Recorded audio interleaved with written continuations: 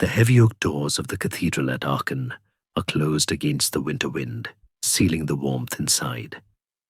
The air here is thick, smelling of beeswax candles, old parchment, and the faint metallic tang of iron armor resting against stone walls. Shadows dance long and flickering across the vaulted ceiling, mimicking the restless ambition of the man who sits upon the throne.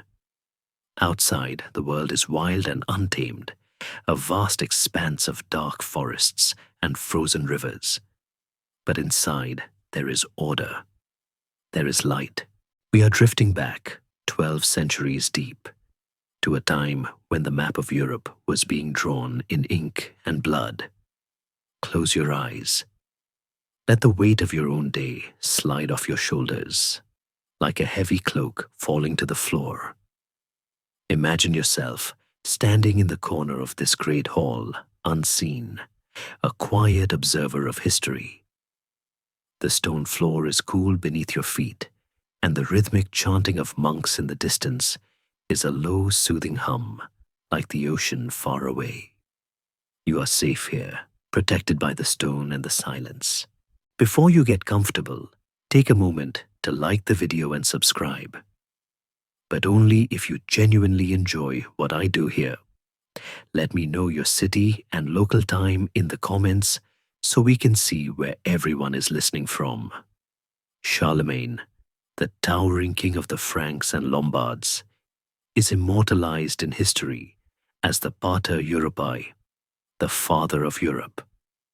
He was the visionary who resurrected classical learning through the Carolingian Renaissance, introduced the legible script we still use today, and received an imperial crown on Christmas Day 800. Yet the foundation of this unified Christian empire was laid not just with marble columns from Rome, but also with blood and iron. The gravest stain on the conscience of this pious Christian remains the relentless 33-year campaign against the pagan Saxons, a war defined by forced conversion, cultural annihilation, and the devastating massacre of Verden. The Saxon Wars, launched in 772, were conceived not merely as punitive raids, but as a crusade aimed at total conquest and forced conversion of the pagan tribes. Charlemagne realized that to conquer the Saxons, he had to attack the very root of their identity. The war began as an act of theological destruction, with the Franks marching deep into the Saxon heartland to destroy the Irminsul. This sacred wooden pillar symbolized the universal column that holds up the sky to the Saxons, functioning as the axis of the world. Charlemagne deliberately ordered the pillar cut down in a calculated act of theological warfare designed to prove that the Christian God was stronger than the Saxon spirits. However, destroying the Irminsul did not break the Saxon spirit. It violated it. The destruction was viewed as a sacrilege that demanded blood, ensuring the conflict would consume the next 3 decades of his life. The Saxons, led by the elusive warrior Widukind, fought back in a campaign of guerrilla warfare that frustrated the heavy Frankish cavalry. The conflict settled into a brutal, grinding rhythm where the Saxons swore oaths of submission when the Frankish army was present, only to break them the moment the leaves fell. The turning point from protracted conflict to outright atrocity occurred in 782. After a Frankish army was ambushed and annihilated by Widukind's forces, Charlemagne's mounting frustration boiled over into atrocity. The king marched to Verden on the Arla River and demanded that the rebels be handed over. The result was the chilling massacre of Verden, an event which history records as an unambiguous act of horror. The Saxon chiefs, terrified of the Iron King's wrath, rounded up 4,500 men accused of complicity. In a single day, Charlemagne ordered all fourth highest 500 men to be beheaded. The sources describe this as an act of calculated terror, designed to break the will of the population through sheer shock. Charlemagne, the man who dreamed of restoring the order of Rome, employed brutal strategic cruelty to achieve pacification. Following the submission and baptism of Widukind in 785, Charlemagne cemented his control not by lifting the terror, but by enshrining it in law. He issued the Capitulatio de Partibus Saxoniae, which stands as one of the most draconian legal documents of the era. This was a blueprint for a totalitarian theocracy, making most pagan practices capital crimes. The capitulary was terrifyingly comprehensive and simple. Be a Christian or die. The death penalty was decreed for ideological crimes such as violating the Holy Lent fast by eating meat out of contempt for Christianity, or following the pagan custom of burning the body of a dead man. Furthermore, the process of conversion itself was transformed into a coercive political tool, referred to as the weaponization of baptism. To be baptized was to swear loyalty to Charlemagne. To refuse was to declare oneself an enemy of the state.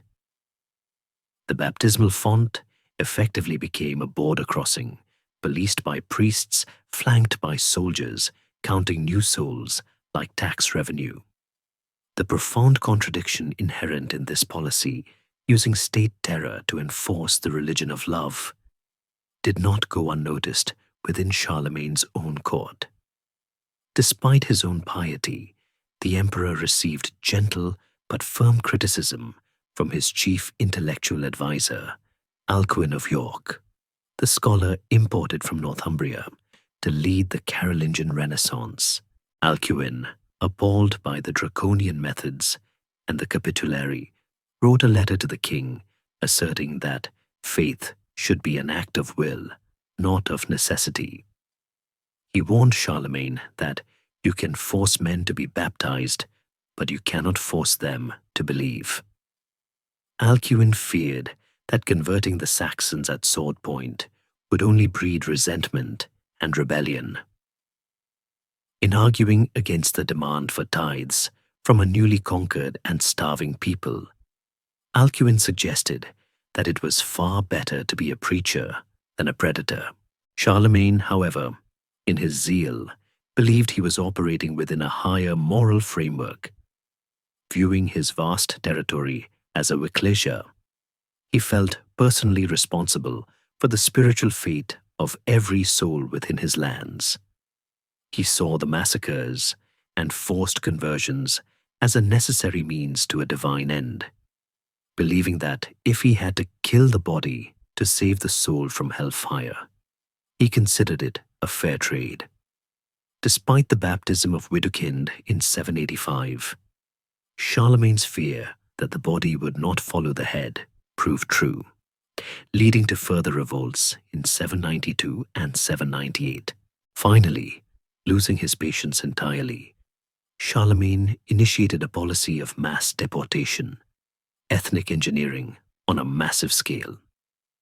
The final act came in 804, when the emperor deported all the Saxons living beyond the Elbe, with their wives and children into Francia, forcibly relocating tens of thousands of people. By 804, after 33 years of continuous bloodshed, Saxony was finally and permanently pacified, altering the religious map of Europe forever. The Christian border was pushed to the Elbe. This was undoubtedly a victory for the Frankish kingdom, but one bought at a moral price that stained the Carolingian conscience. Charlemagne remains a figure of profound contradictions. He was the giant who saved classical literature and designed a world of legal order, yet his most lasting achievement, the expansion of Christendom, was achieved through fire and sword. The Verden massacre serves as a permanent, chilling reminder that the greatest empires are often built on foundations of brutality masked by divine sanction. His ambition to create the kingdom of God on earth required the calculated use of terror, proving that sometimes, in the Dark Ages, the sword spoke louder than the cross. But before the sword, before the blood soaked the earth of Verden, there was simply the man. To understand the tragedy, we must first look into the face of the architect. The year is 771 AD. We are in the royal villa of Corbeny, in the heart of the Frankish lands. The air in the great hall is smoky, filled with the noise of boisterous noblemen and the clatter of silver cups. At the center of it all sits Charles, not yet the Great, but already undeniably vast. Historians and forensic anthropologists tell us he stood roughly 6 feet, 4 inches tall, a staggering height for a man of the 8th century, where the average soldier might barely graze his shoulder. He is a literal giant in a world of smaller men, his physical dominance mirroring the political shadow he is beginning to cast across the continent. He sits with a certain restless energy. His neck is thick, described by his biographer Einhard as somewhat short, and his belly is prominent, evidence of a man who attacks a roast boar with the same vigor he attacks a military campaign. They say Charlemagne hated drunkenness, a rare quality in a Frankish nobleman, though he made up for it with a love of roasted meat that worried his doctors endlessly. He would often joke that a doctor's advice was merely a suggestion, much like a peace treaty with a border tribe. Good in theory, but rarely practical when one is hungry. Yet look past the feast. Look into his eyes. They are described as large and animated, full of a terrifying intelligence. This is not a mindless barbarian king. This is a man who sleeps with a wax tablet under his pillow, trying in his middle age to teach his rough warrior hands to form the delicate loops of Latin letters. He dreams of Augustine's city of God. He dreams of a new Rome, orderly, pious, and united. But to the northeast, beyond the Rhine, lies the chaos that keeps him awake at night. Saxony. It is a land that feels like the edge of the world to the Franks. It is a place of dense, trackless forests, where the sunlight struggles to touch the ground through the canopy of ancient oaks and beeches. It is a wet, marshy land, difficult for horses, impossible for supply wagons. And the people there, they are different. They have no king, no cities, no stone churches. They are a loose confederation of tribes, Westphalians, Angrarians, Eastphalians, bound together, not by a crown, but by the old ways. To Charlemagne, looking out from his warm stone-walled palace, Saxony is not just a neighbor. It is a spiritual void. It is a black hole on the map of Christendom. He sees their paganism not as a quaint cultural difference, but as a demonic disorder, a wild tangle of weeds threatening to encroach on his well-tended garden. He believes, with a terrifying sincerity, that he has a divine mandate to bring them into the light, whether they wish to walk there or be dragged. The tension is palpable, like the static in the air before a summer storm. The border is bleeding. Raids and counter-raids have become a seasonal habit, as predictable as the harvest. But Charlemagne is done with raids. He is done with the petty skirmishes of his predecessors. He is gripping the arm of his throne, his knuckles white. He is planning something absolute. He does not just want to defeat the Saxons, he wants to cure them. And in the dark philosophy of the 8th century, the only cure for the pagan soul is often the breaking of the pagan body. The Iron King is rising from his seat, and his shadow is falling long and cold over the north. To understand why the ground will soon turn red with blood, we must leave the stone halls of Aachen and cross the river. We must cross the Rhine.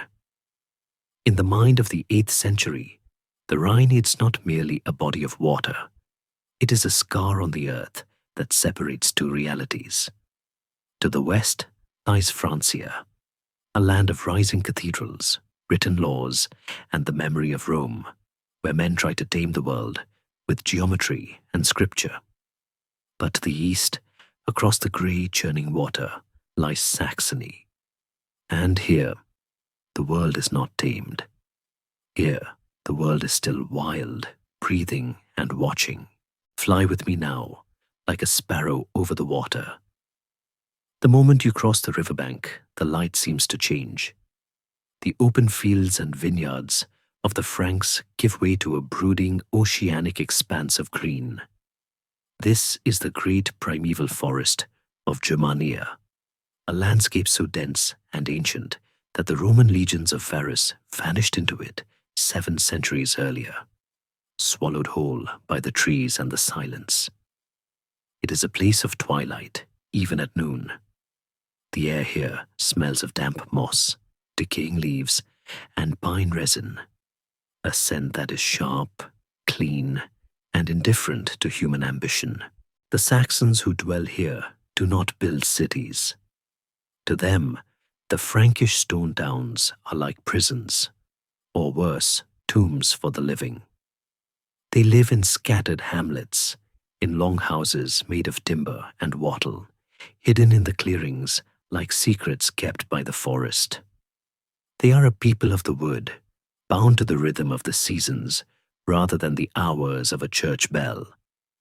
They are farmers, hunters, and fierce warriors, but they are also deeply spiritual, though their spirituality is not found in books.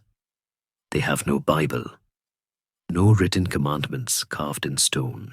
Their scripture is written in the gnarl of the oak roots and the flight of the ravens. At the center of their cosmos stands the Irminsul. Imagine it. Deep in the heart of the forest, near the fortress of Eresburg, there is a sacred clearing. The trees here pull back, as if out of respect, revealing a high grassy knoll. And rising from the earth is a massive ancient tree trunk, or perhaps a towering wooden pillar carved from the heart of a giant oak. This is the Irminsul.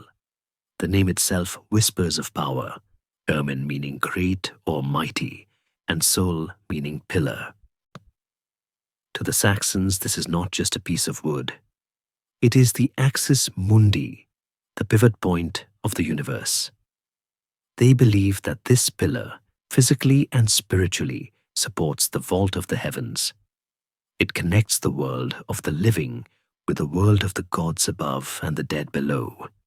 If the Irminsul were to fall, the sky itself would collapse, and the world would unravel into chaos.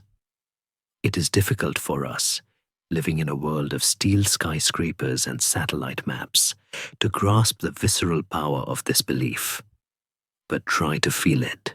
Stand there in the clearing. The wood of the pillar is weathered and grey, polished smooth by centuries of hands touching it in prayer. It is draped in gold and silver, offerings from successful raids and bountiful harvests. The air around it hums with a quiet energy. This is where the tribal chiefs gather to make decisions. This is where the laws are spoken, not written. This is the heart of their identity. To a Saxon, the Irminsul is as holy as the Vatican is to a Catholic, but it is more vulnerable. It stands naked under the stars, protected only by the reverence of the people and the dark wall of the forest. Historians and archaeologists still argue about exactly what the Irminsul looked like. Some say it was a living tree, an ancient ash or oak that had stood since the retreating of the glaciers. Others believe it was a constructed totem, a carved column erected by human hands. Medieval chroniclers, who viewed it with a mix of fascination and horror, described it simply as universalis columna quasi sustenens omnia, the universal column, as if sustaining everything. Regardless of its form, its function was clear. It was the anchor of the Saxon soul. This spiritual landscape presents a unique problem for Charlemagne. He is not just facing a military enemy, he is facing a rival cosmology. When Frankish missionaries venture into these woods, they see demons hiding in the shadows. They see the worship of springs and trees as a direct insult to the Creator. There is a dark, ironic humor in the reports sent back to the Frankish bishops, priests complaining that the Saxons are impossibly stubborn, listening politely to sermons about the Lamb of God, only to go home and sacrifice a goat to Verden, because, well, the goat has always worked for the harvest, and this new lamb seems a bit abstract when the winter frost is biting your toes. But the differences go deeper than just rituals. The Saxons have no single king.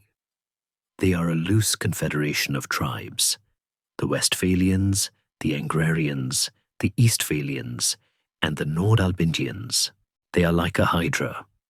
You can defeat one chieftain, but 3 more will rise from the marshes. They govern themselves through an annual assembly, the Marklo, where decisions are made by a council of nobles, freemen, and even the lower classes. It is a rough, early form of democracy that Charlemagne, the anointed autocrat, finds baffling and dangerous. To him, order flows from the top down, from God to the king to the people. To the Saxons, power rises from the earth, from the tribe, from the roots up. There is a tension building in the canopy. The year is 772. The raids across the border have become intolerable to the Franks. Churches burned, chalices stolen, villages put to the torch. But Charlemagne is planning something different this time. He is not gathering a raiding party. He is gathering a crusade. He is assembling the Heerban, the general levy of the Franks. Thousands of men are converging on the staging grounds. The blacksmiths are hammering out fresh spearheads, the sound ringing like funeral bells. Charlemagne knows that to defeat the Saxons, he cannot just beat them on the battlefield. He has to break their connection to the divine. He has to prove that his God is stronger than their wooden pillar. He is looking at the map, his finger tracing the line of the Lippe River, moving past the border forts, deep into the green unknown. He is pointing directly at the heart of the forest. He is pointing at the Irminsul. The Saxons, in their scattered hamlets, can hear the distant thunder, not from the sky, but from the marching boots of the Iron King's army. The birds in the forest have stopped singing, sensing the predator's approach. The wind rustles the branches of the great pillar, and for a moment, it seems to shudder, as if the roots themselves can feel the trembling of the earth. The sky is still held up, but for how much longer? The collision of 2 worlds is imminent. The immovable object of Saxon faith is about to meet the irresistible force of Frankish ambition. And in the silence of the woods, the gods are holding their breath. The seasons turn, as they always do, indifferent to the anxieties of men. The harsh grey winter of 771 melts into the muddy, tentative warmth of the spring of 772. In the Frankish lands, the snow retreats from the fields, revealing the brown earth waiting for the plough. But this year, the earth will be broken by something heavier than a farmer's blade. At the Assembly of Worms, a city that sits like a stone sentinel on the banks of the Rhine, Charlemagne issues the summons. It is a call that ripples through the nervous system of his kingdom, traveling from the court to the counts, from the counts to the local lords, and finally to the simple freemen holding their plots of land. War. The word is whispered in market squares and shouted from pulpits. But this is not a raid for cattle or silver. The king has declared that the insults of the Saxons, the burning of the church at Deventer, the slaughter of missionaries, can no longer be borne. The sword has been drawn, and it will not be sheathed until the north is tamed. Watch the army gather. It is a spectacle of terrifying order. From the vineyards of Aquitaine, the hills of Burgundy, and the plains of Neustria, they come. Thousands of men, a river of steel flowing toward the border. If you were a hawk circling above, you would see the sunlight glinting off thousands of conical helmets, a glittering snake winding its way along the Roman roads. They bring with them the smell of oiled leather, the sharp tang of horse sweat, and the smoke of 1,000 campfires that rise like pillars of cloud by day. Charlemagne rides at the head. He is 30 years old now, in the prime of his physical power. He does not ride a carriage. He is on a war horse, sitting tall, his presence acting as a gravity well that holds this disparate army together. Beside him ride the bishops and the priests, carrying not swords, but relics, bones of saints encased in gold, crosses of silver, and holy books wrapped in silk.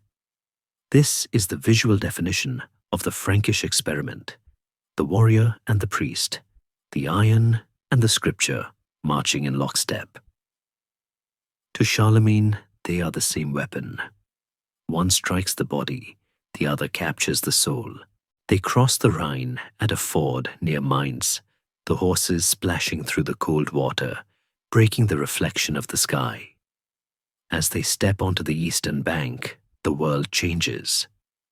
They have entered the silver carbonaria, the charcoal forest, the edge of the Saxon wild. The Roman roads end here. Now they must hack their way through ancient paths, struggling against the landscape itself. The forest does not welcome them. It feels claustrophobic to the men used to the open horizons of the south. The trees press in close, their branches interlocking like fingers blocking out the sun. The roots of great oaks snake across the path, tripping horses and snapping wagon wheels. There is a sense of being watched, hundreds of eyes hidden in the fern and bracken, the silent scouts of the Saxon tribes tracking this iron dragon as it lumbers into their home. Historians often debate the true motivation of this initial campaign. Was it purely defensive, a reaction to Saxon aggression? Or was it, from the very start, a war of imperial expansion? The truth, as it often does, likely sits in the messy middle. Charlemagne wanted security, yes, but he also possessed a relentless, almost architectural desire to tidy up the map. He looked at the chaos of the tribes and saw a mess that needed to be organized, a pagan wilderness that needed to be gardened into a Christian paradise. The target of this first strike is precise and symbolic. He does not march on a village or a gathering of chiefs. He marches on Eresburg. Eresburg is a fortress, a hill fort carved into the earth by the Saxons atop a steep plateau overlooking the Diemel River. It is a stronghold of earthworks and timber palisades, formidable and imposing. But it is more than a military base. It is the gateway to the sanctuary. It is the shield that guards the Irminsul. The siege is brief but intense. The Franks are masters of siegecraft, possessing a discipline the tribal warriors lack. They surround the hill, cutting off escape. The air fills with the thwack, thwack, thwack of arrows, and the dull thud of battering rams against timber gates. The Saxons fight fiercely, hurling stones and javelins from the ramparts, their shouts echoing off the valley walls. But they are outnumbered and outmatched by the relentless grinding machinery of the Frankish army. The defences breach. The Franks pour into Eresburg like water through a cracked dam. The resistance crumbles. But here, the narrative shifts. Usually, the sack of a fortress is a chaotic, bloody affair of looting and burning. And while there is violence, Charlemagne's gaze is fixed on something beyond the walls. He does not stop to celebrate the capture of the fort. He pushes forward, deeper into the stronghold, to the sacred grove that lies protected within or just beyond its perimeter. The noise of the battle fades as the king and his personal guard enter the sanctuary. The air here is different, still heavy, charged with a silence that feels older than the war. The soldiers slow their pace, their boots crunching softly on the forest floor. Even the horses seem to sense the gravity of the place, tossing their heads and stepping nervously. And there it stands, the Irminsul. Seeing it through Frankish eyes, it is a monstrosity. A towering idol of wood, ancient and gnarled, rising up toward the canopy. It is draped in the wealth of the tribes, gold torques, silver bowls, amber beads, offerings meant to sustain the universe. To the priests riding with Charlemagne, it is a demon's altar, a wooden lie that has led generations of souls into the darkness of hell. They make the sign of the cross, muttering prayers of warding, clutching their crucifixes as if they are shields against a spiritual radiation. But to Charlemagne, it represents something else. It represents defiance. It is the physical manifestation of the Saxon refusal to bow to him and to God. He understands, with a politician's instinct, that as long as this pillar stands, the Saxons will believe they are invincible. They will believe the sky is held up by their gods, not his. There is a moment of profound tension. The king rides his horse up to the base of the pillar.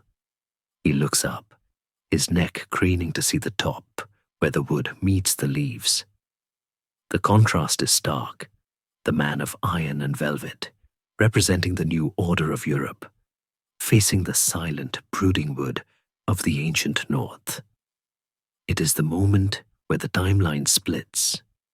He turns to his men. He does not order them to pray. He does not order a mass. He gives a command that is practical, brutal, and shocking in its simplicity. He orders the axes.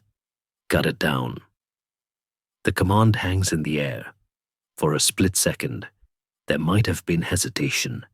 To strike a god is no small thing, even a god you do not believe in. Superstition is a thick fog that clings to every soldier's heart. What if the sky does fall? What if the earth opens up? But the king's will is absolute. The soldiers dismount. They unhook the heavy felling axes from their saddles. They step forward, their boots sinking into the soft, holy ground. The first blow is not a sound of war. It is the sound of work. Thunk. The sharp iron bites into the aged wood. White chips fly into the air. The sound rings out through the silent forest, shocking the birds into flight. Thunk, thunk. A rhythm establishes itself. It is the sound of demystification. With every swing, the mystery of the Irminsul is chipped away, revealing it to be just wood, just a tree, just a thing that can bleed sap and fall. Charlemagne watches, his face unreadable. He knows what he is doing. He is not just destroying a monument, he is performing a theological execution. He is betting his crown and his soul that when this pillar hits the ground, the sky will remain exactly where it is. He is gambling that the silence of the Saxon gods will be their undoing. The sun begins to dip low through the trees, casting long, strange shadows across the clearing. The cut in the trunk grows deeper, a yawning mouth in the side of the god. The wood groans, a deep, resonant creaking that sounds like a moan of pain from the earth itself. The Saxons, watching from the tree lines, hidden and helpless, must have felt that sound in their own bones. It is the sound of their world ending. The soldiers step back.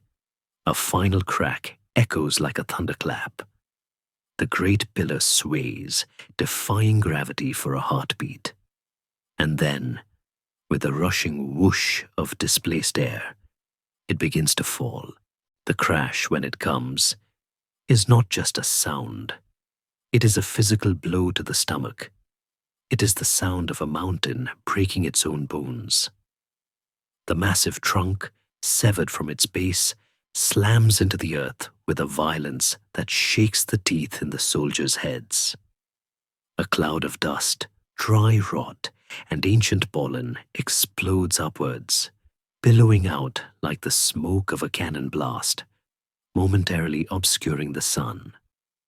For a few heartbeats, there is total chaos, branches snapping like gunfire as the crown of the great pillar crushes the smaller trees around it, the ground trembling under the impact, the horses screaming and rearing in panic. And then, as quickly as the violence arrived, it vanishes. The dust begins to settle, drifting down in lazy golden motes. The echoes of the crash roll away down the valley and are swallowed by the vast indifference of the forest. And then, silence. This is the moment the Saxons, hiding in the tree line, were waiting for. This is the moment the Franks, gripping their crucifixes, secretly feared. They look up. They tilt their heads back, eyes squinting against the glare, waiting for the blue vault of heaven to crack. They wait for the stars to rain down in broad daylight. They wait for the thunder of an angry god to strike the king dead where he stands. But the sky does not fall. The clouds drift lazily from west to east, pushed by a gentle breeze. The sun continues to shine, warm and impassive. A single crow, disturbed by the noise, circles back and lands on a nearby branch, cawing once loudly, as if to mock the drama of men. The universe has not unraveled.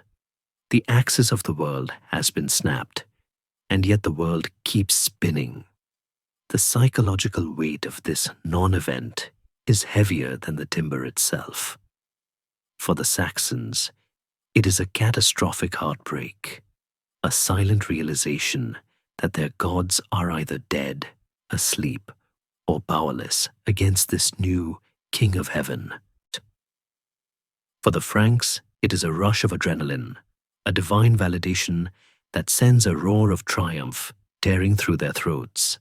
Christus vincit, Christ conquers. Charlemagne does not cheer. He dismounts and walks toward the wreckage. The great Irminsul, once the terror of the missionaries, is now just a heap of lumber. It lies broken and prone, stripped of its mystery. He runs a gloved hand over the rough bark, perhaps feeling the vibration of the fall still humming in the wood. He is a pragmatic man. He sees the spiritual victory, yes, but as he steps over the shattered branches, his eyes catch the glint of something else, something practical. The chronicles, specifically the royal Frankish annals, recount this moment with the detail that reveals the true nature of the war. The Irminsul was not just a holy site. It was a bank. For centuries, the Saxon tribes had brought their wealth here. Every successful raid, every good harvest, every birth and death was marked with an offering, gold talks, silver armbands, coins from distant lands, traded down the river, vessels of precious metal. All of it was draped over the pillar or buried in the hoard at its base. It was the accumulated capital of a culture. Take it, Charlemagne commands. The solemnity of the execution vanishes, replaced by the frenzied energy of looting. The soldiers swarm the fallen giant like ants on a carcass. They rip the gold leaf from the carvings, peeling it away like dead skin. They use their spear points to pry silver inlays from the wood. They dig into the earth around the roots, their fingers clawing up handfuls of coins and jewelry. It is a desecration, intimate and brutal. The soldiers laugh as they hold up heavy golden collars, trying them on over their mail coifs, mocking the pagan chiefs who once wore them. One can imagine a grizzled Frankish veteran biting into a silver coin, grinning through a missing tooth, and joking that the Saxon gods pay better wages than the Frankish counts. There is a scholarly debate here that is worth noting. Some historians argue that the sheer volume of gold seized at the Irminsul was the financial fuel that allowed Charlemagne to sustain his early campaigns. The war began to pay for itself. The gold of the Saxons was melted down, stamped with Charlemagne's image, and used to pay the soldiers who were killing them. It was a perfect, cruel economic cycle, the wealth of the victims funding their own subjugation. But the destruction of the Irminsul was not just about gold. As the soldiers worked, sweating in the afternoon heat, another miracle occurred, one that Einhard ensures we remember. The army had been suffering from a lack of water. The summer had been dry, the streams around Eresburg choked with mud. The men were parched, their tongues swollen in their mouths. And then, just as the pillar fell and the looting began, a spring of water reportedly burst forth from the dry ground near the site. To the modern mind, we might smile and say, aquifer. We understand the geology of limestone plateaus, how the vibration of the massive tree crashing down could shift the earth and unblock a natural spring. But to the medieval mind, there is no geology. There is only theology. To the Franks, this was the final seal of approval. God was not only allowing them to destroy the idol, he was buying them a round of drinks to celebrate. They drank deeply from the cool, clear water, washing the dust of the Irminsul from their throats, feeling the grace of God revitalize their tired limbs. Meanwhile, deep in the shadows of the forest, the eyes of the scouts are filled with tears of rage. They watch the Franks chopping the sacred wood into manageable logs to be burned or used for campfires. They watch the gold being stuffed into saddlebags. They see the king, this giant in iron, standing over the corpse of their religion. They do not attack. They cannot. The shock is too profound, the numbers too great. They slip away, melting back into the green twilight, carrying the news to the villages. The pillar is down, the sky is empty. The Iron King has the gold. The news travels faster than the army. It moves on the wind, whispered from farm to farm. They cut it down. The psychological blow is devastating. In the months that follow, many chieftains will come to Charlemagne's camp, heads bowed, offering hostages and swearing oaths. They are not converting because they have seen the light of Jesus. They are submitting because their own battery of spiritual protection has been smashed. If Woden could not protect his own house, how can he protect a farmstead? Charlemagne spends 3 days at Eresburg. He orders the site cleansed. The remaining wood is burned, the ashes scattered. He does not leave a garrison to guard the empty space. He leaves it as a void, a scar in the forest that screams of his power. He orders the construction of a church on the site, a classic move of spiritual colonization, building the new temple directly on top of the old, using the sacred geometry of the location to anchor the new faith. As the army packs up to move deeper into Saxony, the mood is one of invincible confidence. They are rich with loot, hydrated by miracle water, and spiritually triumphant. The wagons are heavy with Saxon gold. The soldiers sing as they march, their voices ringing off the trees. They believe the war is won. They believe they have broken the back of the North. But they are wrong.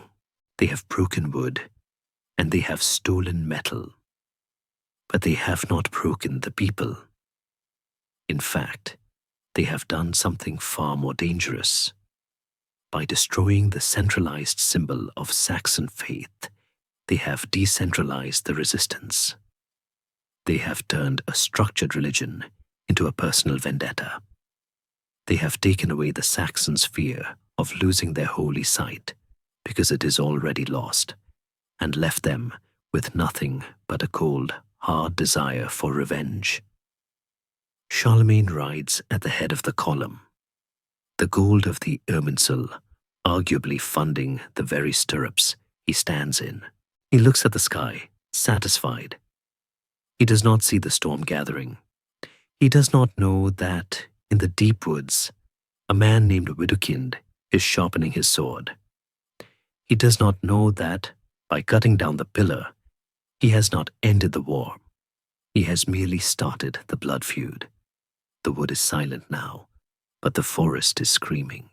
The Frankish column moves deeper into the interior, a glittering worm of iron digesting the landscape.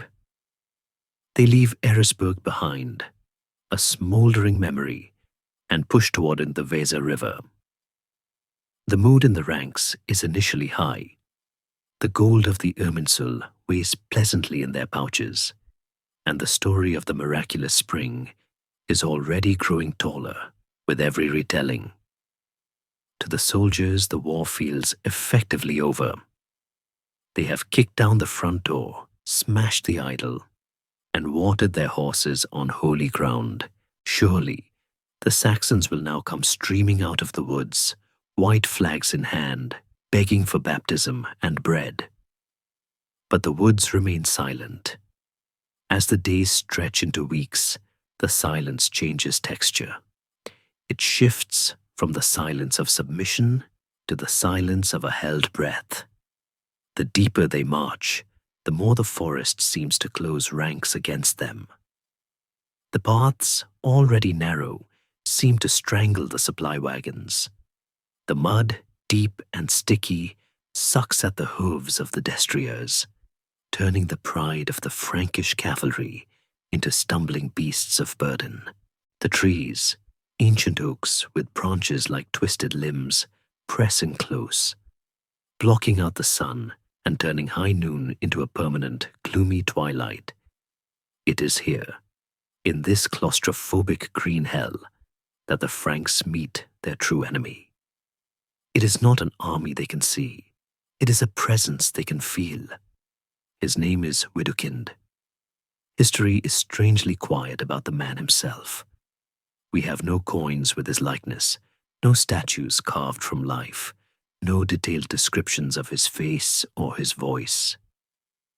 He appears in the Frankish chronicles like a sudden storm, defined only by the trouble he causes. He is a Westphalian nobleman, yes, but in the stories that circulate around the Frankish campfires, he becomes something more, a myth, a spectre, the genius Loki of the resistance.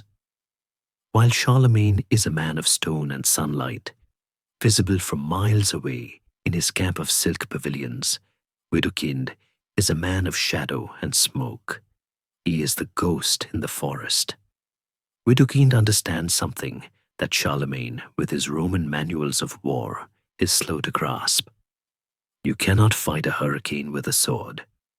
The Franks are built for the set-piece battle. They want lines of infantry locking shields.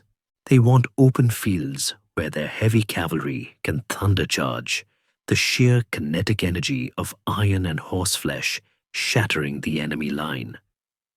It is a terrifying way to wage war, and against the Lombards or the Saracens, it works beautifully. But Widukind refuses to give them a battlefield. He denies them the one thing they crave, a target. Instead, he offers them the little war, what later generations will call guerrilla warfare. The Saxons strike not when the Franks are ready, but when they are vulnerable. They attack the foraging parties sent out to find grain. They hit the rear guard as the wagons are struggling through a ford. They loose a volley of arrows from the dense undergrowth, felling a dozen knights, and then vanish before the Franks can even turn their horses. Imagine the frustration of a Frankish knight. He is encased in chainmail, a masterpiece of armoring that costs the equivalent of a small farm. He is trained from birth to fight honorably, face to face. But here, his armor is a liability. It rusts in the constant damp. It weighs him down when he slips in the bog. He is dying not in glorious combat, but from an infected arrow wound in a nameless swamp, shot by a man he never saw. There is a dark, murmuring humor among the infantry. They joke that the only time a Frankish knight moves fast in Saxony is when he's sinking into quicksand. The terror of this warfare is sensory. It is the snap of a twig that sounds like a thunderclap. It is the feeling of eyes watching from the ferns. It is the discovery of a sentry in the morning, his throat cut, his weapon gone, with no sign of struggle.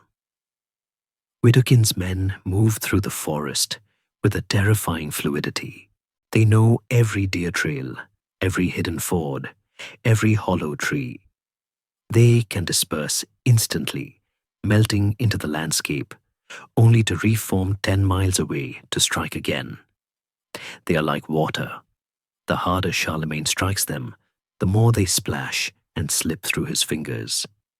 Historians often debate the nature of Widukind's leadership. Was he a king in all but name, commanding a unified resistance? Or was he merely the most charismatic of many warlords, a symbol that others rallied around? The evidence suggests he was a master of coalition building. The Saxon tribes were notoriously fractured, often fighting each other as happily as they fought the Franks. Widukind's genius was his ability to focus their collective rage. He did not command them as a king, he inspired them as a prophet of survival. He told them that Charlemagne did not just want their land, he wanted their souls. He wanted to erase their ancestors, their stories, their very way of being. And for a loose confederation of fierce individualists, that was the only argument that could bind them together. The climax of this frustration comes at the Weser River. The Franks reach the banks, expecting a decisive engagement. They see a Saxon force on the other side. Charlemagne orders the crossing, his engineers building bridges with remarkable speed. The army surges across, hungry for blood. They charge the Saxon lines. There is a brief, violent clash, iron against leather, the scream of horses, and then the Saxons simply dissolve. They scatter into the woods. They retreat into the marshes where the heavy horses cannot follow. Charlemagne stands on the battlefield, surrounded by his victorious army, but his hands are empty. He has captured the ground, but he has not captured the enemy. He has swung the hammer of his empire with all his might, and he has hit nothing but missed. The psychological toll on the king begins to mount. He is a man of order, He believes in the decisive victory, the clear result. This amorphous, shifting war offends his sense of reality. He looks at the dark wall of the forest and realizes that destroying the Aminsul was the easy part. Chopping down a piece of wood is simple, but how do you chop down a ghost? How do you conquer a people who refuse to stand still and be conquered? As the summer of 772 fades into autumn, a new anxiety grips the Frankish camp. The days are getting shorter. The wind from the north is getting colder, carrying the scent of snow. The Franks are summer soldiers. Their logistical system relies on grazing their horses on green grass and harvesting crops as they move. They cannot campaign in the winter mud. Charlemagne knows he must withdraw. He must take his army back to the warmth of his winter palaces, to the wine and the fire. And he knows, with a sinking feeling in his gut, what will happen the moment he leaves. The moment the last Frankish boot crosses back over the Rhine, the forest will exhale. Widukind will step out of the shadows. The forts Charlemagne has built will be surrounded. The priests he has left behind will be alone in the dark. The victory of the first campaign begins to taste like ash. Charlemagne has marched deep. He has looted the temple, and he has displayed the power of Rome. But as he turns his horse south, looking back over his shoulder at the brooding tree line, he realizes the terrifying truth of Saxony. He has poked a stick into a hornet's nest, smashed the nest to the ground, and is now walking away, leaving the hornets angry, homeless, and very, very alive. The ghost in the forest is watching him leave, and in the silence of the trees, he is already planning the spring. The war now begins to breathe. It takes on a rhythm, a slow, heaving respiration that mimics the turning of the earth itself. As the autumn of 772 bleeds into winter, the great Frankish host dissolves. This is not a retreat born of fear, but of necessity. The medieval war machine runs on grass.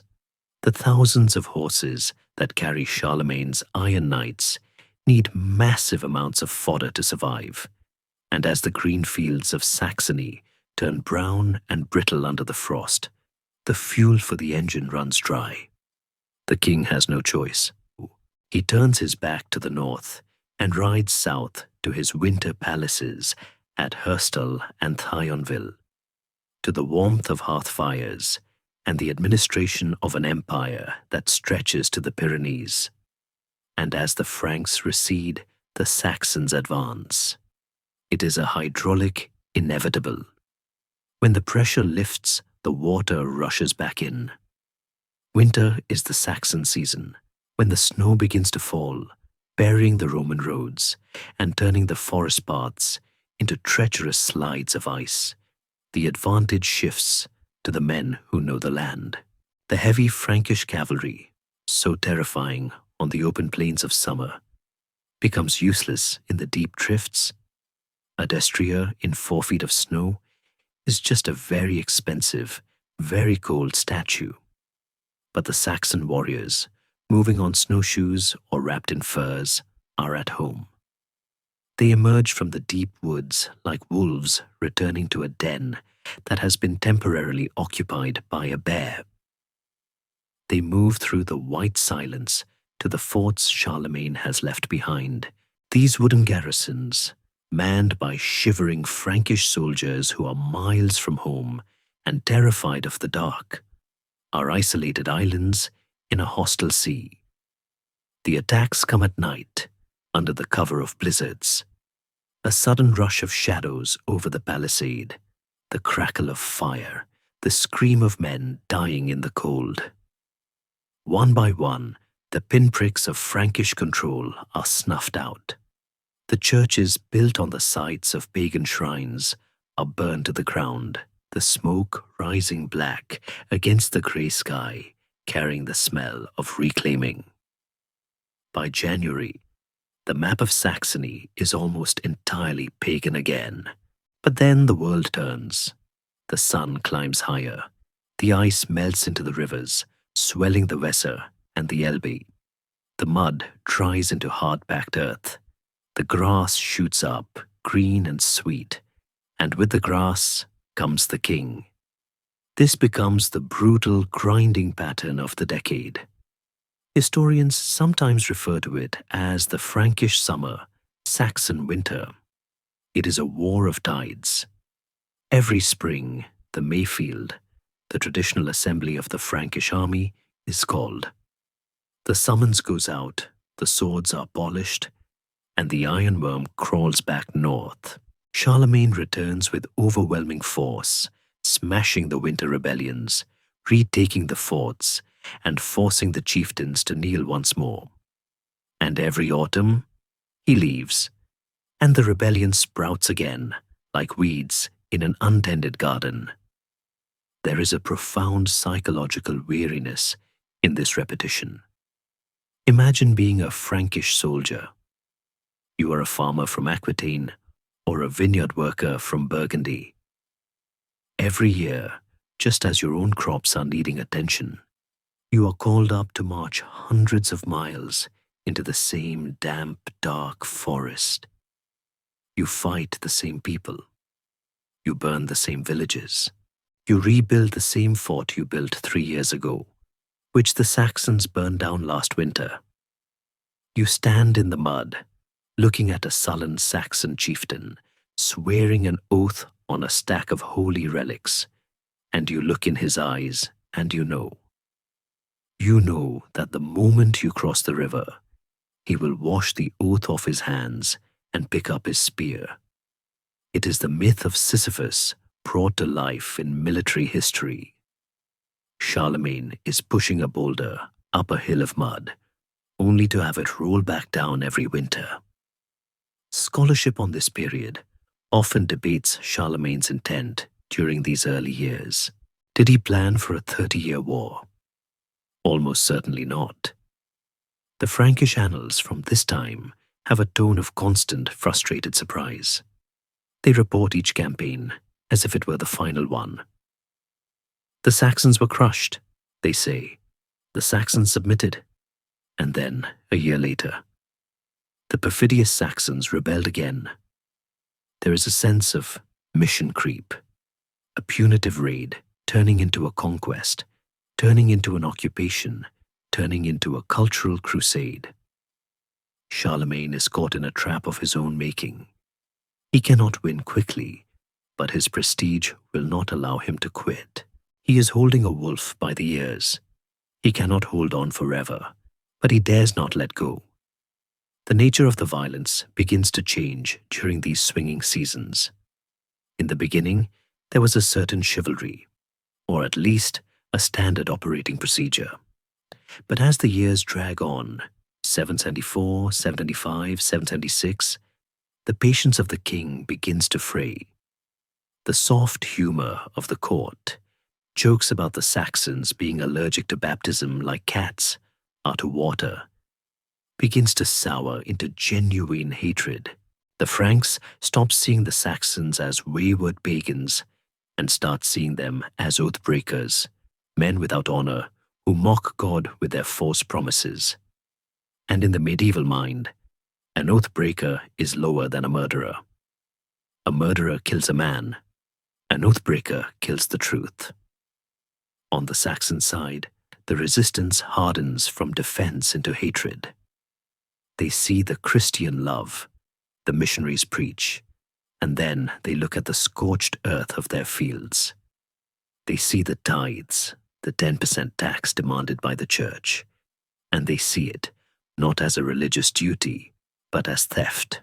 A popular Saxon riddle from the time, or at least one we can imagine them whispering, might ask, what is the difference between a Frankish priest and a leech?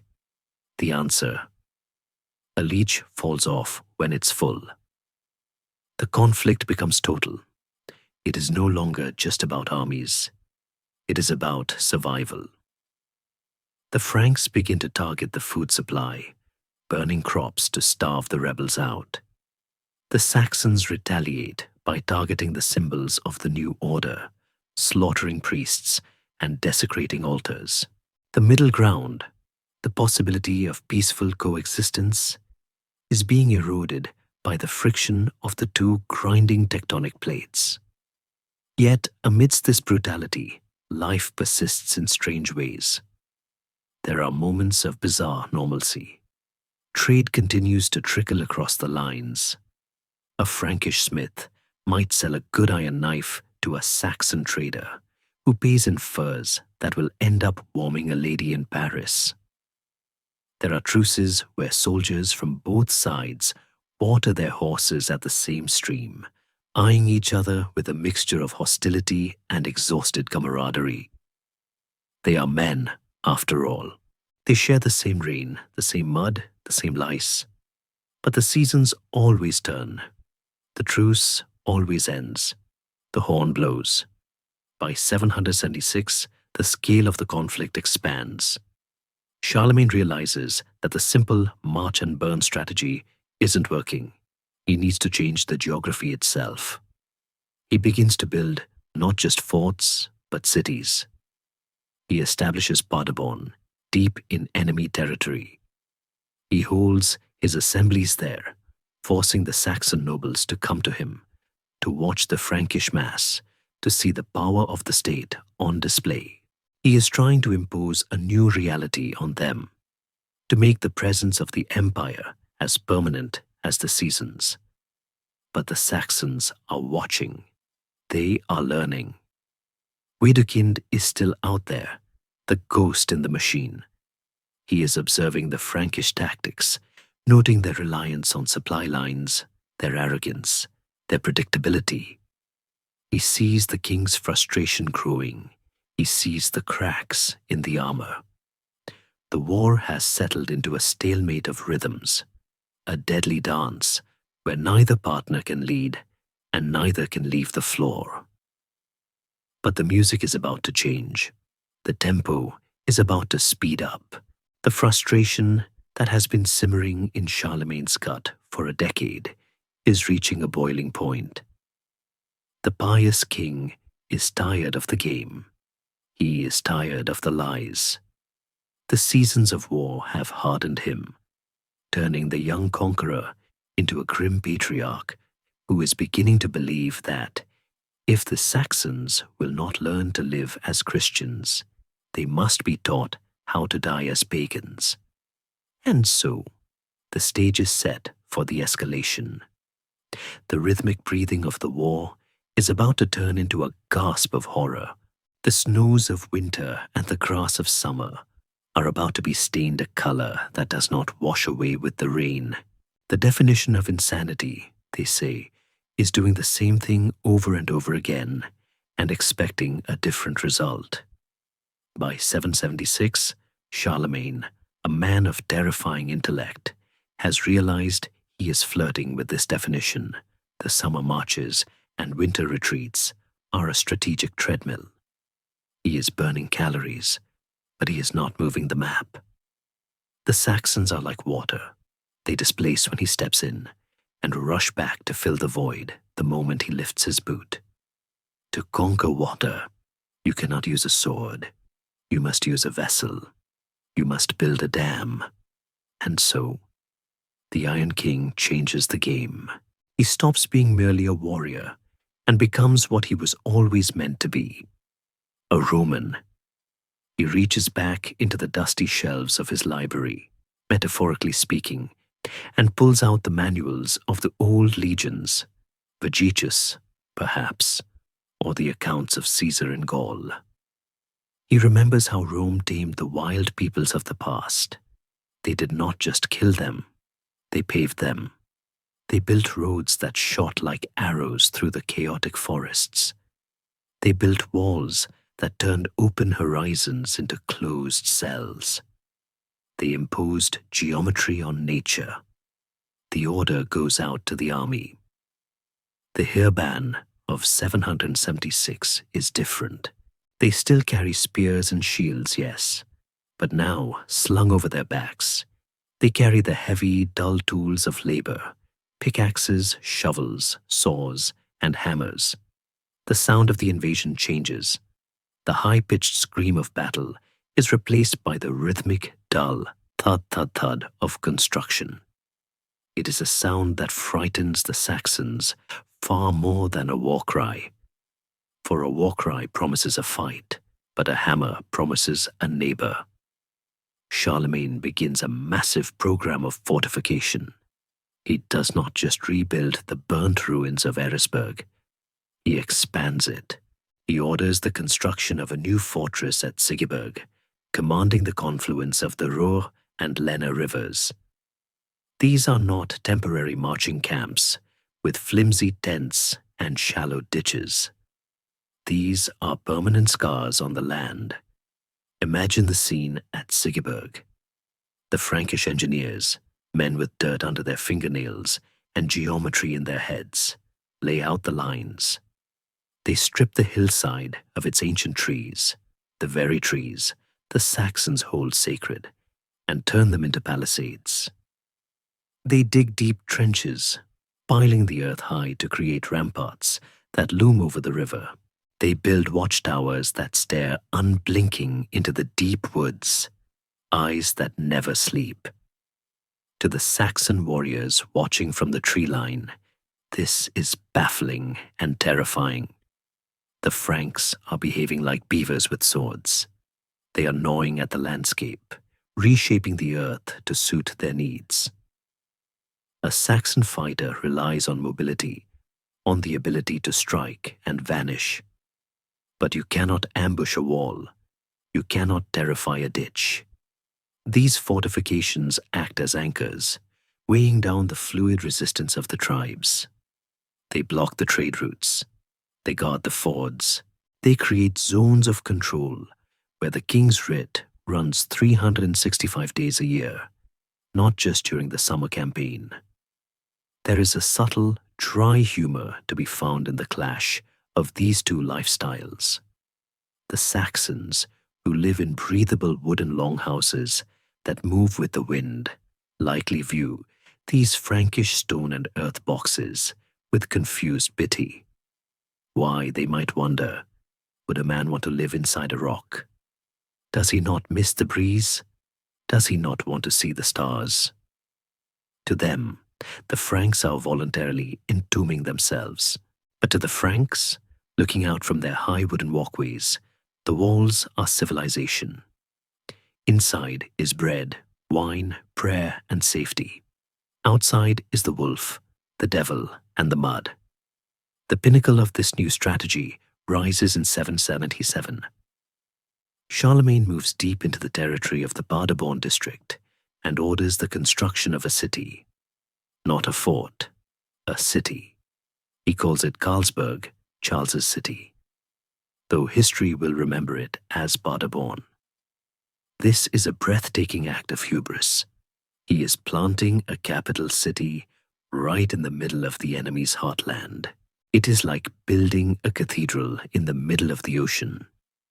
He builds a royal palace, a pfalz, complete with a grand hall and a chapel. He imports stone masons from Gaul and Italy to give it the veneer of permanence. He wants the Saxons to look at it and see that he is not a visitor anymore. He is the landlord. The strategy of castellation, using castles to subdue a population, is one that military historians often associate with the Normans 3 centuries later. But Charlemagne is doing the beta test here in the Saxon woods. And it works. The forts act as choke points. They cut the supply lines of the rebels.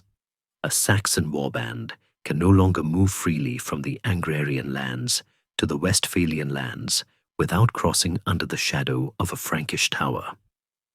The net is tightening. The psychological impact is immense. The seasons of war are broken. The Franks do not leave in the autumn. They stay. Smoke rises from the chimneys of Paderborn all through December. The chanting of priests echoes over the snow-covered fields on Christmas morning. The Saxons realize with a sinking horror that the invasion has become an occupation. The temporary annoyance has become a chronic condition.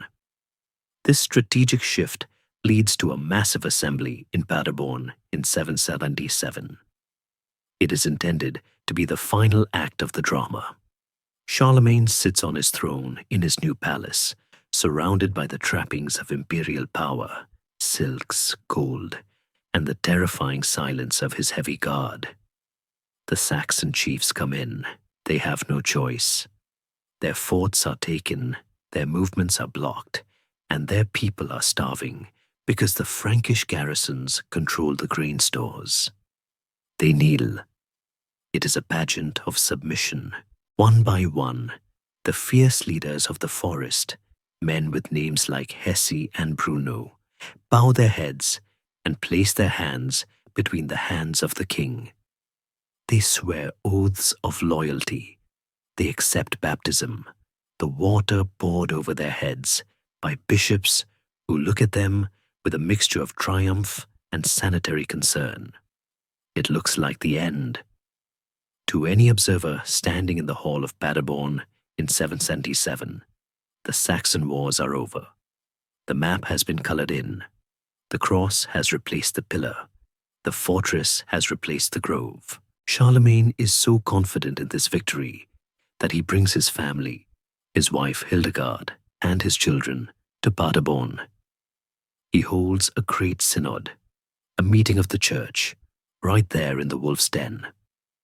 He is treating Saxony like just another province, like Aquitaine or Bavaria. But there is one person missing from this grand ceremony. While the other chiefs are kneeling on the stone floor of Paderborn, Widukind is nowhere to be found. He has not come to bow. He has not come to be washed. The ghost has lived up to his name and vanished entirely. He has fled north, across the border, into the land of the Danes, to the court of King Siegfried. Charlemagne, in his moment of triumph, likely dismisses this. Let the runner run. What can one man do against a landscape of fortresses? What can a fugitive do against a king who has paved the wilderness?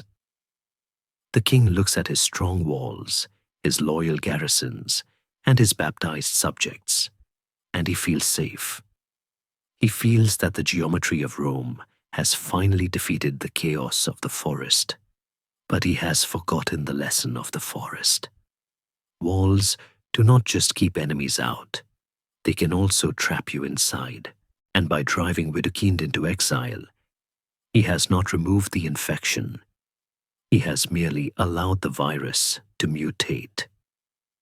Widukind is sitting in the hall of the Danish king, listening to the stories of the refugees, his anger cold and hard as iron. He is waiting for the Franks to get comfortable. He is waiting for them to lower their shields. The fortress strategy has bought Charlemagne control, yes, but it has bought it at the price of complacency. The Franks are about to learn that a stone wall offers very little protection against a fire that starts from within. The stage is set for the great illusion of peace, the deep breath before the scream. The great assembly at Paderborn in 777 concludes with a silence that feels heavy, like a woolen blanket soaked in rain. To the Frankish scribes scratching away at their parchments, the matter is settled. The ink is drying on the treaties. The Latin words explicitly state that the Saxon nation has been subjugated and devoted to Christ. In the eyes of the law, the war is over. The dossier is closed. But if you listen closely to the wind rattling the new timber walls of the palace, you can hear the truth that the ink cannot capture.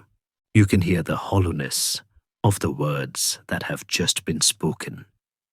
We must pause here to consider the profound, dangerous misunderstanding at the heart of this conflict, a collision not just of armies, but of realities.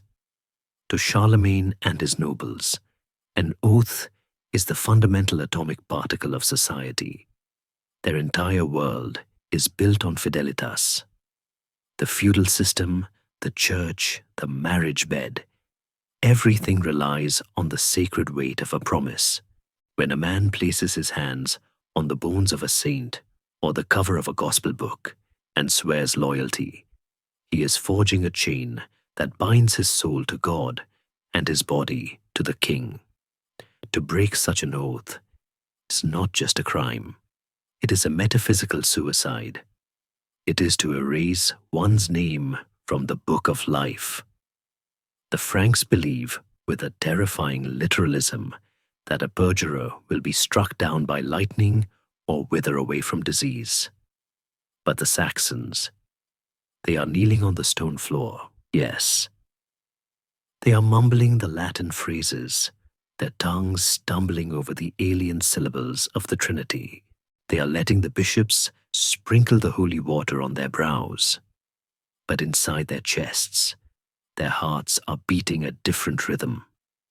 To a Saxon warrior, forced submission is not a moral contract. It is a survival tactic.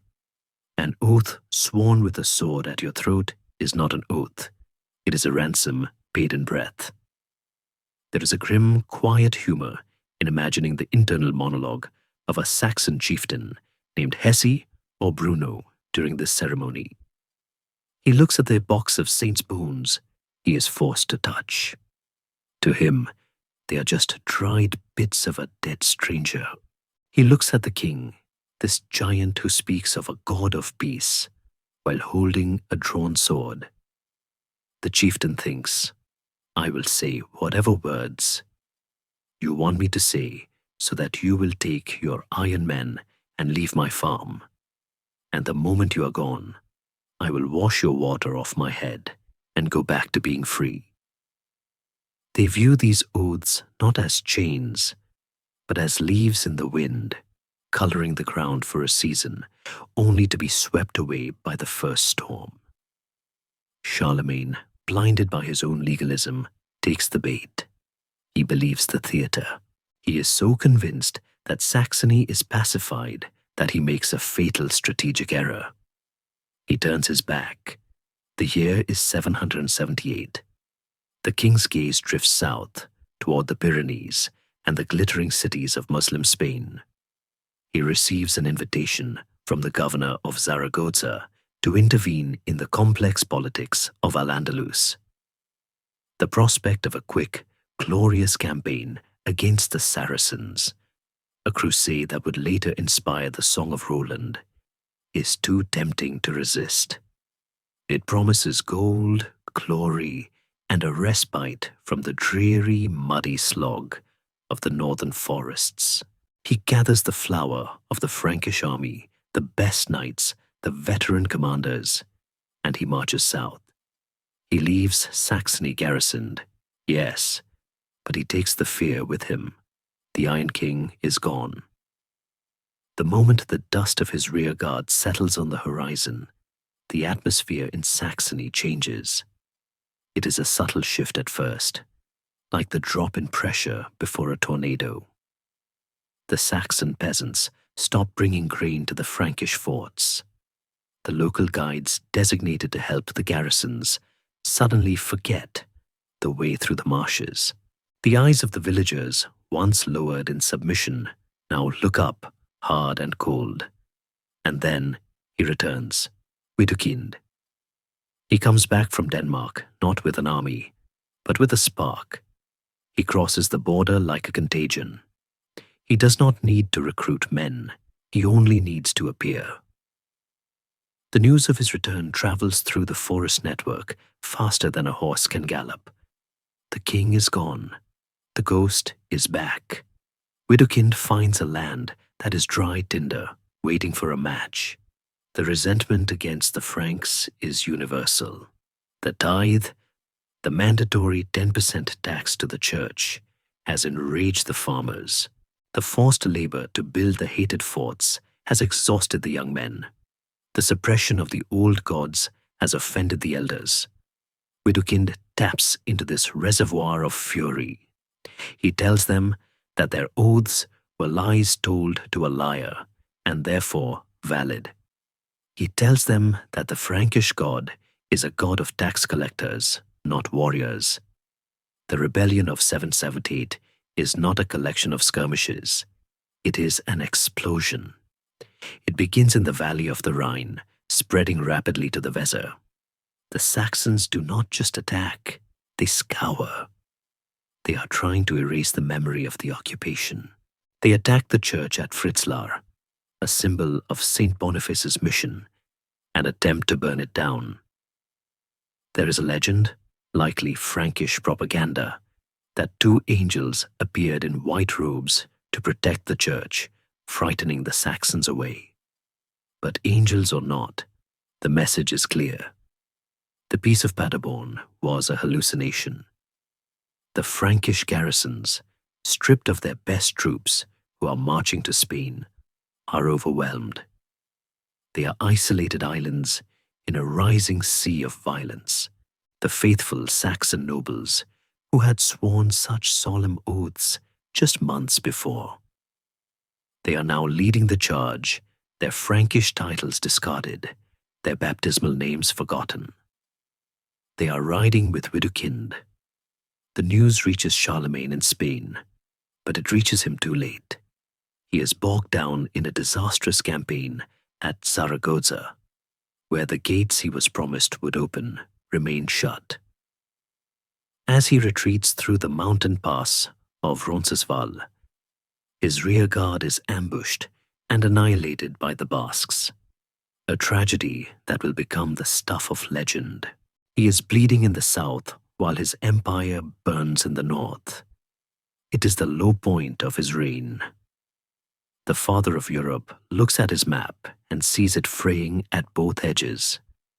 He realizes with a sickening clarity that he has been played. The oaths were meaningless. The baptisms were dry before the hair was combed. The submissive chieftains were merely waiting for the cat to leave the dairy. The betrayal cuts Charlemagne deep. It is personal. He does not view this as a military maneuver. He views it as a moral failing of the Saxon race. In his eyes, they have proven themselves to be perfidious, a people incapable of truth, a people who lack the basic software of civilization. This hardening of his heart is crucial to understanding the horror that is to come. If they will not keep their word to God, he reasons, then they have removed themselves from the protection of God's laws. They are no longer combatants, they are apostates. And so, the stage is set for the tragedy of the Sundel Mountains. The king is furious, humiliated, and far away. He sends his generals east to deal with the uprising, giving them orders to crush the rebels. But he is not there to lead them. He sends men of lesser ability, arrogant men, eager for glory, who underestimate the rabble of the forest. They do not see the trap that Widukind is laying. They do not see that the oaths were not just broken. They were the bait. The wind blows through the trees of Saxony, whistling through the empty sockets of the skulls mounted on the border posts. It whispers a warning that the Franks are too angry to hear. The time for words is over. The time for ink is done. Now there is only the judgment of the sword. The betrayal of 778 has stripped away the last veneer of mercy from the conflict. The next time the Franks and Saxons meet, there will be no kneeling. There will be only the slaughter. The year is 782. The narrative of the war has become a tangled knot of truces, betrayals, and exhausted violence. To the casual observer, it might appear that the Franks are winning. The map is dotted with their forts. The roads are patrolled by their cavalry. Charlemagne, confident in the finality of the previous campaigns, has once again turned his attention elsewhere, believing the heavy lifting is done. He leaves the administration of Saxony to his counts and generals, the middle management of the empire. He expects a police action. He expects a mop-up. But 780 is not a year of peace. It is the year the dam breaks. The atmosphere in the Frankish occupied zone is toxic. The converted Saxons are simmering with resentment. The newly appointed Frankish counts are behaving less like governors and more like robbers, squeezing the population for taxes and tithes. And somewhere in the deep, green hinterlands, the signal fires are being lit again. Widukind has returned from the north. The disaster begins not with a Saxon attack, but with a Frankish mistake, a mistake born of the deadliest sin in military history: vanity. A Frankish army is moving through the region, tasked with suppressing a rebellion of the Sorbs on the eastern frontier. It is led by 3 men: Adalgis the chamberlain, Gailo the constable, and the Count Palatine Theodoric, a cousin of the king. Theodoric is the senior commander, a man of royal blood and strategic caution. Adalgis and Gailo, however, are younger, hungrier, and arguably more arrogant. They view the Saxons not as a serious military threat, but as a nuisance, a rabble of farmers with pitchforks who just need a sharp kick to scatter. As the army moves near the Suntel Mountains, a ridge of steep, wooded hills overlooking the Weser River, intelligence arrives. The Saxons are gathering nearby. They are not hiding. They are arrayed for battle. This is the moment where discipline fails. Adalgis and Gailo look at the situation. They know that Theodoric is marching up behind them with the main body of the heavy cavalry. Logic dictates they should wait. They should link up, form a unified front, and crush the rebels with overwhelming numbers. But logic is drowned out by jealousy. If they wait for Theodoric, the king's cousin will take command. He will get the credit. He will get the glory. They make a decision that will doom thousands. They decide to attack immediately, without Theodoric, and without forming a proper battle line. They want to snatch the victory before the senior partner arrives. Imagine the scene. It is a hot afternoon. The air is thick with dust and the drone of insects. The Frankish column is strung out, disordered. Adalgis and Gailo order the charge. There is no time to don the heavy mail properly, no time to organize the shield wall. They ride toward the Saxon position, a camp situated on the slope of the hill, with the reckless enthusiasm of a hunting party chasing a stag. They believe the Saxons will break at the mere sight of the Frankish banner, but the Saxons do not break. Widukind has chosen his ground perfectly. The Suntal is a trap. The terrain is broken, steep, and narrowed by the dense forest, negating the advantage of the Frankish cavalry. The horses cannot build up speed. The charge loses its kinetic energy before it even makes contact. Instead of a hammer blow, the Franks arrive as a disorganized mob, their horses stumbling on the uneven ground, their lances useless in the tight press of trees and rocks. And then the trap springs. The Saxons are not a frightened rabble. They are a disciplined wall of shields and spears, fueled by a decade of humiliation. They absorb the initial, clumsy Frankish assault, and then counterattack. The Battle of Suntal is not a contest. It is a slaughter. The Franks are surrounded. The fighting is close, brutal, and claustrophobic. It is knife work. It is men being pulled from their saddles and hacked to pieces on the ground. The panic sets in quickly. The Frankish knights, realizing they are trapped, turn to flee, but there is nowhere to go. The valley floor becomes a killing jar. Adalgis is killed. Gailo is killed. The flower of the Frankish command staff is cut down in the mud. The chronicle entries for this event are terse and grim, listing the dead like a roll call of the court. 4 counts, 20 noblemen of high rank, and a vast uncounted number of common soldiers. The destruction is almost total. When Theodoric finally arrives with the rear guard, he finds only silence. He finds a valley of corpses, the carrion birds already circling in the late afternoon sky. The Saxon army has vanished back into the woods, leaving behind a scene that looks less like a battlefield and more like an abattoir. The shock of Suntal vibrates through the entire empire. This was not a skirmish.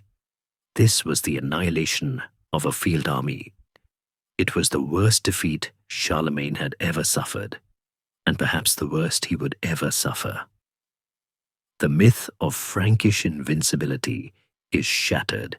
The Saxons have proven that they can not only fight the Iron King's men, but wipe them off the face of the earth.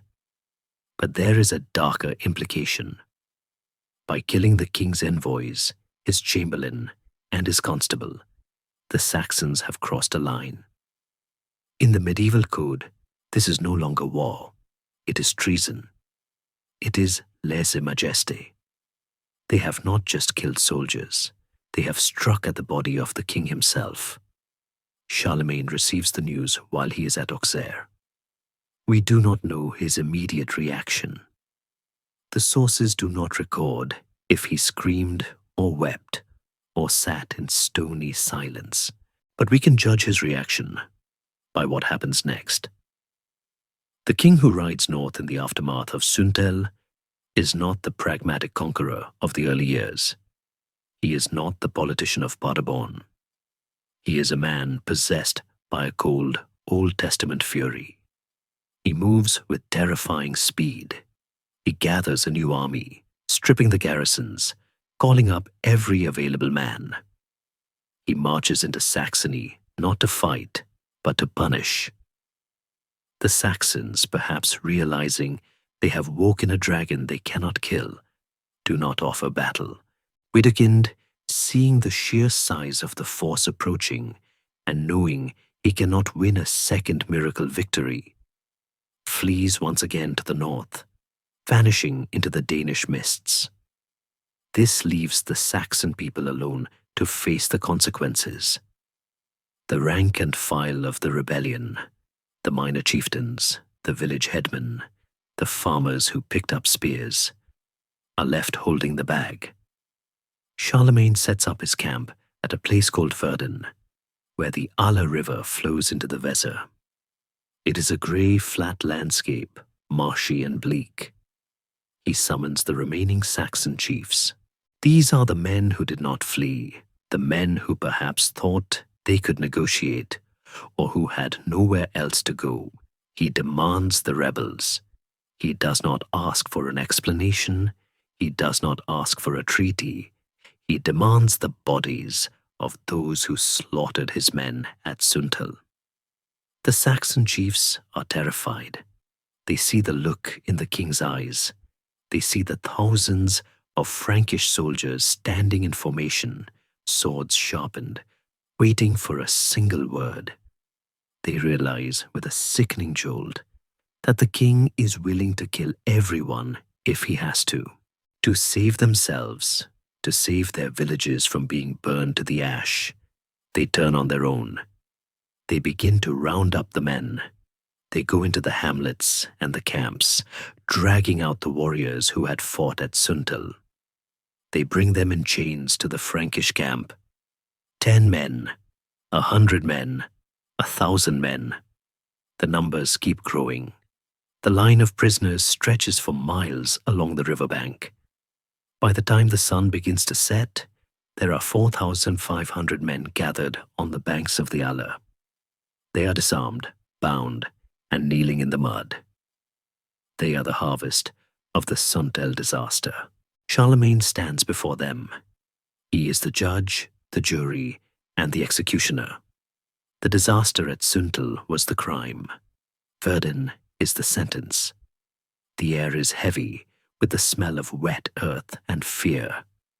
The river flows quietly, indifferent to the drama of men. The stage is set for the single darkest day in the history of the early Middle Ages. The king raises his hand. The mercy of the New Testament has left the building. The sword of the Old Testament is about to fall. The messenger rides into the royal camp at Auxerre, covered in the dust of 3 provinces. His horse is foaming, its flanks heaving with the desperate rhythm of a ride that has killed lesser beasts along the way. He carries a sealed parchment, but the news he brings is already written on his face. It is the pale, haunted look of a man who has seen a world turned upside down. He is ushered past the guards, past the nervous courtiers, and into the presence of the king. Charlemagne is reviewing logistical tallies for the next season's campaign, perhaps sipping wine, perhaps dictating a letter to the Pope. The atmosphere is administrative, calm, the humming engine of a functional empire. Then the messenger kneels. The wax seal is broken. The words are read. Suntel, Adalgis dead, Kylo dead, the army gone. History does not record the sound of the king's voice in that moment. It does not tell us if he threw the table over or if he stood as still as a statue. But the silence that follows the reading of the report is deafening. It is a vacuum into which the air of the room rushes, leaving everyone breathless. The courtiers watch him, terrified. They know that this is not just bad news. This is a catastrophe. It is the kind of news that topples dynasties. To understand the specific quality of Charlemagne's rage, we must look beyond simple anger. Anger is a flash of fire. It burns hot and dies out. What settles over Charlemagne in the autumn of 782 is not anger. It is ira regis, the king's wrath. In the legal and theological framework of the Middle Ages, the king's wrath is a formal state of being. It is a suspension of grace. When a king is in this state, the normal protections of law and mercy are withdrawn. He becomes the living instrument of divine judgment. For years, Charlemagne has tried to play the role of the stern but benevolent father. He has accepted oaths. He has given gifts. He has built churches and invited the Saxons to join the family of civilized nations. He has treated them as a wayward flock that simply needed to be herded into the pen. But Suntel changes the metaphor. They are not sheep. They are wolves. And you do not negotiate with a wolf. You put it down. The betrayal stings him on a personal level that is difficult for a modern mind to grasp. The men who led the rebellion, the nobles who slaughtered his cousin's army, were men who had placed their hands in his. They had sworn on the holy relics of the saints. In Charlemagne's worldview, they have not just broken a treaty, they have spat in the face of God. They have used the sacred rituals of the church as a screen to hide their knives. This makes them infidels in the deepest sense, faithless, treacherous, irredeemable. The transformation is immediate. The administrative machinery stops. The king stands up. The orders he issues are short, clipped, and devoid of ambiguity. Gather the host. We march north. There is no call for a grand assembly this time. There is no time for the pageantry of the Mayfield. He summons his personal guard, the Skara, the elite, fast-moving cavalry that serves as the iron fist of the regime. He calls upon the counts of the borderlands. He moves with a terrifying speed, driven by a cold, internal engine. The march to the Weser is legendary for its grimness. Usually, a Frankish army on the move is a noisy thing. Songs, shouting, the clatter of camp followers. But this column moves in a sullen silence. The soldiers know what happened at Suntal. They know their brothers were butchered in the mud. They are not marching for loot or for land. They are marching for blood. The king rides at the head, and observers note that his face is set like flint. He does not stop to hunt. He does not stop to feast. He eats in the saddle. He sleeps in his armor. As he rides, Charlemagne is calculating. He is a student of history, a reader of the Old Testament. He knows the stories of King David and the Amalekites. He knows that sometimes a king must do terrible things to secure the peace. He is wrestling with the conscience of the sword. He believes that the continued existence of the Saxon resistance is a cancer that is eating the soul of his empire. If he shows mercy now, after Suntal, he will look weak. And in the 8th century, a weak king is a dead king. He decides that he must perform an act so horrifying, so absolute, that it will scour the memory of resistance from the Saxon mind for 10 generations. He is not going to fight a battle. He is going to deliver a sermon in blood. The news of the king's approach travels ahead of him like a shockwave.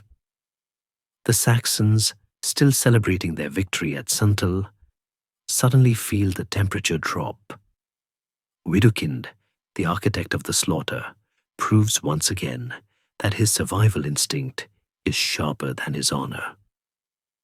He realizes that he has poked the bear too hard.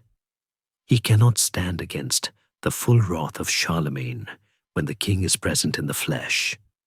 So he abandons the people he led into rebellion.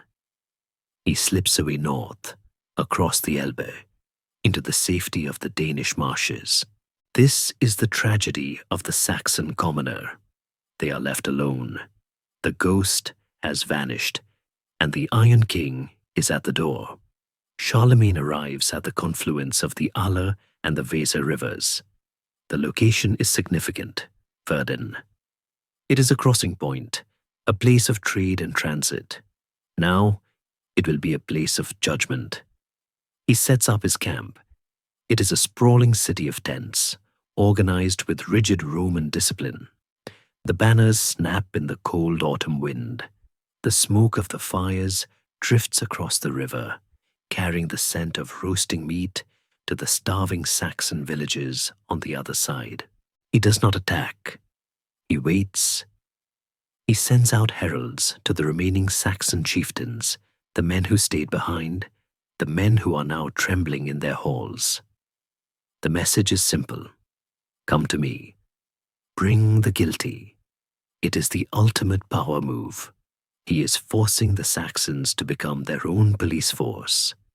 He is forcing them to choose between their kin and their survival. If they refuse, he will unleash the army, and there will be no stone left standing in Saxony.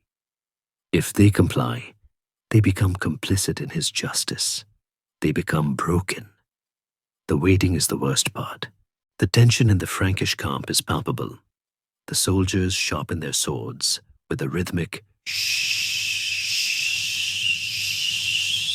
that sounds like a death rattle. They watch the riverbank. They wonder if the Saxons will fight. They almost hope they will. They want to avenge Suntal. But the Saxons do not fight.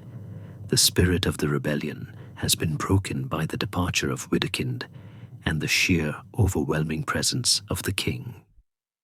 Slowly, tentatively, the Saxon chiefs emerge from the woods.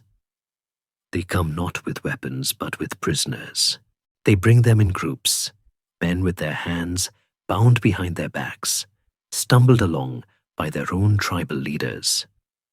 These are the warriors who fought at Suntal, the young men who cheered as the Frankish heavy cavalry floundered in the mud, the veterans who thought they had finally thrown off the yoke. Now they are being traded for the safety of the tribe. Charlemagne watches from a raised dais. He does not smile. He does not gloat. He counts 100, 200, 500. The stream of prisoners becomes a river.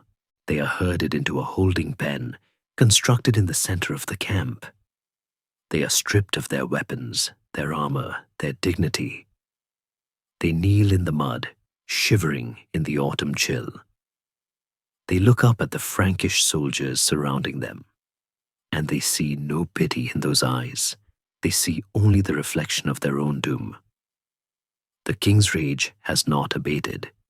If anything, the sight of these men, the men who killed his friends, his kin, his soldiers, fuels the cold fire in his gut. He looks at them and sees not human beings, but broken oaths made flesh. He sees the chaos that threatens his order. He consults with his advisors, but it is a formality. The decision has already been made in the silence of the march. There will be no trials. There will be no ransom. In the Frankish legal code, the penalty for treason is death.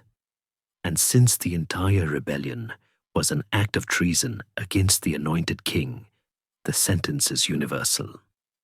The sun begins to dip low in the sky, casting long shadows across the camp at Verden. The air grows colder. The birds stop singing, as if nature itself is holding its breath. Charlemagne stands up. He adjusts his cloak, the heavy fabric settling on his shoulders. He looks at the captain of his guard. He gives a nod, a single, imperceptible nod. It is the signal for the end of the world for 4,500 men. The rage of the king has crystallized into a diamond-hard point.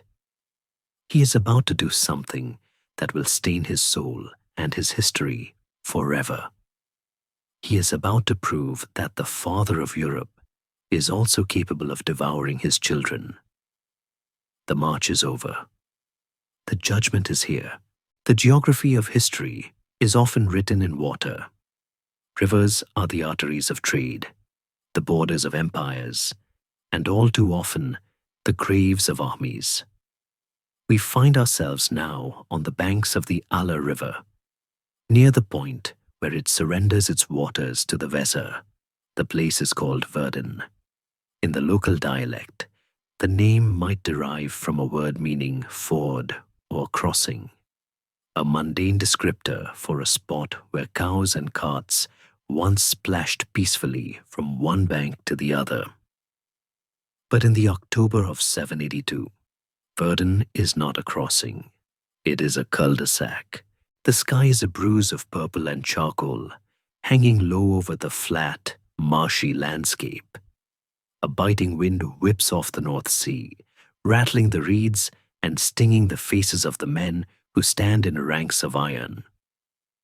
The Frankish army has deployed here not in the chaotic sprawl of a siege camp, but with the terrifying grid-like precision of a Roman legion reborn.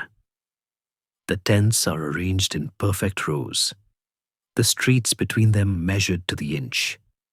The smoke from the cooking fires rises in straight, disciplined columns, as if even the physics of the air dare not disobey the king. Charlemagne sits on a folding camp chair, wrapped in a heavy cloak lined with otter fur.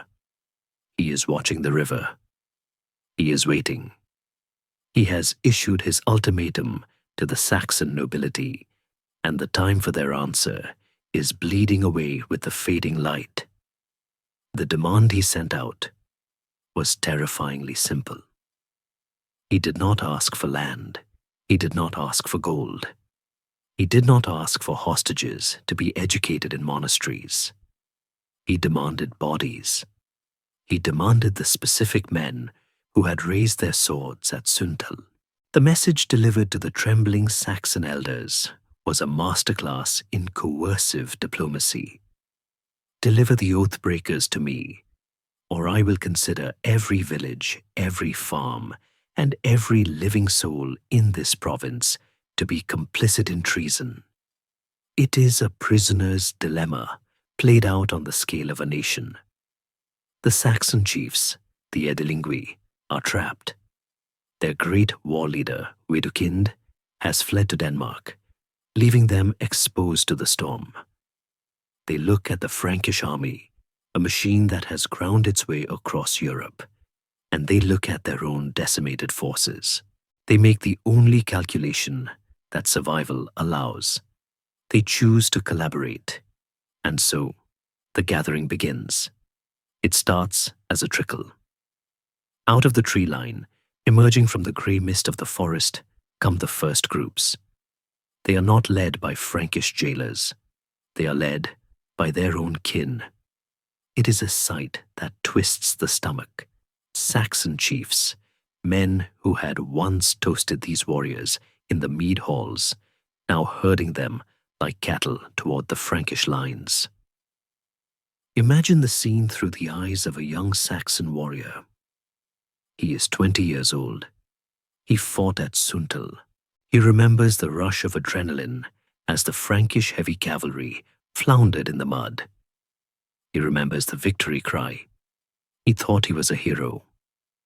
But now, his own village elder has come to his hut, accompanied by grim-faced men. There is no honor in this arrest. There is only the rough shove, the binding of wrists with rawhide, the whispered apology that sounds like a curse. It is you or the whole village, boy. Go. They walk in silence. There is no defiance left. The psychological blow of being handed over by their own leaders has shattered their spirit more effectively than any Frankish sword. They trudge through the mud, heads bowed, a procession of the damned. As they reach the Frankish perimeter, the efficiency of Charlemagne's bureaucracy takes over. Scribes are waiting with wax tablets and parchment. They do not ask for names. What use is a name to a dead man? But they count. They tally. The scratching of quills is the only sound that competes with the wind. 5, 10, 50. The numbers swell. The trickle becomes a flood. From every district within reach, from the Bardengau, the Loingau, the Wigmodia, the prisoners arrive. It is a testament to the absolute terror Charlemagne has inspired. The Saxon chiefs are scouring their own lands, hunting down their own defenders, desperate to meet the quota that will satiate the king's rage. It is a self-inflicted purge, a delatio where the conquered purify themselves by offering up their bravest sons. The prisoners are herded into a vast, makeshift pen constructed near the riverbank. It is bounded by a hastily dug ditch and a ring of Frankish spearmen. The sheer scale of the crowd is staggering. 4,500 men. To put this in perspective, this is not just a group, it is the population of a significant medieval city. It is a sea of humanity, smelling of wet wool, unwashed bodies, and the acrid metallic scent of fear. Inside the pen, the atmosphere is heavy with a suffocating dread. These men are veterans. They know the rules of war. They know that a ransom is usually possible for men of rank, and slavery is the fate of the commoner. But something about this gathering feels different. There are no slave merchants hovering at the edge of the camp, haggling for strong backs. There are no priests moving among them to offer confession or conversion.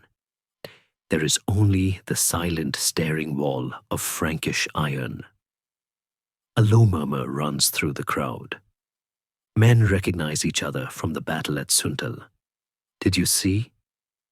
The king is here. They say he does not speak. They say he is looking at us like a wolf looks at a trapped deer. The sun begins to set, turning the Ala River into a ribbon of blood-red light. The temperature drops, freezing the mud into hard, sharp peaks. The prisoners huddle together for warmth, a mass of shivering limbs. They are hungry, thirsty, and exhausted, but sleep is impossible. Every time a horse snorts or a guard shifts his pike, 4,000 heads snap up, eyes wide, waiting for the order. On the other side of the ditch, the Frankish soldiers watch with a mix of professional detachment and simmering anger. Many of them lost brothers or cousins at Suntal. They look at the men in the pen, and they do not see victims. They see murderers. They see the men who killed Adalgis and Gailo. There is a dark, grim satisfaction in seeing them caged. A soldier might spit on the ground and mutter that the Saxon dogs are finally on the leash. Charlemagne does not visit the pen. He remains in his tent, the center of the web. He receives the hourly reports. Count reaches 3,000, sire. Count reaches 4,000, sire. He is waiting for the harvest to be complete. He is a man of systems, and he will not begin the next phase until the inventory is finished. Historians have long debated the logistics of this moment. How did he feed them? How did he guard them? Some suggest the number 4,500 is an exaggeration by chroniclers who wanted to make the king look more powerful or more terrible. But the royal Frankish annals are specific, and the archaeological silence suggests the bodies were not buried in a mass grave, but perhaps washed away by the river, or buried in shallow pits that the centuries have erased. Regardless of the exact digit, the reality of the gathering is undeniable. A massive number of combatants have been surrendered by their own people in a desperate bid to buy peace. As the moon rises, pale and cold behind the clouds, a strange hollow peace settles over the camp. It is the quiet of a courtroom after the verdict has been read, but before the sentence is carried out. The Saxon chiefs who delivered the prisoners have been dismissed, sent back to their tents to lie awake and stare at the canvas, wondering if they have saved their people or merely sold their souls. In the pen, a young warrior might look up at the stars, the same stars that look down on the Aminsul, or where it used to stand. He might whisper a prayer to Woden, or perhaps to Saxnod, the god of the sword. But the sword has been taken from him. He is bound, and the god of the Franks, the god of the Iron King, seems to have closed the sky. The gathering is complete, the trap is full, the Aller River flows on, dark and cold, indifferent to the fact that tomorrow it will be asked to carry a burden far heavier than silt. The night of waiting has begun, and in the silence, the sound of sharpening swords begins to drift from the Frankish lines, a soft, rhythmic rasping that whispers of the morning to come. The sun does not rise over Verden on that fateful morning, so much as the darkness simply dissolves into a heavy, suffocating grey. A thick mist clings to the surface of the Aller River, curling around the reeds and drifting through the camp like the ghosts of the men who are about to die. It is a damp, bone-chilling cold that seeps through wool cloaks and leather jerkins, settling in the marrow. In the vast holding pen, 4,500 men stir from a sleepless night. They are stiff, their limbs cramping from the mud and the cold. There is very little talking. The time for bravado has passed. The time for bargaining is over. A strange collective intuition has settled over the crowd, a shared realization that ripples from man to man without a word being spoken. They look at the Frankish guards, who are standing with a rigid, unnatural alertness. They look at the lack of activity around the cooking fires. Usually, a camp of this size wakes up with a roar, the chopping of wood, the shouting of sergeants, the clatter of pots.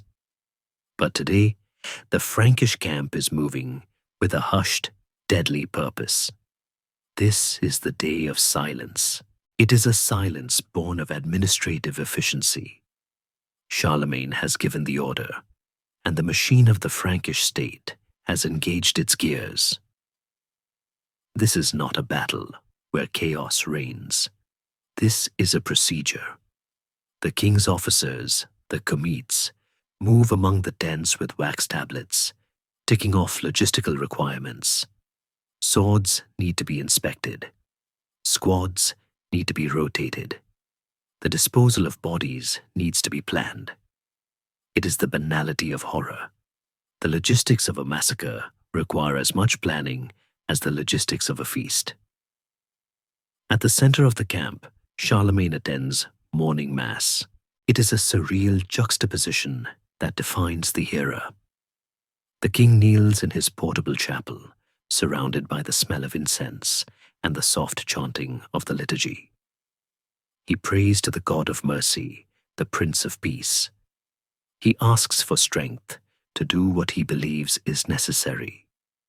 He likely reflects on the biblical passages that justify the destruction of the wicked, the cleansing of the land so that the seed of faith might grow without choking on weeds. There is no hypocrisy in his heart, only a terrifying, ironclad conviction. He believes he is saving the soul of Saxony by destroying its body. To him, the men in the pen are not just enemies. They are a spiritual infection. Outside the chapel, the judicial process begins, but it is a mockery of the word. There are no judges sitting on benches. There are no advocates to plead the case of the accused.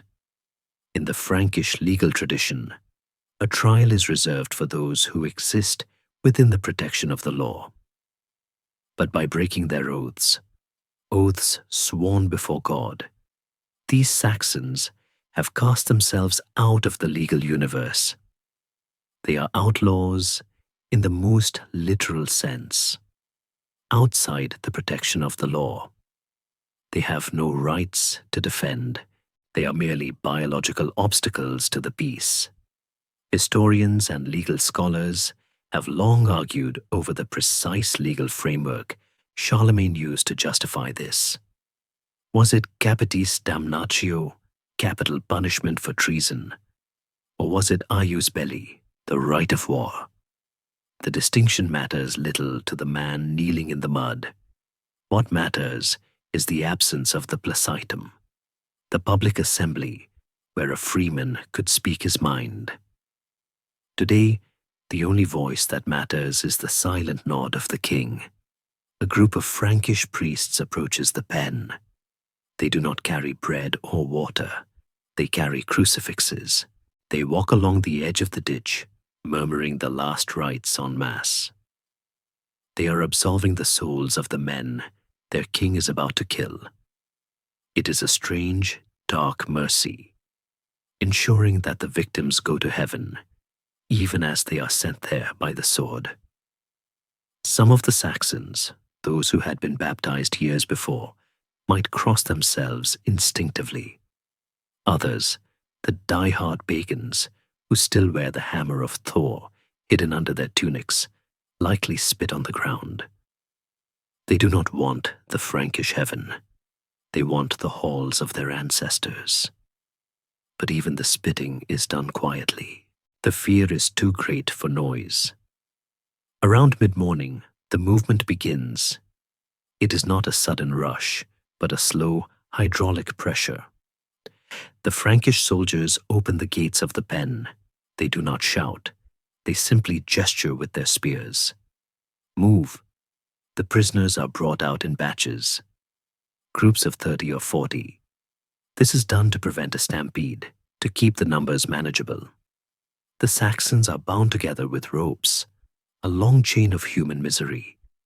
They are led away from the main camp, down toward the riverbank, to a secluded meadow shielded by a line of willow trees.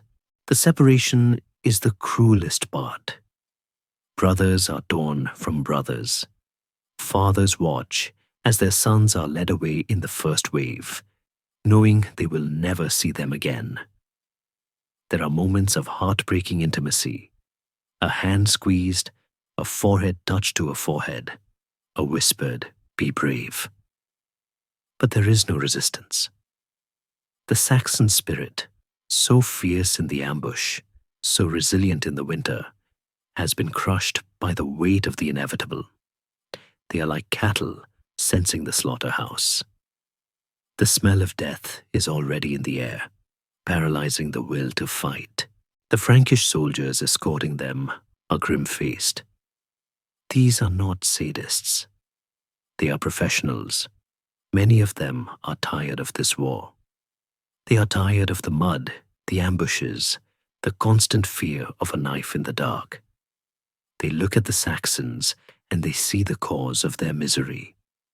If you had just stayed down, a soldier might think as he shoves a prisoner forward, we would all be home by now.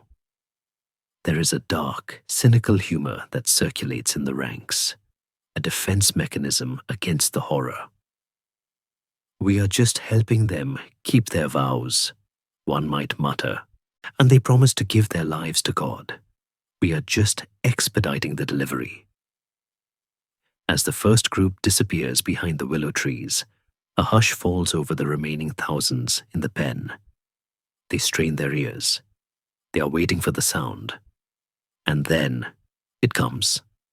Not a scream. Screams are rare when men are resigned. It is a dull, wet thud. And then another, and another. The sound of iron striking flesh and bone. It is a rhythmic, mechanical sound, like wood being chopped for the winter fires. The reality of it ripples through the crowd. Men fall to their knees. Some weep silently, their shoulders shaking. Others stare blankly at the grey sky, their minds shutting down to protect them from the horror. The silence of the morning is broken only by the wind in the reeds and that rhythmic, distant thudding. Charlemagne remains in his camp. He does not go down to the river to watch. He does not need to. He is the architect, not the bricklayer. He sits in his tent, reviewing the plans for the reorganization of the Saxon administrative districts. He is already thinking about tomorrow. He is thinking about how to divide the land of the dead men among loyal Frankish counts. He is thinking about the new cathedral he will build at Bremen. He is a man who lives in the future, and to build that future, he believes he must pave over the present with corpses. The day of silence stretches on. The sun climbs to its zenith, a pale watery disk behind the clouds, and then begins to fall.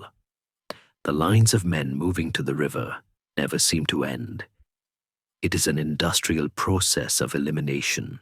The ground near the river begins to turn slick, the mud changing color, the smell of iron becoming overwhelming. In the pen, the waiting becomes a torture worse than the execution itself.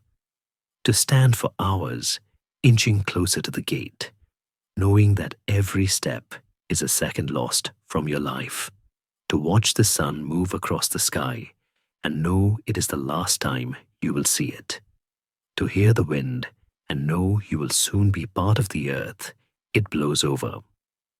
There is a profound loneliness in this moment. The Saxon nation is being decapitated, and the world is watching with indifferent eyes. The birds do not stop flying. The river does not stop flowing. The universe is terrifyingly neutral. As the twilight begins to gather, blurring the edges of the world, the last groups are brought forward. The air is now thick with a heavy, sweet scent that every soldier knows. The day of silence is ending, but the night of the dead is just beginning. The king has made his point. The Christian conscience has been suspended in favor of the imperial necessity. And on the banks of the Aller, the silence of the living is about to be replaced by the eternal silence of the grave. The willow trees along the Aller River bow low, their branches trailing in the water like the hair of mourning women. They act as a curtain, a green veil that separates the world of the living camp from the world of the dying. As the prisoners are led through this natural archway, the sound of the camp fades, the distant clatter of armor, the whinny of horses, and is replaced by the deeper, more ancient sounds of the river.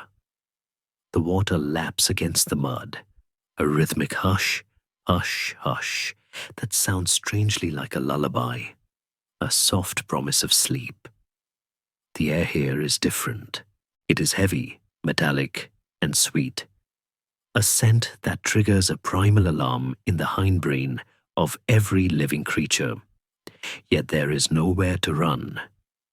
The horizon has shrunk to this: a strip of marshy ground, a line of grey water, and the wall of Frankish soldiers standing shoulder to shoulder, their faces hidden behind the nose guards of their helmets. The mechanism of the massacre is terrifying in its simplicity.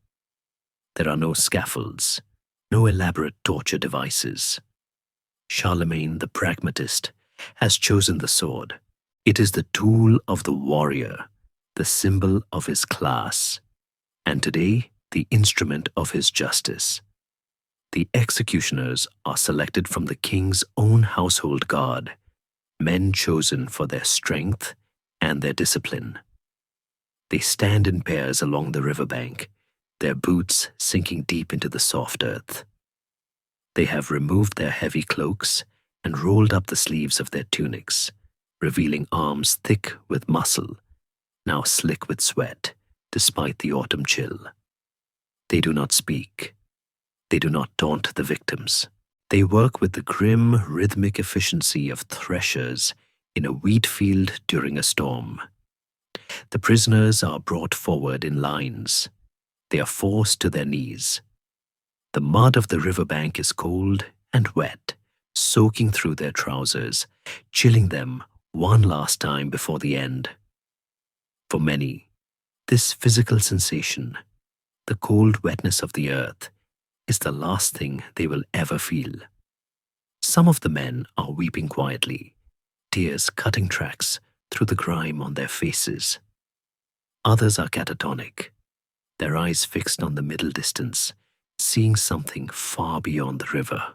A few, the old warriors with scars from a dozen battles, hold their heads high, muttering the names of their ancestors, preparing to meet them in the great hall of Verden.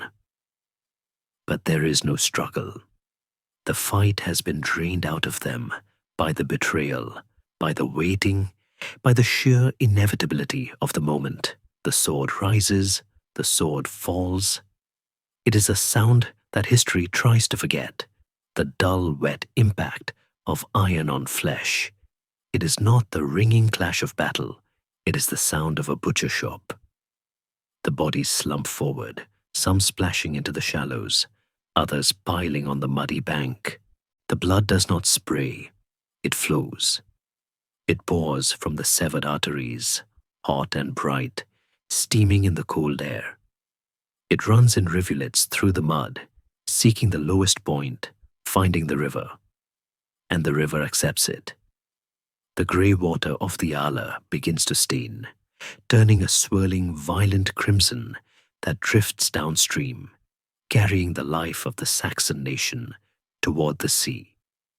As the hours drag on, a grotesque logistical problem arises. The executioners begin to tire. The human arm is not designed to swing a heavy broadsword hundreds of times in succession. The muscles cramp, the grip weakens, the strikes become less clean. The Frankish officers, watching with clipboards and tallies, have to rotate the squads. Fresh men are brought forward, fresh swords are unclasped from their scabbards. The tired men stumble back from the line, their chests heaving, their arms trembling, their clothes soaked in a blood that is not their own. They look at their hands with a kind of detached horror. They wash them in buckets of water brought by servants, the water turning pink instantly. But the stain on their minds is not so easily rinsed away. There is a scholarly note here that adds a layer of tragedy to the horror. Historians have long debated the exact method used. The Latin term decollare usually implies beheading, but for 4,500 men, the logistics of beheading are difficult. It requires a block, a precise strike. Some suggest that in the chaos and exhaustion of the day, the method became messier. A stab to the heart, a slash to the throat. But the royal Frankish annals remain stoic in their terminology. Decollati sunt. They were beheaded. It implies an orderly, judicial execution, maintaining the fiction that this was a legal proceeding and not a frenzy. The sun begins to set, casting long, bruised shadows across the killing field.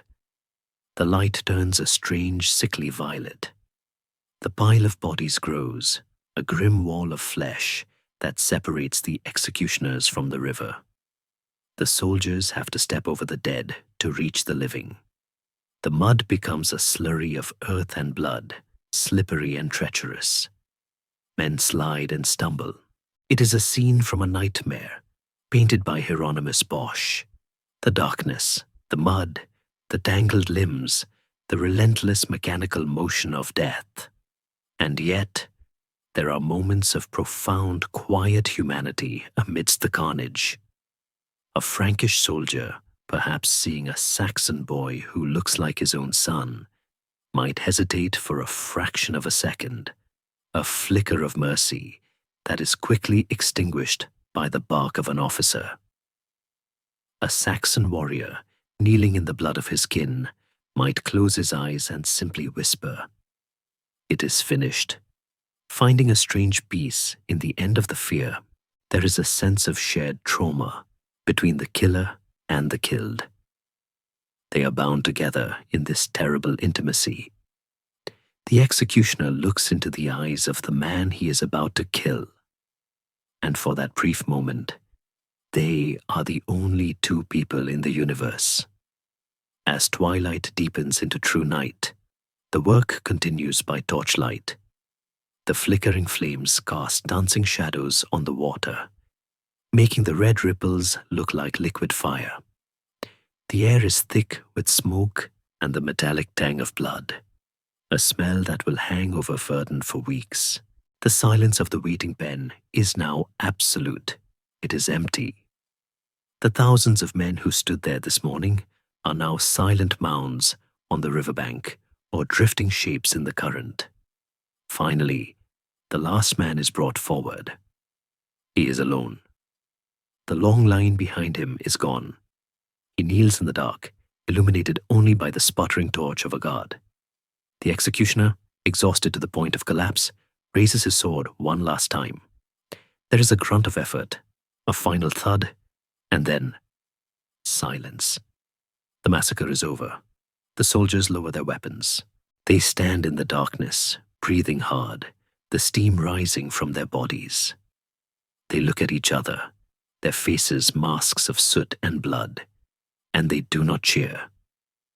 There is no victory cry. There is only a profound, crushing exhaustion.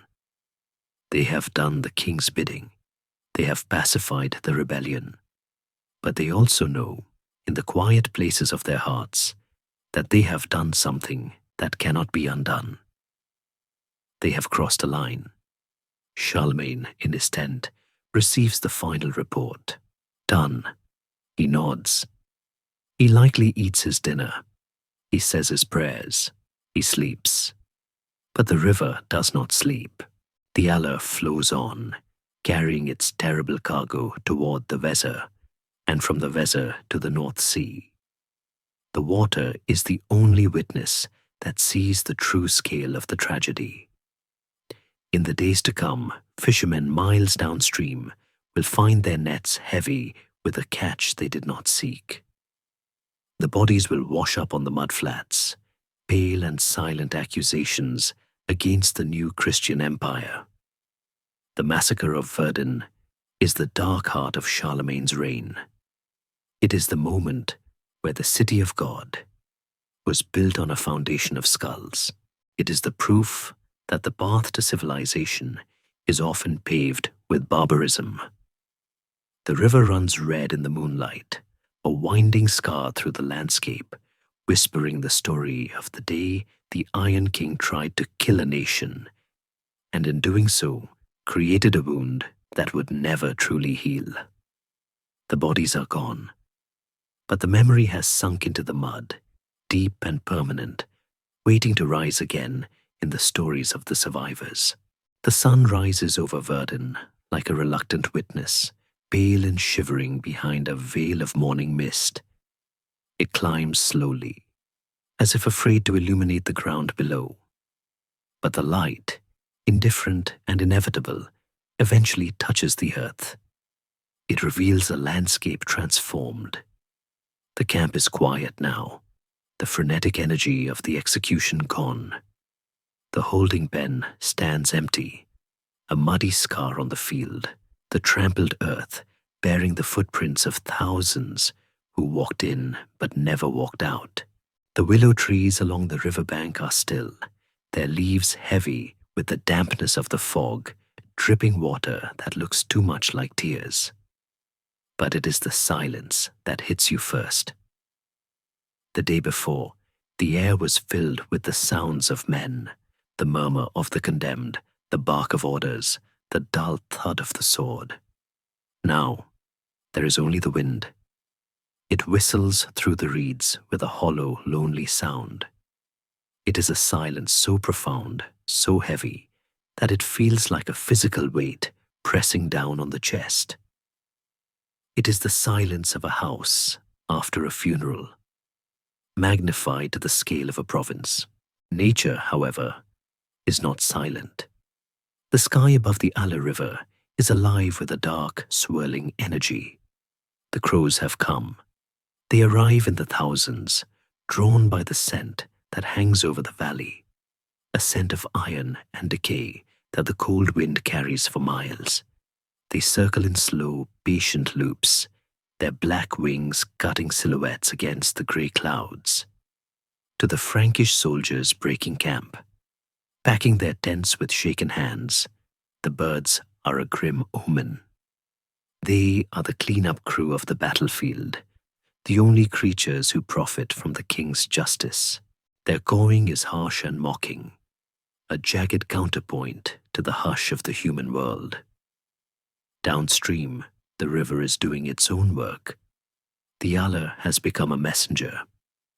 It carries the evidence of the massacre away from Verden, winding its way through the heart of the Saxon lands. In the days that follow, fishermen tending their weirs miles away, or women washing clothes on the banks of distant villages, will see them. The bodies. They drift past in the current, pale shapes rolling lazily in the water, bumping against the logs and the rocks. Imagine the moment of discovery in a small hamlet, 50 miles away. A woman looks up from her work. She sees a shape caught in the reeds. She wades out, perhaps thinking it is a log or a drowned deer. She pulls it free. And she sees the face of a man, perhaps a cousin, perhaps a stranger. His hands still bound behind his back, his neck severed. She does not scream. The horror is too big for a scream.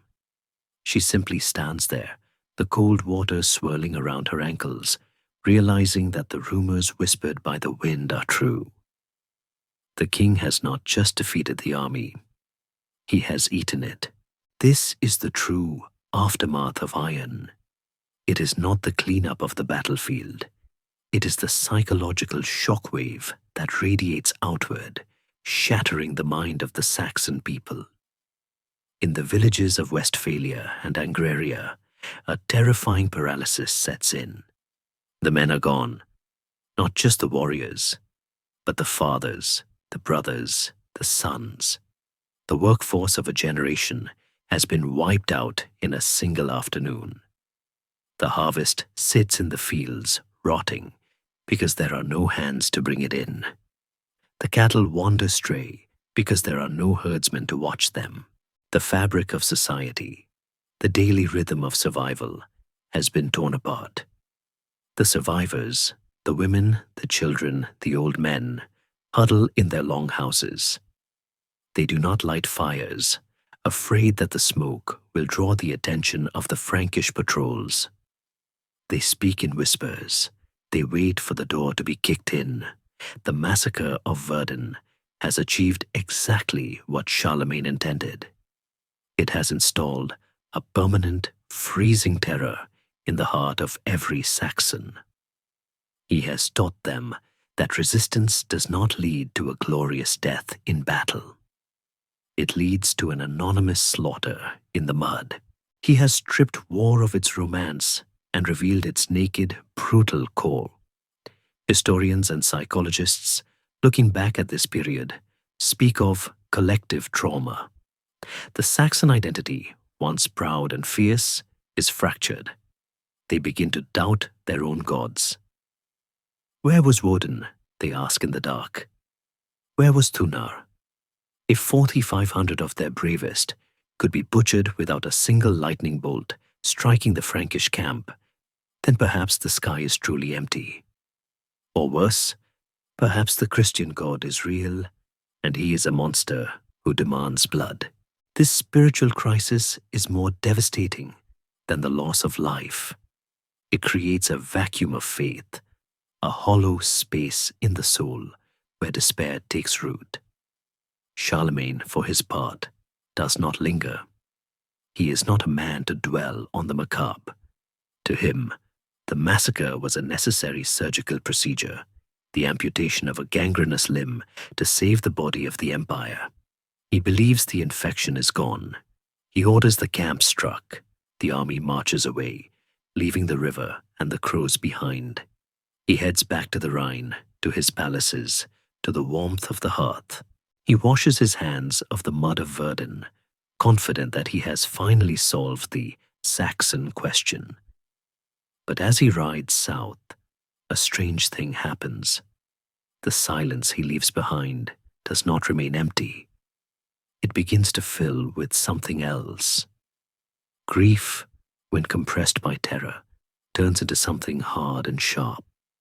It turns into diamonds of hatred. The women who pull the bodies from the river do not just bury them. They memorize the wounds. They tell the children, "Look at this," they whisper. "Remember who did this." They are planting seeds of vengeance in the soil of their sorrow. The massacre has removed the warriors, yes, but it has radicalized the survivors. It has turned the war from a political conflict into a blood feud that will span generations. Charlemagne thinks he has poured water on the fire, but he has actually poured oil. He has ensured that the next generation of Saxons will be raised not on milk, but on the bitterness of Verden. There is a scholarly debate here about the Pax Caroli, the peace of Charles. Was it a true peace, or was it merely the silence of the graveyard? The Roman historian Tacitus once wrote of the Romans, "They make a desert and call it peace." Charlemagne has made a graveyard and called it Christendom. The immediate effect is undeniable. The rebellion collapses. There are no armies left to field. The winter of 780-783 is quiet, but it is the quiet of a stunned victim, not a pacified subject. As the snow begins to fall on the fresh graves along the Aller, covering the blood-soaked earth with a blanket of pure white, the landscape looks peaceful. Innocence seems to return to the world. But under the snow, the roots of the trees are drinking deep from the nutrients of the dead. The forest is remembering. The memory of the massacre is being absorbed into the land itself. And Charlemagne, sitting in his palace at Thionville, celebrating Christmas, feels a sense of accomplishment. He hears the monks chanting Gloria in Excelsis Deo, and he believes he has done God's work. He does not hear the wailing of the widows in the north. He does not see the ghosts standing at the edge of the forest, watching him. He believes the sword has finished its work, but the sword is a blunt instrument for shaping the soul. He realizes, with his restless intelligence, that terror alone is not enough. You cannot just kill the body. You must reprogram the mind. You must replace the laws of the tribe with the laws of the king. You must codify the fear. The massacre was the physical blow. Now he prepares the legal blow. He calls for his scribes. He calls for parchment and ink. He begins to dictate a document that will be even more terrifying than the massacre, because it will not end in a day. It will last forever. He is drafting the Capitulatio de Partibus Saxoniae. He is turning the horror of Verden into a statute, transforming the aftermath of iron into the law of terror. The silence of the forest is about to be filled with the scratching of a quill, writing a death sentence for a culture. The blood has washed away from the banks of the Aller River. The physical evidence of the massacre has been swallowed by the mud and the current. But in the quiet, candle-lit rooms of his palace, Charlemagne is preparing a weapon that will outlast the decay of bodies. He has realized that the sword, for all its terrible efficiency, has a flaw. It can only kill the man standing in front of it. It cannot reach into the mind. It cannot police the secret thoughts of a farmer in a distant hamlet. To truly conquer Saxony, to break the cycle of summer submission and winter rebellion, he needs something omnipresent. He needs a ghost that haunts every village, every home, and every dinner table. He needs a law. And so, in the aftermath of Verden, likely around 782 or shortly thereafter, Charlemagne issues the Capitulatio de Partibus Saxoniae, the ordinances concerning Saxony. To the modern eye, looking at the surviving manuscripts, it appears innocuous enough. It is a sheet of parchment covered in the neat, looping Carolingian minuscule script that Charlemagne's scholars worked so hard to perfect. The ink is brown, the margins are straight. It looks like a tax document or a list of inventory. But do not be deceived by the calligraphy. This document is one of the most terrifying blueprints for totalitarian rule ever devised in the medieval world. It is a declaration of war on a culture, written in the language of bureaucracy. The preamble sets the tone, but it is the list of 34 chapters that contains the horror. As the scribes copy the text, sending it out to the counts and bishops who will enforce it, the phrase that repeats with a numbing drumbeat regularity is morte moriatur, let him die the death. It is the Latin legal term for the death penalty, and in this document, it is applied with a stunning hysterical breadth. Consider the law regarding the season of Lent. Chapter 4 states, "If anyone, out of contempt for Christianity, shall have neglected the holy fast of Lent, and shall have eaten flesh, let him be punished by death." Pause and let the weight of that sink in. In the Frankish lands, eating meat during Lent was a sin, a matter for confession and penance. In Saxony, it is now a capital crime. A man can be beheaded for eating a sausage. This is not just a law, it is a trap. It transforms the biological necessity of eating into a political test. If a Saxon farmer, starving after a long winter, slaughters a pig to feed his family in March, he is not just breaking a religious fast, he is committing treason against the king. The dinner table has become a minefield. But the law goes deeper than the stomach. It attacks the soul. Chapter 7 decrees, "If anyone, in accordance with pagan rite, shall have caused the body of a dead man to be burned, and shall have reduced his bones to ashes, let him be punished capitally." Here, Charlemagne is targeting the most sacred final act of the Saxon life cycle. To the Saxons, cremation was the vehicle of the soul's liberation. The rising smoke carried the spirit of the deceased from the earth to the sky, to the realm of the ancestors. To bury a body in the cold, wet ground was to trap the soul in the dark, to deny it release. Charlemagne knows this. By mandating burial, he is not just imposing Christian hygiene. He is inflicting a spiritual claustrophobia. He is forcing the Saxons to imprison their own dead. Imagine the anguish of a son forced to bury his father, believing that by doing so, he is condemning his father's ghost to wander the earth forever, all because the Frankish law says that lighting a pyre is a crime worthy of death. The terror of the capitulatio lies in its invasion of privacy. It turns every neighbor into a potential spy. Chapter 8 states, "If there is any one of the Saxon people unbaptized who shall have wished to hide himself and has scorned to come to baptism, let him be punished by death." There is no neutral ground. You cannot simply stay home and mind your own business. You cannot be a quiet pagan. The law demands active participation. To hide is to die. This creates a surveillance state where the absence of a person at the baptismal font is noted, recorded, and punished. The priests act as the eyes of the king, their rosters of souls doubling as lists of potential executions.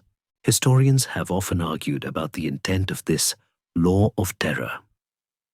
Was it meant to be applied literally in every case? Or was it a rhetorical device, a shock and awe tactic designed to terrify the population into compliance? The sheer impracticality of executing everyone who ate meat in Lent suggests the latter. If applied strictly, Charlemagne would have depopulated his own new province. Yet, the existence of the law gave his counts and bishops the power to execute anyone they chose. It was a sword of Damocles hanging over the entire nation. It meant that every Saxon lived on borrowed time, surviving only by the mercy of the local Frankish official. There is a grim irony in the theological logic here. Charlemagne, the defender of the faith, is using the threat of execution to enforce a religion based on the concept of free will and love. He is twisting the Gospels into a penal code. He effectively merges the concepts of sin and crime until they are indistinguishable. To offend God is to offend the state, and the state strikes back with the axe. The church, usually a sanctuary, becomes a fortress of the occupation. Chapter 3 decrees death for anyone who enters a church by violence or steals from it. The stone walls of the new churches rising in the Saxon forests are not just houses of prayer. They are symbols of the king's authority, protected by the ultimate sanction. The psychological impact on the Saxon people is devastating. The massacre of Verden took their warriors. The capitulatio takes their dignity. It criminalizes their identity. To be a good Saxon, to honor the ancestors, to keep the old festivals, to live as one's father lived, is now illegal. The law forces a schizophrenia on the population. Outwardly, they must be pious Christians, attending Mass, burying their dead, abstaining from meat. Inwardly, they are seething with a resentful, terrified paganism. They whisper the old names in the dark, but they bow to the cross in the light. This legal framework also introduces a new corrupting dynamic, the delatio or denunciation. If a Saxon has a grudge against his neighbor, perhaps a dispute over a property line or a stolen cow, he no longer needs to fight him. He simply needs to whisper to the Frankish priest that he saw his neighbor eating beef during Lent, or that he saw smoke rising from a funeral pyre in the woods. The accusation alone is a death sentence. The fabric of trust within the tribal community, already strained by the war, dissolves completely. Brother watches brother. The fear of the king enters the bloodstream of the village.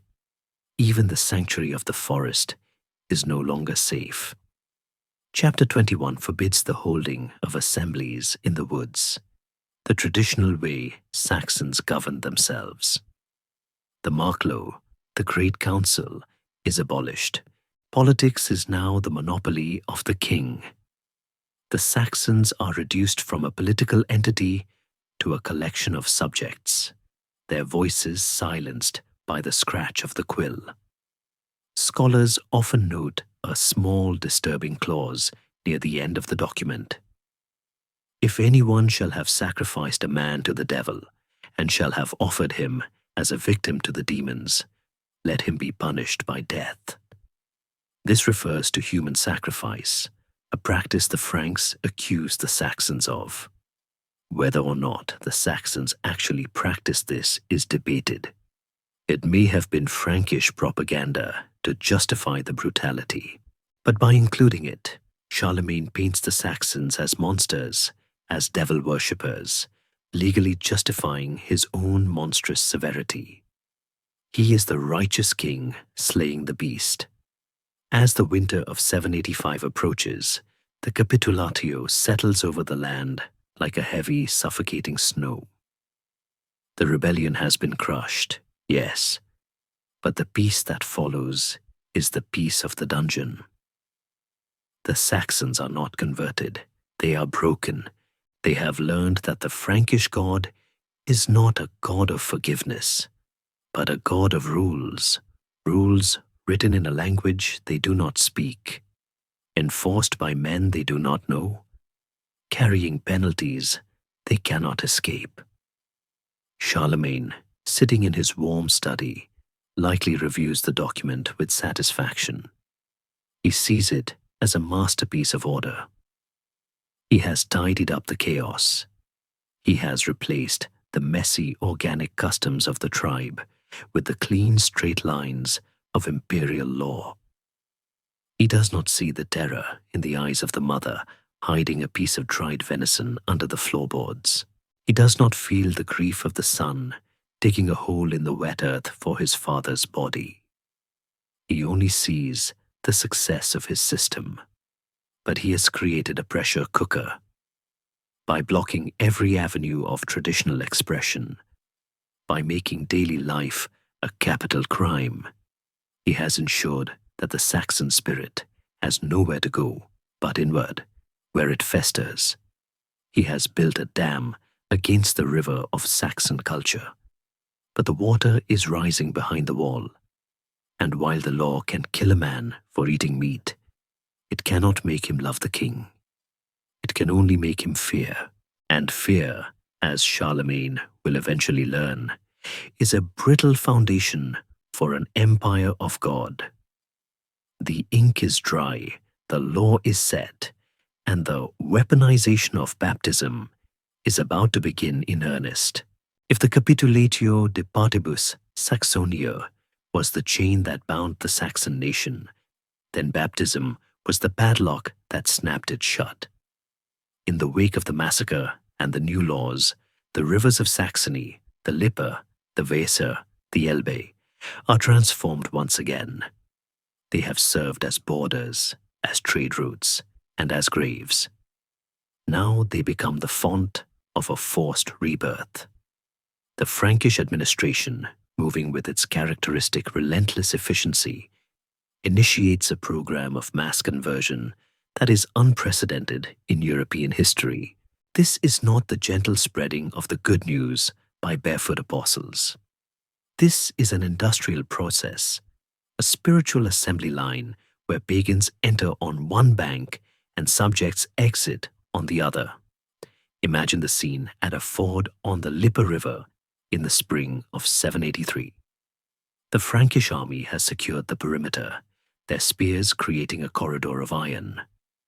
Through this gauntlet walk the Saxons, entire villages at a time. They are men, women, and children, shivering in the cool air, clutching their thin cloaks. They are not singing hymns. They are silent, their eyes fixed on the ground, or darting nervously at the soldiers. They have been told to come here by the local count, under pain of the king's wrath. They know the law, hide from baptism, and you die. The priests stand waist-deep in the water. These are not the soft, scholarly monks of the scriptorium. These are frontier clergy, men with weathered faces and calloused hands, often protected by armed guards. They view their task not as a mystical union, but as a sanitary duty. They are washing the filth of demon worship off the bodies of the conquered. The ritual itself is stripped of its beauty and reduced to an interrogation. A Saxon man is shoved forward. He steps into the icy current, the water soaking his leggings, numbing his skin. The priest grabs him, a rough physical handling that feels more like an arrest than a blessing. He demands the abrenuntiatio diaboli, the renunciation of the devil. Do you renounce the devil? The priest barks in a heavy Frankish dialect. I renounce, the Saxon mumbles, looking at the soldier on the bank, who is fingering the hilt of his sword. Do you renounce Thunair and Woden and Saxnot and all the demons who are their companions? I renounce. It is a lie. Of course it is a lie. In his heart, the Saxon is screaming an apology to his ancestors. He is terrified that Woden is watching him from the tree line, judging his cowardice. But the Frankish god has the soldiers, and Woden has been silent since the Irminsul fell. So he speaks the words. He lets the priest dunk him into the water. He comes up gasping, water streaming from his hair, and in that moment he has crossed a legal threshold from which there is no return. This is the concept of the weaponized font. Charlemagne has brilliantly and cynically fused the spiritual act of baptism with the political act of submission. To be baptized is to swear fidelitas, loyalty, to Charles. The moment the water touches your head, you are no longer just a conquered enemy. You are a subject of the Christian Empire. The genius of this system lies in the paperwork. As the dripping Saxons scramble up the muddy bank, shivering and humiliated, they are met not by towels, but by scribes. Frankish clerks sitting at folding tables record the names. This is the birth of a surveillance state. The church rolls become the census. If a man is baptized today, and next year he is caught leaving an offering at a sacred spring, he is not just a pagan. He is an apostate and a traitor. The penalty for apostasy, as per the capitulary, is death. The baptismal record is effectively a suspended death sentence, filed away in the archives of the local bishop, ready to be pulled out if the man ever steps out of line. Charlemagne adds another layer of control through the institution of sponsorship. He orders his own Frankish nobles, counts, dukes, and high-ranking knights to serve as godparents to the newly baptized Saxon elite. This is not a sentimental gesture. It is a binding legal contract. In the Germanic tradition, the relationship between a godfather and a godson creates a blood bond, a network of obligation. By making a Frankish count the spiritual father of a Saxon chieftain, Charlemagne is weaving the Saxon nobility into the Frankish hierarchy. Imagine a Saxon chief, a man who once led raids against the Rhine, now standing in a white baptismal robe, the alb, while a Frankish duke places a hand on his shoulder. The duke is now his sponsor. The Saxon owes him respect, obedience, and tithes. The spiritual relationship masks the brutal reality of feudal dominance. It is a masterful piece of political theatre, using the sacraments to cement the occupation. But there is a sensory horror to these mass baptisms that the chronicles gloss over. The water is often murky, the crowds are vast, hygiene is non-existent, disease spreads through the holy water. But the line must keep moving. The priests are exhausted, their voices hoarse from shouting the liturgy thousands of times a day. I baptize you. Next. I baptize you. Next. It is the bureaucratization of salvation. For the Saxons, the psychological trauma is profound. They are being forced to publicly insult their own history. When they renounce Thunir and Woden, they are renouncing the stories their grandmothers told them by the fire. They are spitting on the graves of their fathers. It creates a deep, festering shame. They walk back to their villages wearing the white garments of the neophyte, but they feel stained. They look at the church not as a house of God, but as a symbol of their emasculation. This coercive policy creates a strange, subterranean religious life. A catacomb culture develops in the Saxon woods. By day, the people are Christians. They go to Mass, they pay their tithes, they nod at the priest. But at night, behind closed doors, they whisper the old charms. They hide small amulets of the hammer god in the thatch of their roofs. They tell the children that Jesus is powerful, yes, but he is a guest god, a foreigner who must be obeyed, while the old gods are the family gods who must be protected. The weaponized font also changes the nature of the war. It makes the conflict existential. You cannot negotiate a treaty with a king who wants to change your soul. This is why the Saxon wars dragged on for 3 decades. It was not just a war for land, it was a war for reality. Every time Charlemagne forced a tribe to the river, he thought he was winning, but he was actually creating a deep, resentful pressure that would inevitably explode. There is a moment of dark absurdity in the accounts of the mass conversions. Sometimes, the Franks would run out of white robes for the new converts. The chroniclers tell of Saxons complaining that the robes were too rough or badly made, treating the sacrament like a transaction where they were being short-changed on the goods. One story tells of a Saxon chief who had been baptized multiple times, traveling from ford to ford to get the free white tunics, who finally snapped at a priest, saying, "I've been baptized 20 times and always got a fine linen tunic. This one is a sack. Keep your Christ and your rags." Whether apocryphal or true, it highlights the cynical, transactional nature of the exchange. By 784, thousands of Saxons have passed through the water. The administrative map of the church is being drawn over the tribal map. Bishoprics are established at Minden, Halberstadt, and Bremen. The infrastructure of salvation is being built, but the foundation is rotten. It is built on fear, not faith. Charlemagne, blinded by his zeal, believes he is doing the Saxons a favor. He is saving them from hellfire, even if he has to drag them to heaven by the hair. He sees the growing numbers in the church ledgers and feels a pious satisfaction. But he is about to receive a check on his conscience. A voice is rising from within his own inner circle. A voice of gentle reason that dares to whisper a dangerous truth. A forced faith is no faith at all.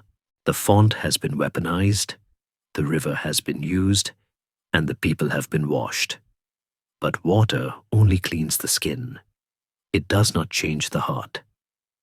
And in the quiet corners of the palace at Aachen, a scholar from York is dipping his quill into the ink, preparing to tell the most powerful man in the world that he is wrong. To understand the full weight of the tragedy unfolding in the forests of Saxony, we must step away from the mud and the blood for a moment. We must travel west, away from the frontier, to the heart of the Frankish world, to the royal court at Aachen. Here, the air does not smell of iron and wet horses. It smells of beeswax, dried parchment, and the dust of ancient ideas. The silence here is not the terrified hush of a massacre, but the contemplative quiet of a library. In this sanctuary of the mind, a different kind of battle is being fought, not with swords, but with words. And the general leading this campaign is not a giant warrior king, but a mild-mannered monk from the north of England named Alcuin. Alcuin of York is one of the most luminous figures of the 8th century, a lighthouse standing on the edge of the Dark Ages. He was imported by Charlemagne in 781, plucked from the famous cathedral school of York to become the intellectual architect of the Carolingian Renaissance. If Charlemagne is the body of the empire, the muscle, the energy, the iron will, then Alcuin is its mind. He is the master of the palace school, the tutor to the king, and perhaps the only man in the world who can look the terrifying emperor in the eye and tell him he is wrong. Imagine him sitting at his desk in the scriptorium. He is a man of books, a lover of Virgil and Cicero, a guardian of grammar and logic. His hands are stained with ink, not blood. He is surrounded by young scribes, the future bishops and counts of the realm, teaching them the delicate art of rhetoric. He believes that the path to God lies through the intellect, through the precise understanding of Scripture and the beauty of the Latin tongue. To Alcuin, civilization is a garden that must be tended with patience, water, and light. But outside the windows of his library, the garden is being tended with a flamethrower. News travels slowly in the medieval world, but it travels. The reports from Saxony land on Alcuin's desk like dead birds. He reads the letters from the frontier bishops. He reads the text of the Capitulatio de Partibus Saxoniae. He reads about the executions, the forced baptisms, the terror of the Lenten fast. And as he reads, the ink on his quill must have dried as he sat in stunned silence. The discrepancy between the king he knows, the curious, pious, generous man who sits up late at night asking questions about astronomy and theology, and the monster described in the reports is impossible to reconcile. Alcuin is a Northumbrian.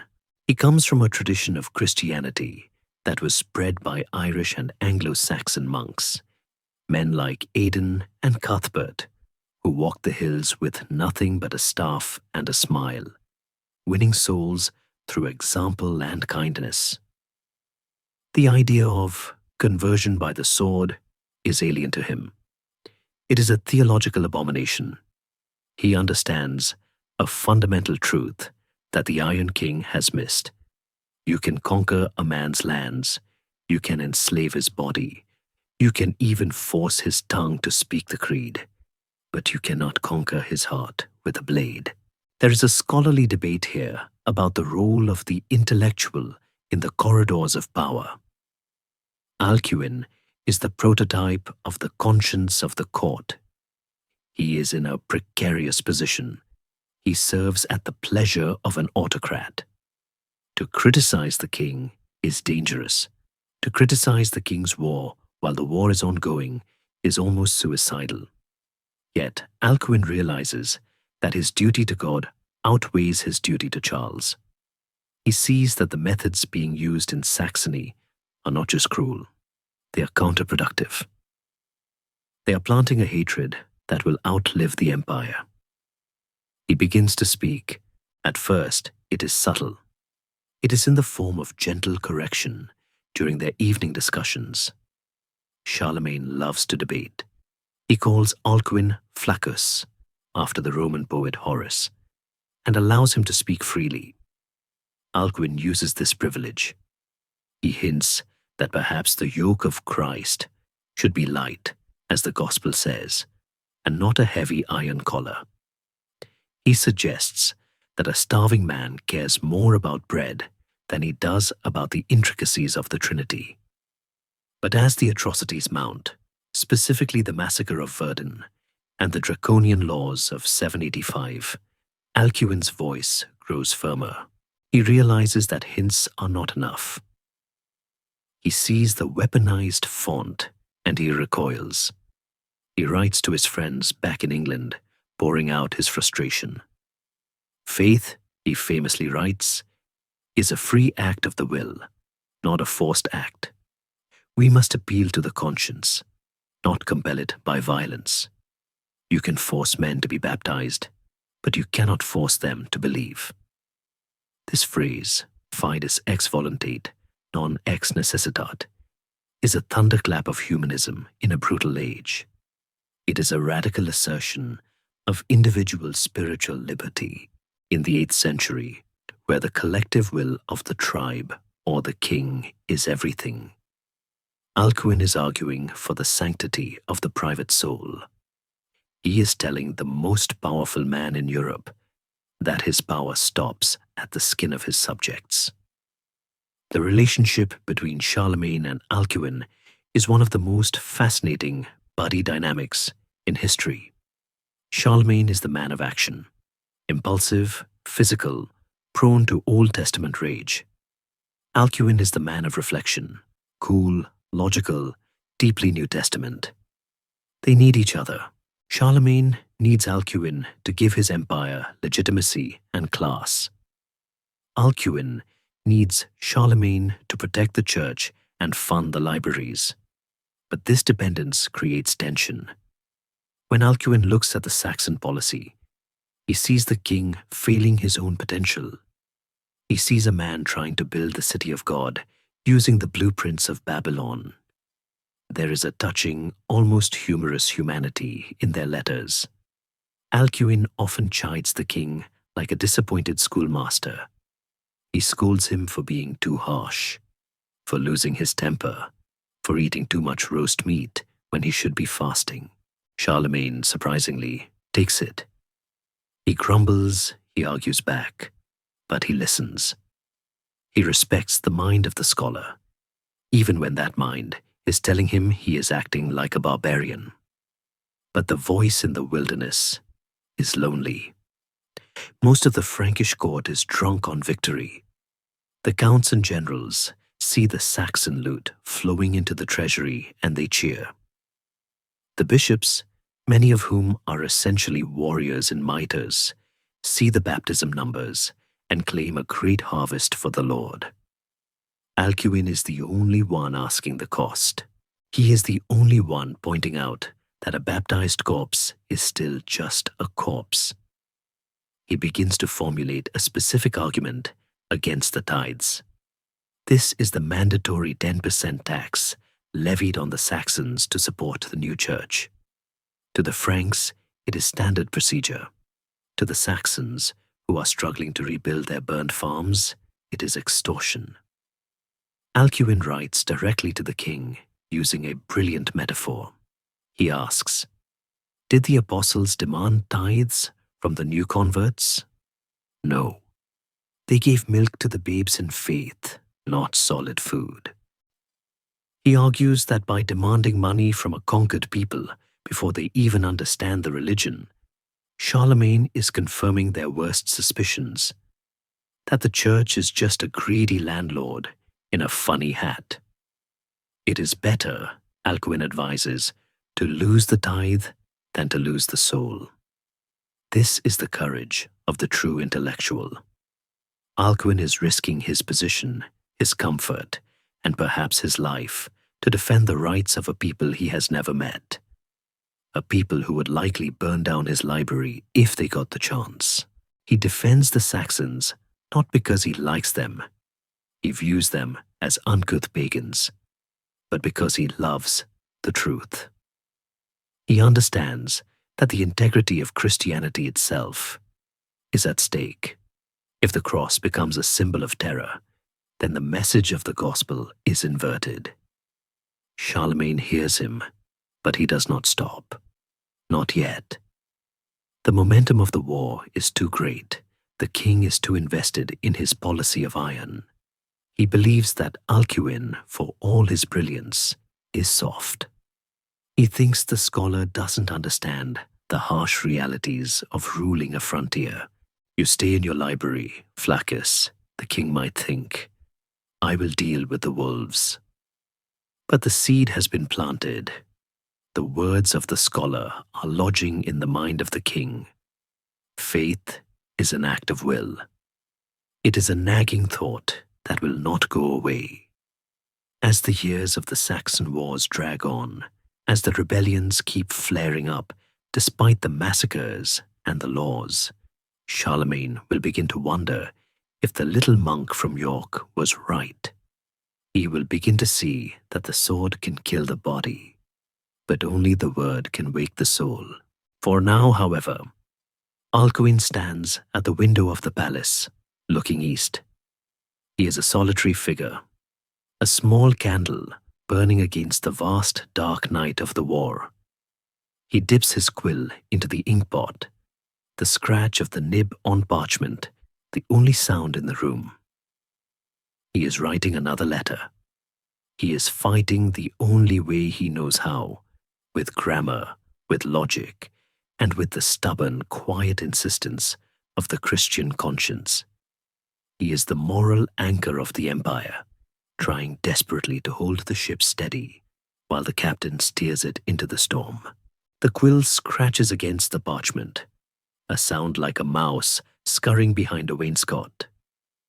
In the quiet of his study at the Palace of Aachen, Alcuin of York is composing a sentence that will echo through the corridors of theology for 1,000 years.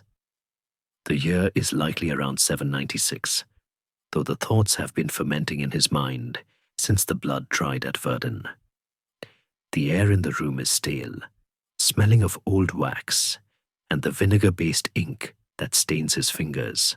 Outside, the court of Charlemagne is a cacophony of shouting knights, braying hounds, and the heavy rhythmic clanking of smiths repairing armor. It is a world of iron and noise.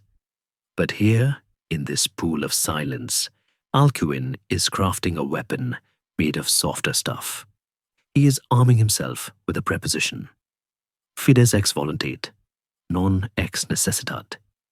Faith is a matter of will, not of necessity. He stares at the words.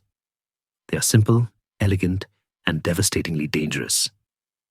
With this single phrase, the humble schoolmaster is dismantling the entire policy of the most powerful man in the West. He is telling the emperor that his war is a lie. Alcuin dips the pen again. He is writing to the king, but he is also writing to history. He knows that Charlemagne sees himself as a new David, a warrior priest anointed by God to cleanse the land of idolatry. The king believes that every Saxon he forces into the river is a soul snatched from the jaws of Leviathan. It is a grim, heroic narrative that allows Charlemagne to sleep at night. But Alcuin is about to wake him up. A man can be forced into baptism, Alcuin writes, his script neat and unhurried, but he cannot be forced into faith. He pauses, perhaps visualizing the shivering, terrified crowds at the Lippe River. He imagines the soldier standing behind the priest, the sword hovering over the font. He imagines the hollow, dead look in the eyes of the converts. He continues, he can be forced to the font, but not to the faith. The washing of the body is useless if the heart remains unclean. This is the crux of the argument.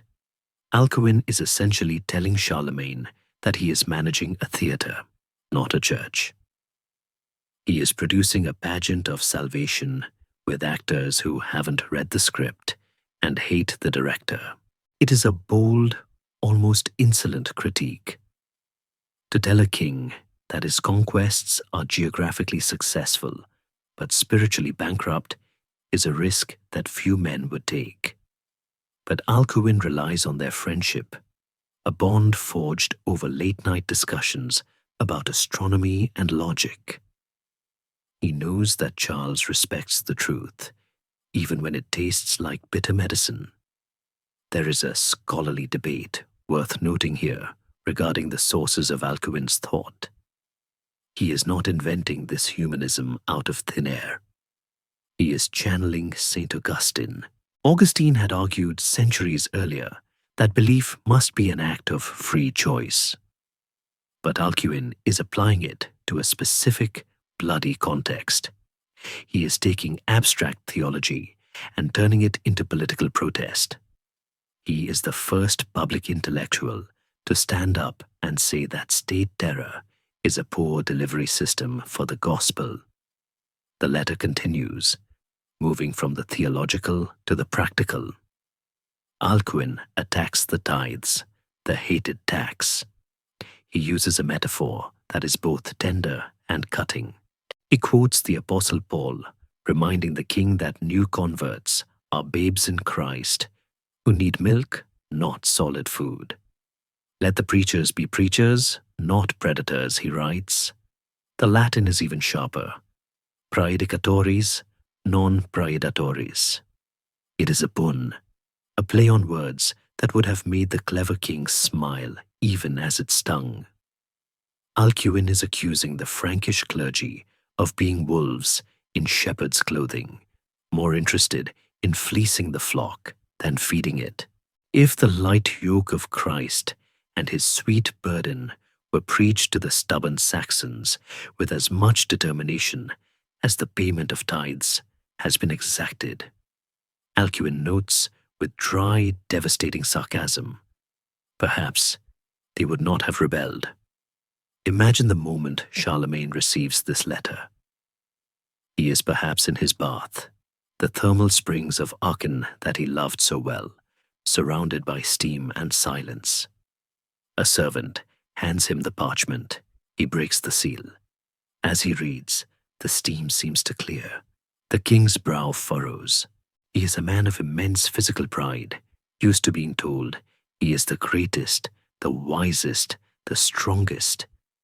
To be told that he is inefficient, that he is clumsy, that he is driving the Saxons away from God by trying to whip them toward him? It must have been a physical blow. We can imagine him splashing the water, crumbling, perhaps tossing the letter onto the wet stones. What does the monk know of war? He might mutter. He sits in his library while I ride through the mud. He deals with verbs. I deal with widukind. And yet the words stick. Non ex necessitat, not by force. The tension between the two men represents the central conflict of the Carolingian soul. Charlemagne is the Germanic hero, the warlord who solves problems with an axe. Alcuin is the Christian humanist, the scholar who solves problems with a syllogism. The empire is trying to be both, a war machine and a city of God.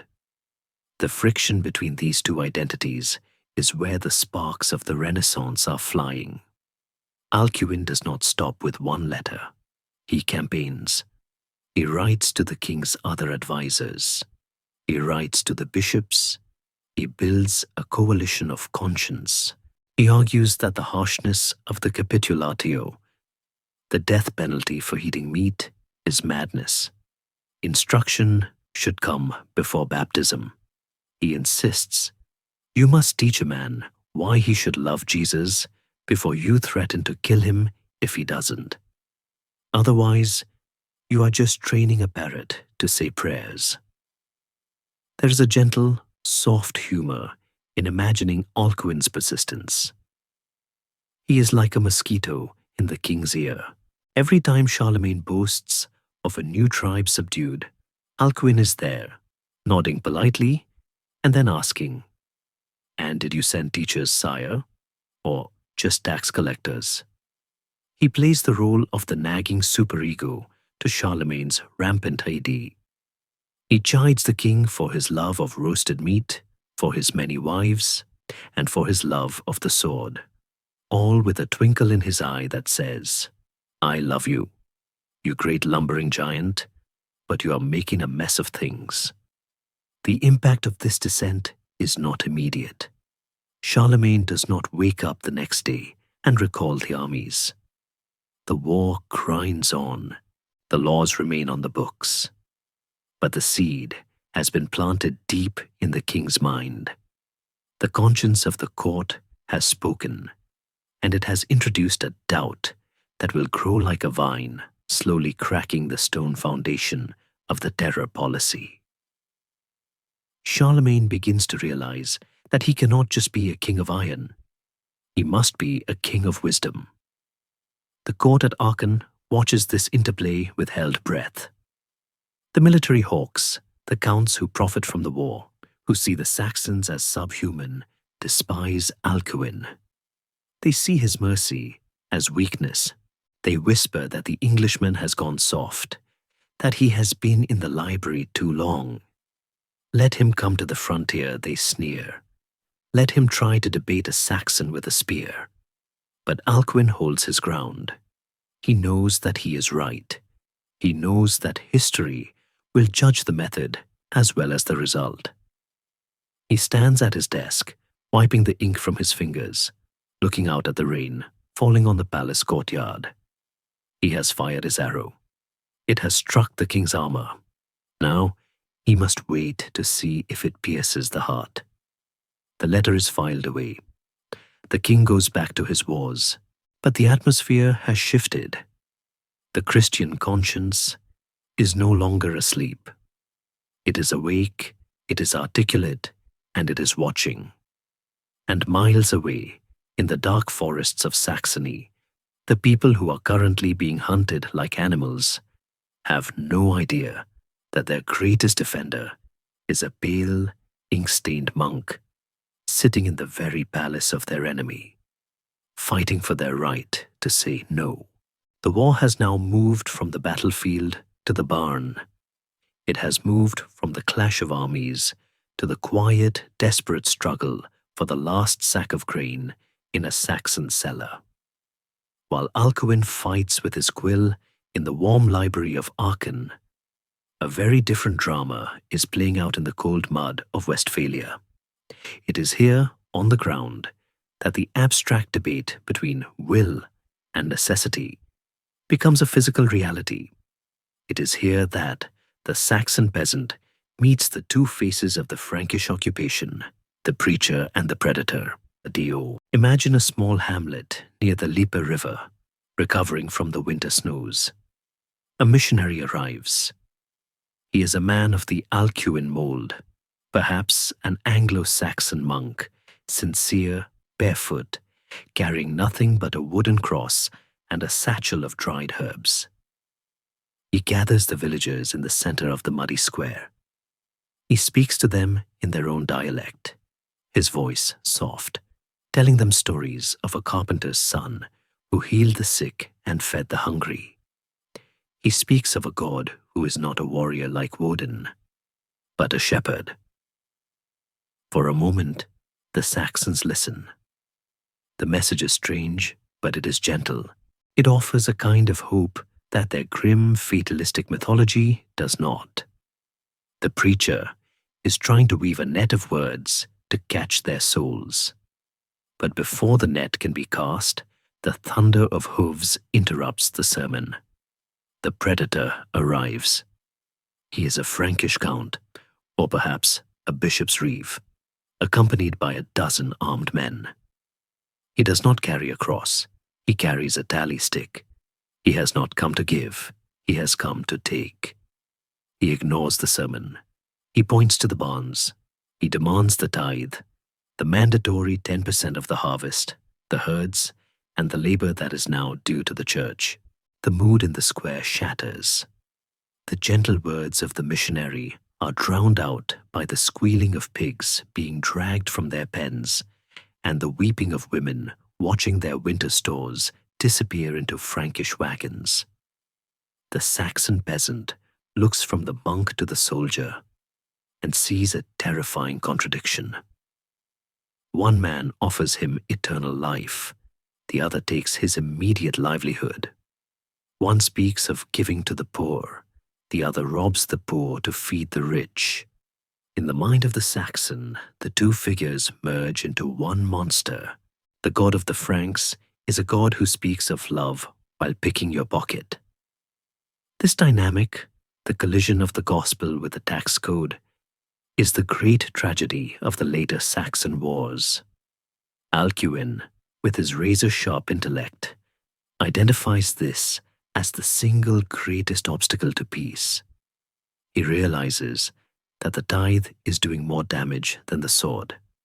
In a blistering letter to the Bishop of Salzburg, he writes, "Tithes are a good thing, but it is better to lose the tithe than to lose the faith. We must not let the Saxons think that God is a merchant." There is a dark, absurd humor to be found in the Frankish administration's blindness.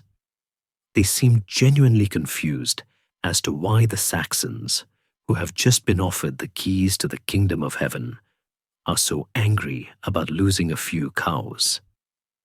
The Frankish bishops, many of whom are aristocratic warlords accustomed to the settled tax-paying populations of Gaul, view the Saxons as ungrateful tenants. "We gave you salvation," they seem to say, "and you won't even give us a ham." But to the Saxons, the tithe is not just a tax, it is a humiliation. It is a tribute paid to the deity of the conqueror. Every bushel of wheat handed over is a reminder of their defeat.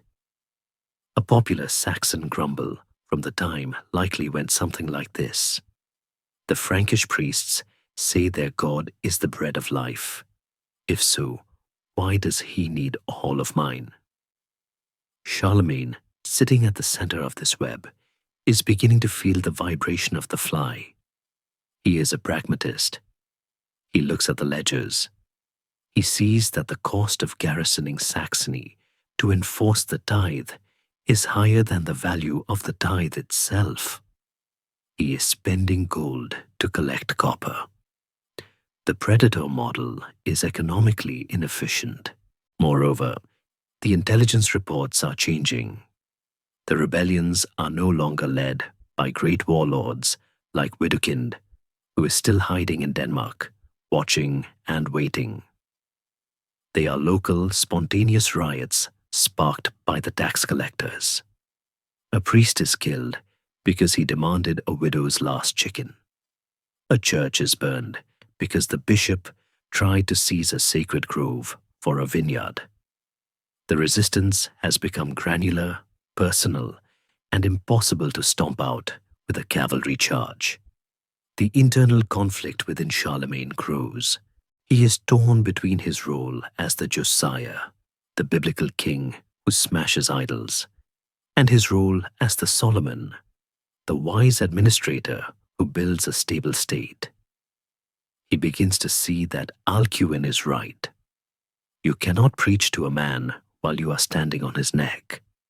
There is a scholarly debate here about the evolution of Charlemagne's own piety. Early in his reign, his Christianity was muscular, almost magical, a talisman of victory. But as he ages, and under Alcuin's tutelage, it deepens. He begins to worry about his own soul. He begins to wonder if he will be held accountable for the shepherding of the Saxons. If they die in rebellion because he taxed them into starvation, is their blood on his hands? The Christian conscience is no longer just a voice in the library. It is becoming a whisper in the king's own prayers. This period, from roughly 785 to 792, is a time of violent equilibrium. The laws are still on the books. The death penalty is still the standard solution. But the enthusiasm for the terror is waning. The Frankish counts are tired of being hated. The soldiers are tired of being policemen. The machinery of oppression is beginning to rust from the sheer humidity of the Saxon resentment. And in the forest, the preacher continues his lonely work. There are accounts of missionaries who, defying the official policy, refused to take the tithe. They lived among the Saxons, shared their poverty, and protected them from the Frankish soldiers. These men, nameless in the grand chronicles, were the true seeds of the future Germany. They showed the Saxons that it was possible to be a Christian without being a Frank. They created a wedge between the faith and the empire, a tiny crack of light in the dark wall of the occupation. But for now, the predator is still dominant.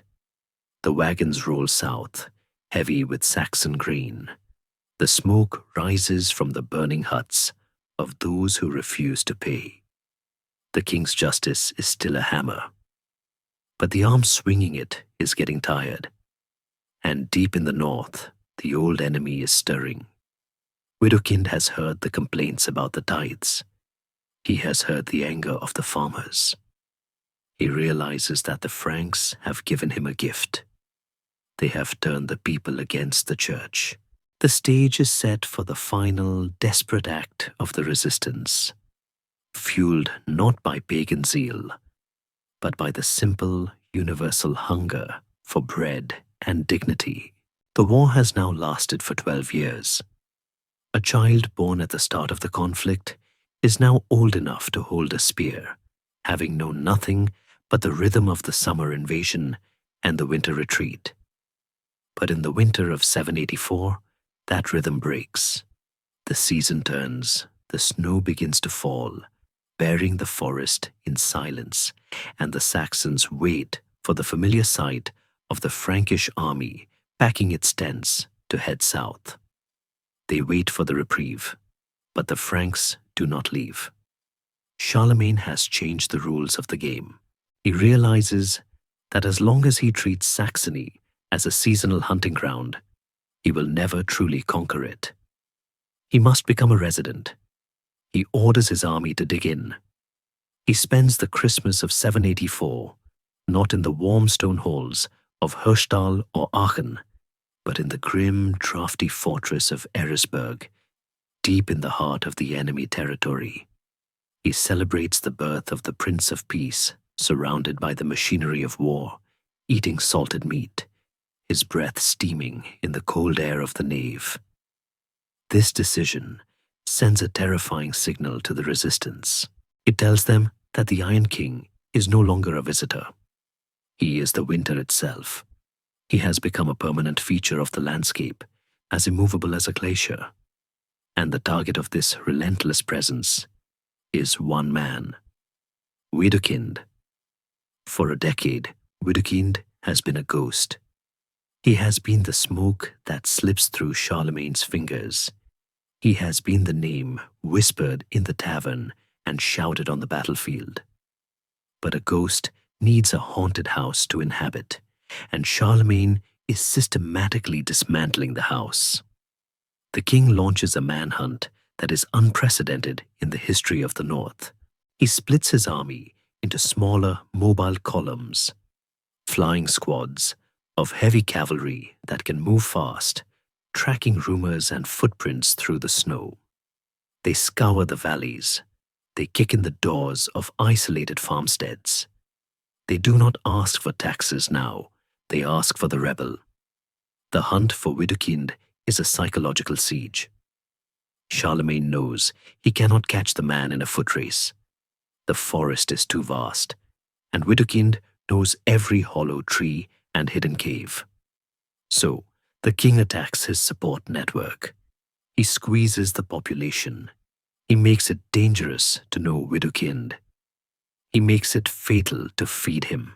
Imagine the life of the rebel leader in these desperate months. He is moving constantly, never sleeping in the same place twice. He relies on the loyalty of his people, but he can see that loyalty fraying. When he arrives at a village in the middle of the night, seeking shelter, he no longer sees the fire of defiance in the eyes of the headman. He sees exhaustion. He sees fear. He sees a father looking at his starving children and wondering if the price of harboring the hero of the Saxons is too high. Widukind is becoming a burden. He is becoming a curse. The cat and mouse game is played out across a landscape of frozen rivers and blackened ruins. Charlemagne is the cat, patient, heavy, inevitable. Widukind is the mouse, fast, clever, but running out of room. The king uses diplomacy as a weapon. He sends envoys to the Danes, to King Sigfrid, who has been sheltering Widukind during his exiles. The message is polite, but edged with steel. The border is closed. If you let the fox back into your hole, the hounds will follow. The Danish king, looking at the smoke rising from the south, decides that Widukind is a dangerous guest. The northern sanctuary is closed. There is a profound loneliness to Widukind's position now. He is the symbol of a nation that is dying. He rides through the woods, and the silence is deafening. The Irminsul is gone. The warriors of Verden are dead. The tribes have submitted. He is a general without an army, a king without a crown. He is fighting for a memory. Historians often romanticize Widukind as a freedom fighter, a Saxon braveheart.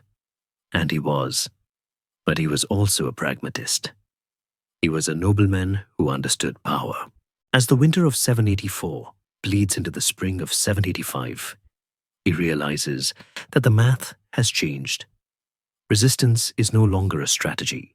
It is suicide. To continue fighting is to condemn his people to extinction. Charlemagne has proven that he is willing to depopulate Saxony to pacify it. Widukind faces the ultimate command decision. Does he fight to the last man, or does he surrender to save what is left? The turning point comes not with a sword stroke, but with a realization. The Frankish columns are closing in. The Skara, the elite guard, are getting closer. There are skirmishes in the Grimberg Mountains, desperate rearguard actions, where Widukind's personal guard holds off the Franks to buy him time to escape. But escape to where? The world has shrunk to the distance of a horse's gallop. Charlemagne, sensing the end, shifts his tactics. He stops the burning. He stops the killing. He opens a door. He sends a message. Not a demand for a head, but an invitation.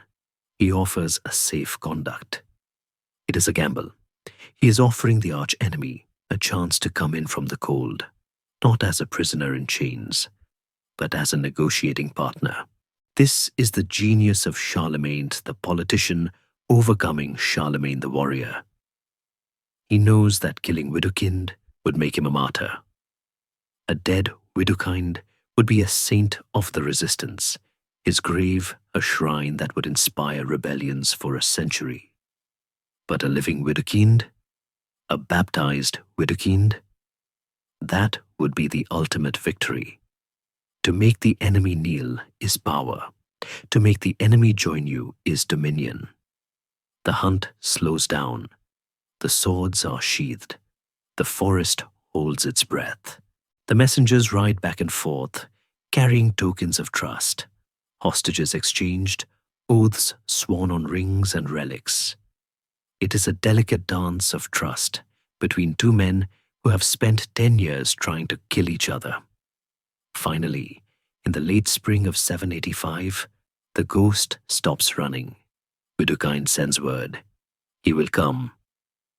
The news ripples through the Frankish camp like an electric shock. The soldiers can barely believe it. The boogeyman, the shadow, the man who destroyed their armies at Suntal, is coming in. The hunt is over. But the end of the hunt brings a strange melancholy. For the Frankish soldiers, Widukind had given their war a purpose. He was the worthy adversary. Without him, the woods seemed just empty. For the Saxons, the news is a complex grief. Their champion is surrendering. It is the end of the dream of freedom, but it is also the end of the fear. A mother clutching her child in a cold hut hears the news and likely weeps, not for the loss of independence, but for the simple, overwhelming relief that the fire will not come tonight. As Widukind rides south to meet the king, leaving the sanctuary of the deep woods for the last time, he leaves behind the era of the old Saxony. He is riding out of myth and into history. The hunt has ended, not with a kill, but with the capture of the soul. The Iron King has won the body of the land. Now he prepares to claim the spirit of its leader. The silence that hangs over the Saxon forest in the summer of 785 is different from the silence of the massacre 3 years prior. That was the silence of the grave. This is the silence of a held breath. The birds are singing, the wind is rustling the leaves of the great oaks, but the human world is frozen in a state of suspended animation. The manhunt has stopped. The flying squads of Frankish cavalry have reined in their horses. The smoke of burning villages has dissipated into the blue sky. Everyone, from the scullery maid in the Frankish camp to the warrior sharpening his spear in the deepest thicket, is waiting for the answer to a single question. Will he come? The diplomatic dance that precedes the surrender is a masterpiece of medieval statecraft, a high-stakes poker game played with human lives. Charlemagne, operating from his palace at Paderborn, understands that he cannot simply demand Widukind's submission. A cornered wolf fights until it dies.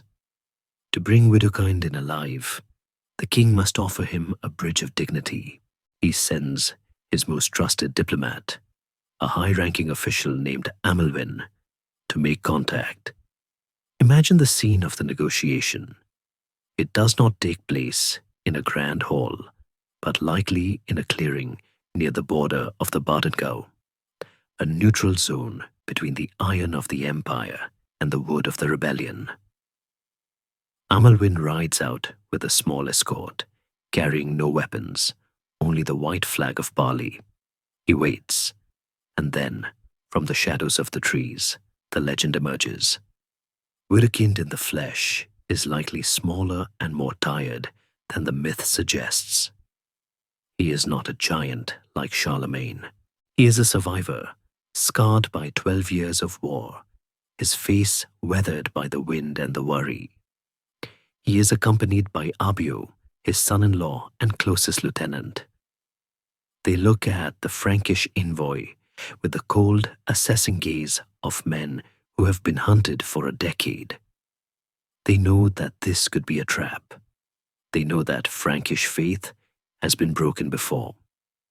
But Amelwin offers terms that are surprisingly generous. There will be no execution. There will be no chains. Widukind is invited to come to the Frankish court, not as a prisoner, but as a guest. He will retain his estates. He will retain his title. But there is one condition, a condition that is non-negotiable. The price of the ticket back to civilization. Baptism. Widukind must kneel. He must renounce Woden. He must accept the god of Charlemagne. Widukind listens. He looks at the trees that have sheltered him.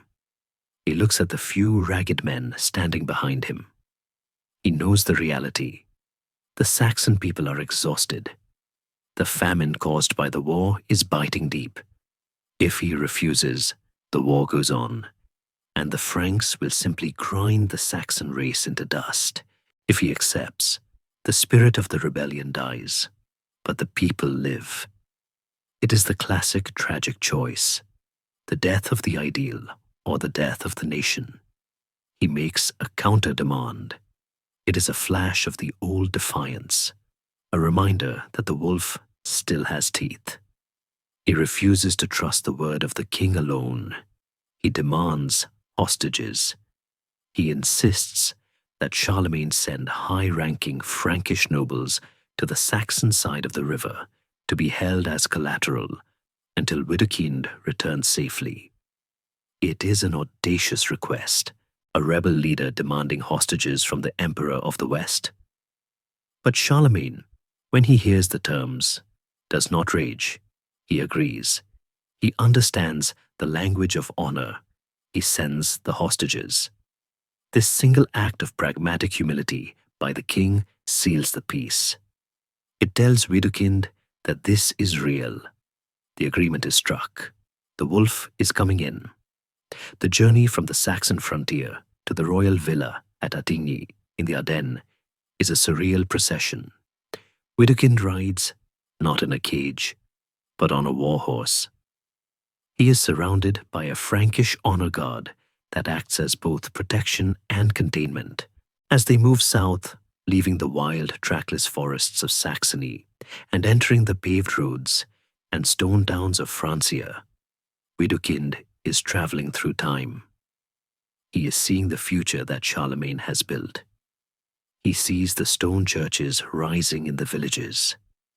He sees the orderly fields. He sees a world where the chaos of the tribes has been replaced by the grid of the state.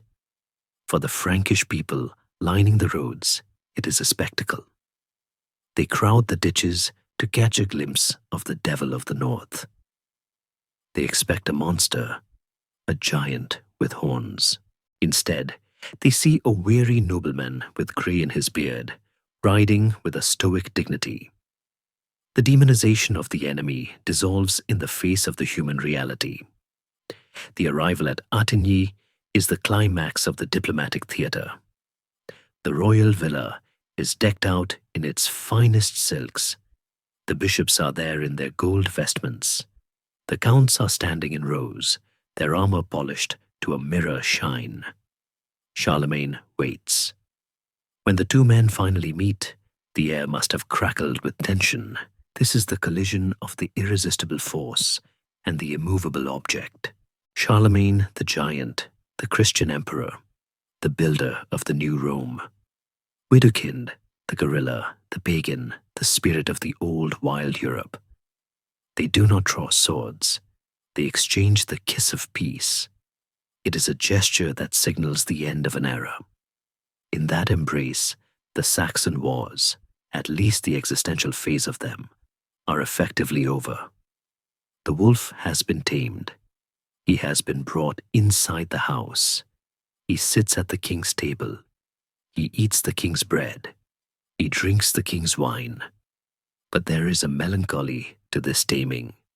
Widukind is treated with honor, yes. He is given gifts, gold, silver, fine cloaks. But he is also a trophy. He is a living symbol of Charlemagne's power. By accepting the king's hospitality, he is admitting that the king's world is stronger. He is trading his freedom for survival.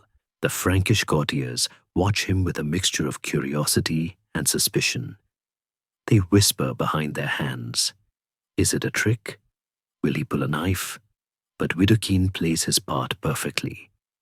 He is the defeated king in a Greek tragedy, bearing his fate with a quiet resolve.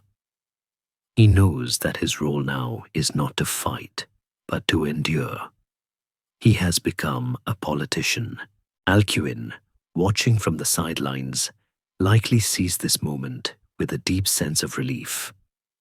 The conscience of the court has won a victory too.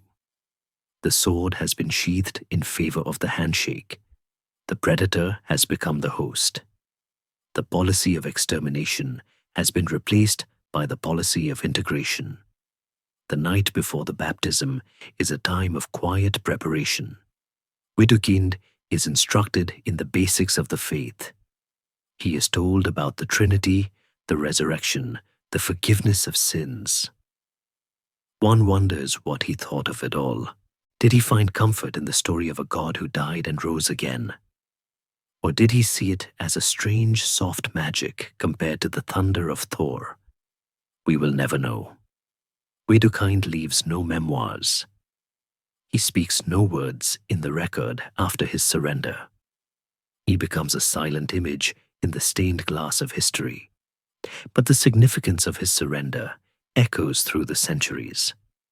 It marks the moment when the Old North, the pagan, tribal, oral culture of Germania, finally bows to the New South, the Christian, literate, imperial culture of Rome. It is the moment Europe begins to look like Europe.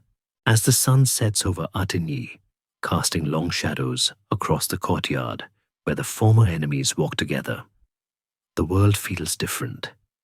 The terror of the forest has been domesticated. The wolf is sleeping by the fire. But as any hunter knows, a tamed wolf is never truly a dog. Behind the eyes, the memory of the wild remains. And while Widukind may have surrendered his sword, he has not necessarily surrendered his soul. The water of the baptismal font awaits him in the morning. But tonight, he sleeps one last time as a pagan, dreaming perhaps of the wind in the branches of the Aminsel and the freedom that is gone forever. The year turns, the leaves fall, the frost bites, and the world arrives at Christmas Day, 785. We are at the royal villa of Attigny, deep in the heart of the Frankish lands. The air outside is biting, a sharp, crystalline cold that turns breath into clouds of steam. But inside the great basilica, the air is thick, warm, and heavy, with the scent of frankincense and myrrh. The stone walls flickered with the light of 1,000 beeswax candles, casting long, dancing shadows that seem to mimic the spirits of the ancestors, watching from the corners of the room. This is the stage for the final act of the personal duel between the two giants of the age. It is the moment the sword is finally laid down and the water is taken up. The ceremony of baptism in the 8th century is not a quick splash of water on the forehead. It is a profound, immersive drama, a ritual death and rebirth that shakes a man to his core. Widukind stands at the entrance to the baptistery. He has been stripped of his furs, his leather, his iron armbands, the armor of his identity. He stands in a simple linen tunic, shivering slightly, not from the cold, but from the sheer weight of the moment. He is about to step out of his own history. Beside him stands Charlemagne. The king is resplendent. He wears a tunic of Tyrian purple, embroidered with gold thread, and a cloak fastened with a jewel the size of a robin's egg. But today, he is not the emperor. He is the sponsor. In the language of the church, he is the patrinus, the godfather. This role is chosen with a terrifying political precision. By standing as Widukind's godfather, Charlemagne is not just welcoming him into the church, he is adopting him into the family. He is creating a spiritual blood bond that is stronger than any treaty. In the Germanic tradition, a man cannot make war on his own father. By baptizing Widukind, Charlemagne is making it spiritually incestuous for the Saxon to ever rebel again. The procession moves toward the font. The choir begins to chant, a low, resonant Kyrie eleison that vibrates in the chest. The sound is alien to Widukind's ears, accustomed to the rhythmic drumming of the tribal dance and the wind in the trees. This music is structured, mathematical, soaring toward a vaulted ceiling that blocks out the sky. The bishop waiting at the font is likely the highest prelate in the realm, perhaps Archbishop Lull of Mainz. He holds the holy oil, the chrism, The water in the font has been blessed, exorcised of demons, and warmed. It is the womb of the church. Widukind steps into the pool. The water rises to his waist. The bishop places a hand on his head. The questions are asked again, the final interrogation. Do you believe in God, the Father Almighty, creator of heaven and earth? I believe. Do you believe in Jesus Christ, his only Son, our Lord? I believe. The words echo off the stone walls. With each credo, Widukind is driving a nail into the coffin of the old gods. He is publicly slaying the memory of the Aminsul. It is a moment of profound psychological violence, masked by the gentle lapping of the water. Then comes the immersion. The bishop pushes him backward. The water closes over his head. For a moment, there is only darkness and silence. The Saxon hero is gone, drowned in the holy water. And then he breaks the surface. Gasps of air, water streaming from his hair and beard. And as he wipes his eyes, the first thing he sees is the hand of Charlemagne reaching out. The king grasps Widukind's forearm, a warrior's grip. He pulls him up from the font. It is a powerful, symbolic image. The emperor physically lifting the rebel out of the darkness and into the light. Charlemagne wraps a white cloak, the candadus, around Widukind's wet shoulders. He embraces him. The kiss of peace is given, wet cheek to bearded cheek. Welcome, Charlemagne might have whispered, brother. The transformation is complete. Widukind the wolf is dead. Widukind the Christian is born. Scholars often debate the sincerity of this moment. Did Widukind truly believe? Or was he simply a tired soldier accepting the terms of surrender? The historical record offers a clue in its silence. After this day, Widukind vanishes from the pages of history. He never leads another rebellion. He never breaks his oath. He retires to a monastery or a ducal estate, living out his days in a quiet obscurity. This suggests that he took the vow seriously. In the medieval mind, an oath sworn on the Trinity was binding in a way we can scarcely imagine. To break it was to ensure eternal damnation, and Widukind, having seen the power of the Frankish god on the battlefield, likely decided not to risk his wrath in the afterlife. Following the ceremony, there is a feast. The mood is one of relieved celebration. The long tables at Attigny groan under the weight of roasted meats, venison, boar, and peacocks, dressed in their own feathers. Wine flows from the vineyards of the Moselle. The Frankish counts toast their former enemy. They slap him on the back, praising his courage, welcoming him to the fraternity of Christian knights.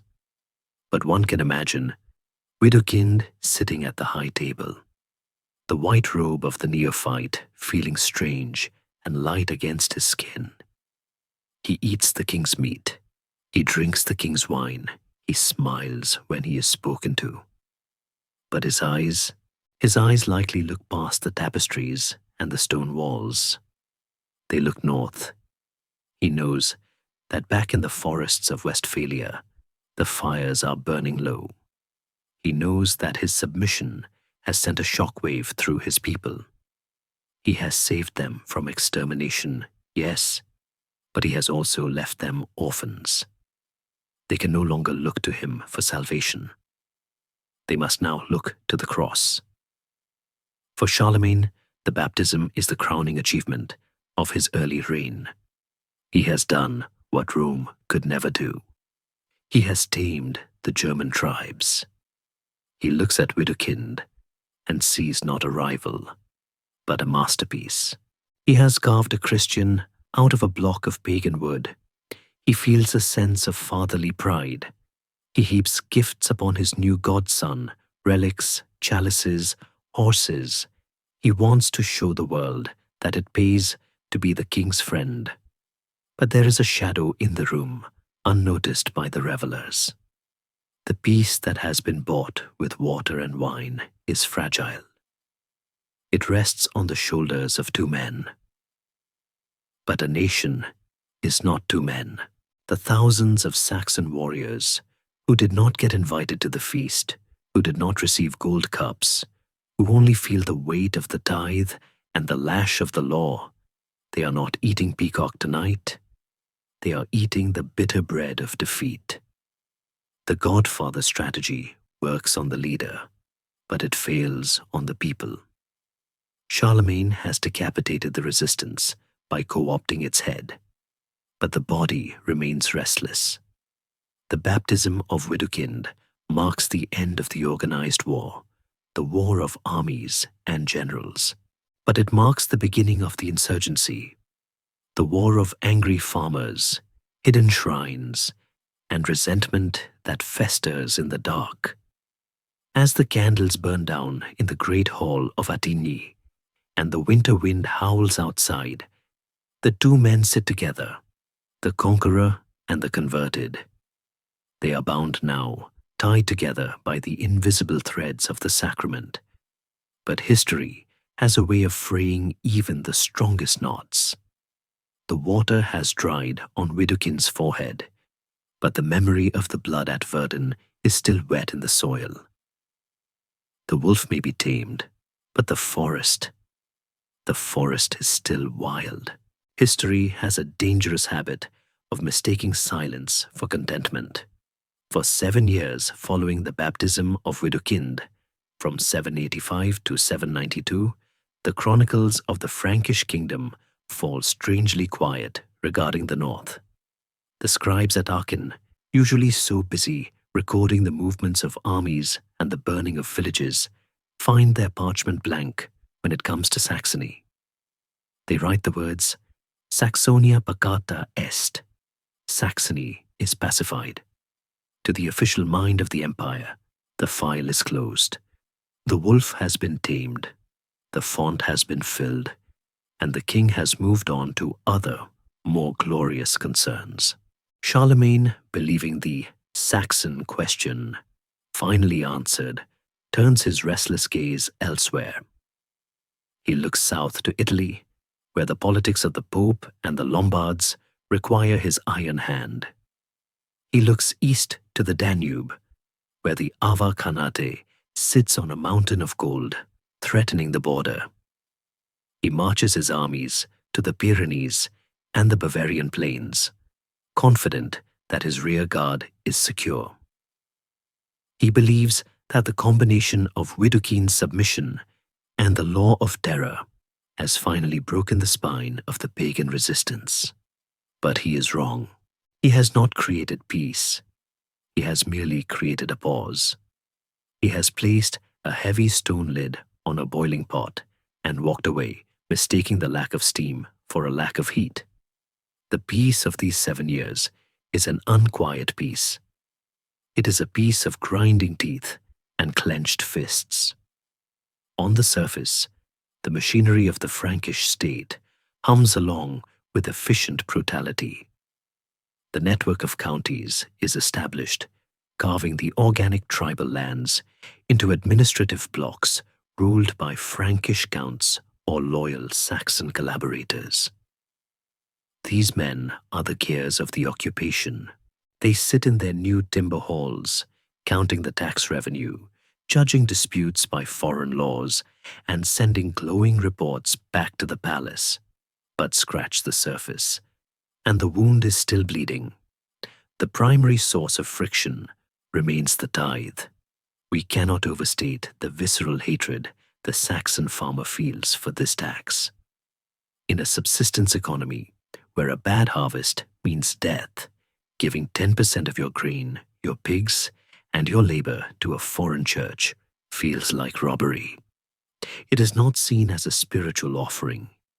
It is seen as tribute paid to a parasite. The Saxon peasant looks at the fat Frankish bishop riding a well-fed horse and wearing soft wool, and then he looks at his own gaunt children. He does not see a shepherd of souls. He sees a thief in a mitre. There is a simmering, low-level economic violence that defines this period. The Frankish counts, far from the supervision of the king, often treat their provinces as personal fiefdoms. They squeeze the population, they seize land, they dispense justice with a heavy hand, favoring the Frankish settler over the Saxon native. The justice of the empire feels a lot like tyranny when you are on the receiving end of it. Culturally, the Christianization is a mile wide and an inch deep. The weaponized font has washed the bodies, but the minds remain stubbornly pagan. A catacomb culture takes root in the deep forests and the isolated hamlets. By day, the Saxons are model subjects. They attend Mass, they bow to the cross, they bury their dead in the churchyard. But when the sun goes down, the old world wakes up. Imagine a farmhouse in the dead of winter. The shutters are closed. The wind howls outside. Inside, the family gathers around the hearth. They do not tell stories of St. Peter or St. Paul. They tell stories of the giant killers, of the thunder wielder, of the ancestors who fought the Romans. They pass around small, crude amulets carved from bone, hidden symbols of the hammer of Thor, which they wear under their tunics, pressing them against their skin like a secret promise. They are practicing a form of spiritual resistance, keeping the embers of their identity alive under the ash of the occupation. The law of terror, the capitulatio, is still technically in force, but its enforcement becomes a game of cat and mouse. The Franks cannot watch everyone. The Saxons learn to be invisible. They learn the art of the public lie.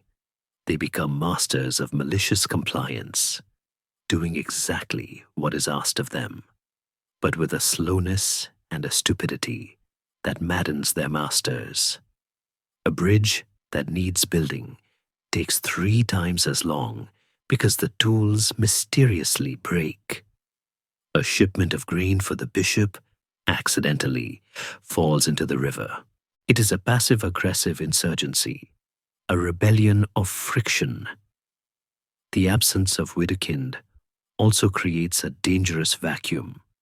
While Charlemagne thought that removing the leader would decapitate the snake, it actually results in the snake growing a dozen new heads.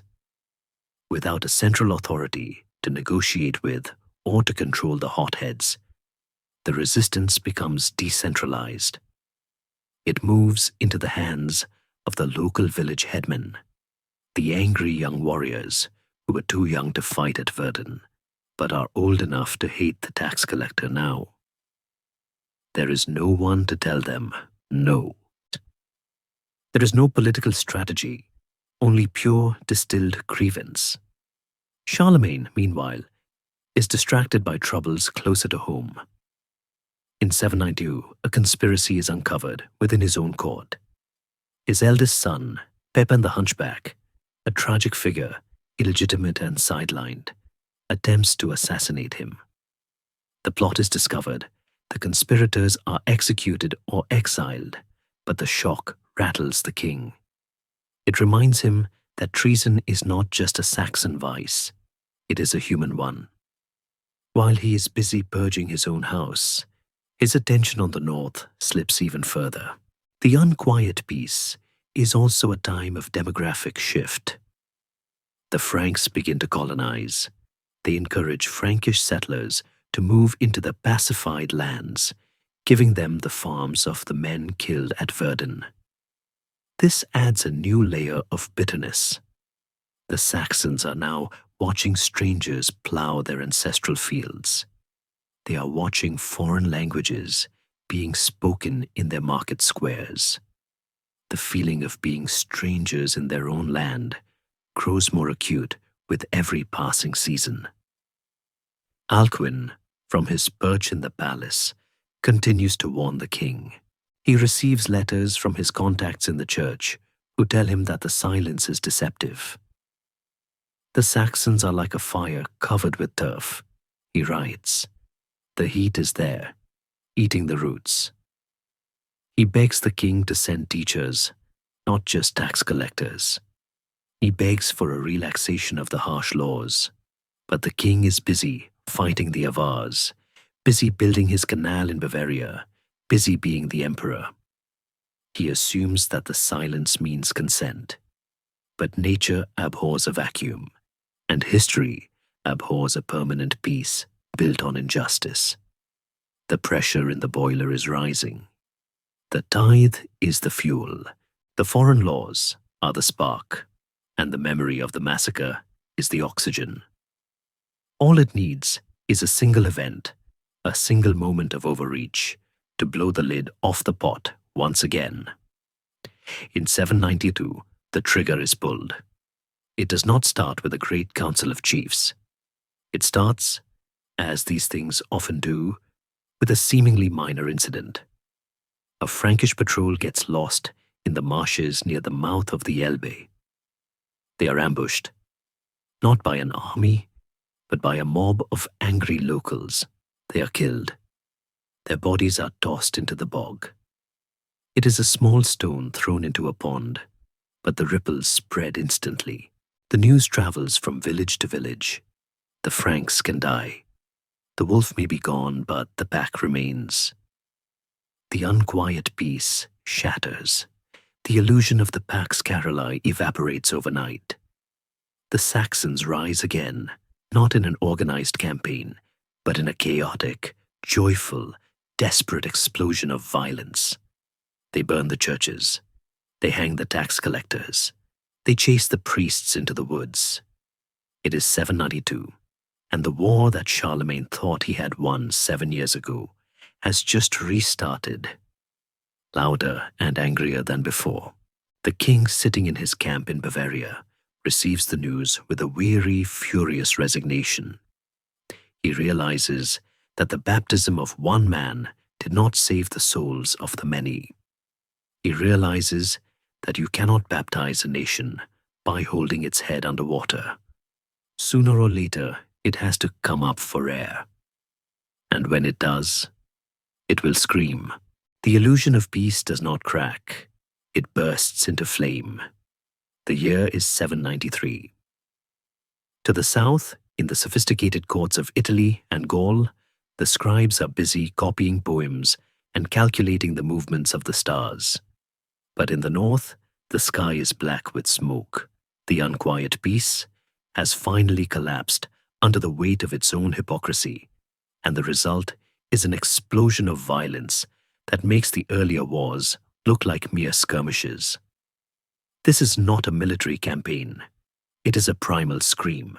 It is the sound of a people who have realized that they have nothing left to lose but their chains, and they have decided to use those chains to strangle their masters. The uprising begins in the Wigmodia district, near the mouth of the Elbe, the wildest and most remote part of Saxony. It starts as a rumor, a whisper of a Frankish patrol disappearing into the marshes, never to return. Then it spreads like a contagion along the trade routes. A tax collector is found hanging from an oak tree, his tally stick stuffed into his mouth. A newly built wooden church is torched in the night, the flames reflecting in the terrified eyes of the priest who thought he had tamed his flock. By the summer of 793, the rebellion is general. It is everywhere.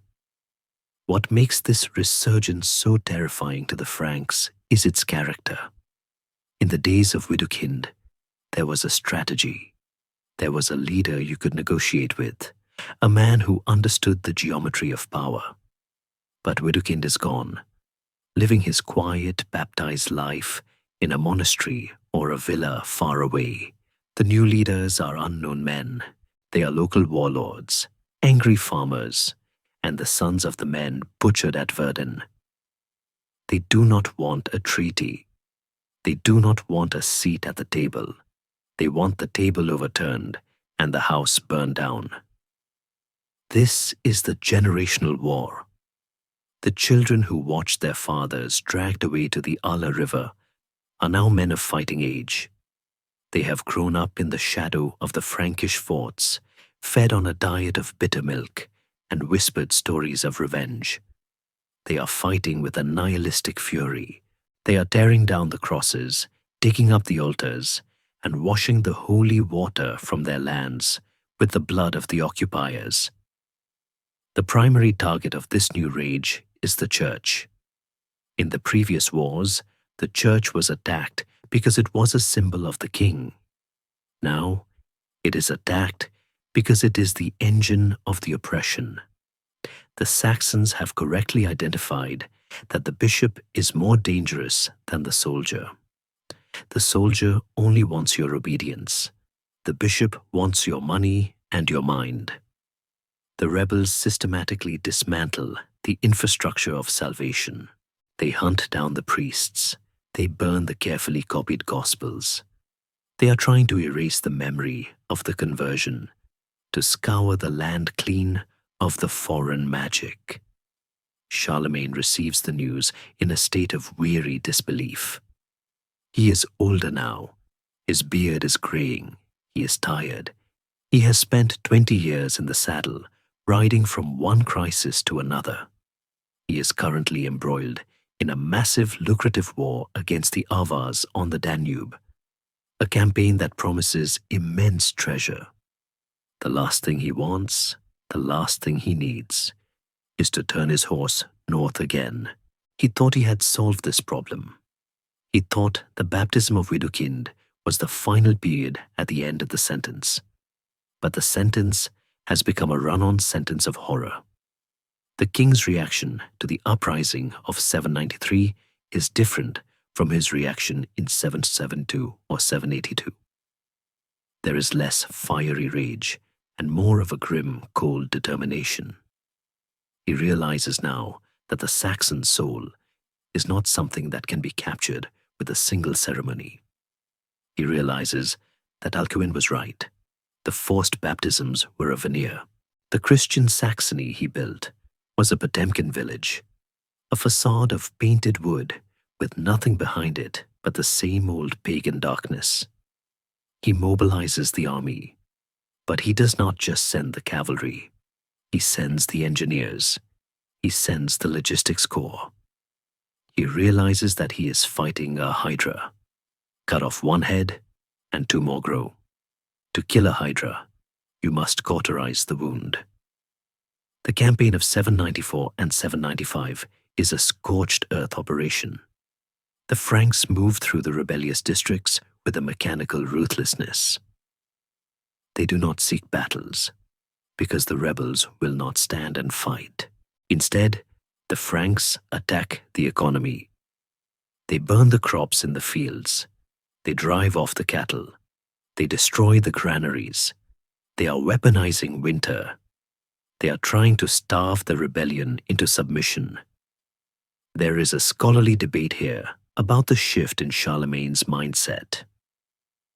Some historians argue that this is the moment he abandons the hope of genuine conversion and settles for mere subjugation. The idealism of the earlier years, the hope of creating a new Israel in the north, fades. He stops seeing the Saxons as potential brothers and starts seeing them as an invasive species that must be managed, contained, or removed. The violence of these years is intimate and messy. It is fought in the swamps and the deep woods. It is a war of ambushes. A Frankish column moving through a defile is suddenly showered with javelins from the ridges. A Saxon village, thinking it is safe, wakes up to find Frankish torches in the thatch. There are no great set-piece battles to record in the annals. Only a long list of punitive expeditions. One of the most tragic casualties of this renewed war is the spirit of the middle ground. The moderate Saxons, the ones who had accepted baptism, who were trying to live peacefully under the new laws, are caught in the crossfire. The rebels view them as collaborators and kill them. The Franks view them as potential spies and distrust them. There is no safety. You must choose a side, and either choice can get you killed. And yet, amidst the fires, the old gods seem to enjoy a brief, flickering renaissance. The rebels attempt to revive the old festivals. They rebuild crude altars in the clearings. They swear oaths on their swords again. It is a desperate attempt to turn back the clock, to pretend that the last 20 years never happened. But there is a frantic, hollow quality to this revival. They are praying to gods who have already lost. They are fighting for a world that has already been marked for demolition. Charlemagne spends the winters of the mid-790s in Saxony again, holding his courts in the midst of the desolation. He is trying to project permanence. He brings his bishops. He brings his choir. He sings the Psalms of David while the smoke of burning villages drifts past the windows. He is asserting his reality over theirs. I am here, his presence says.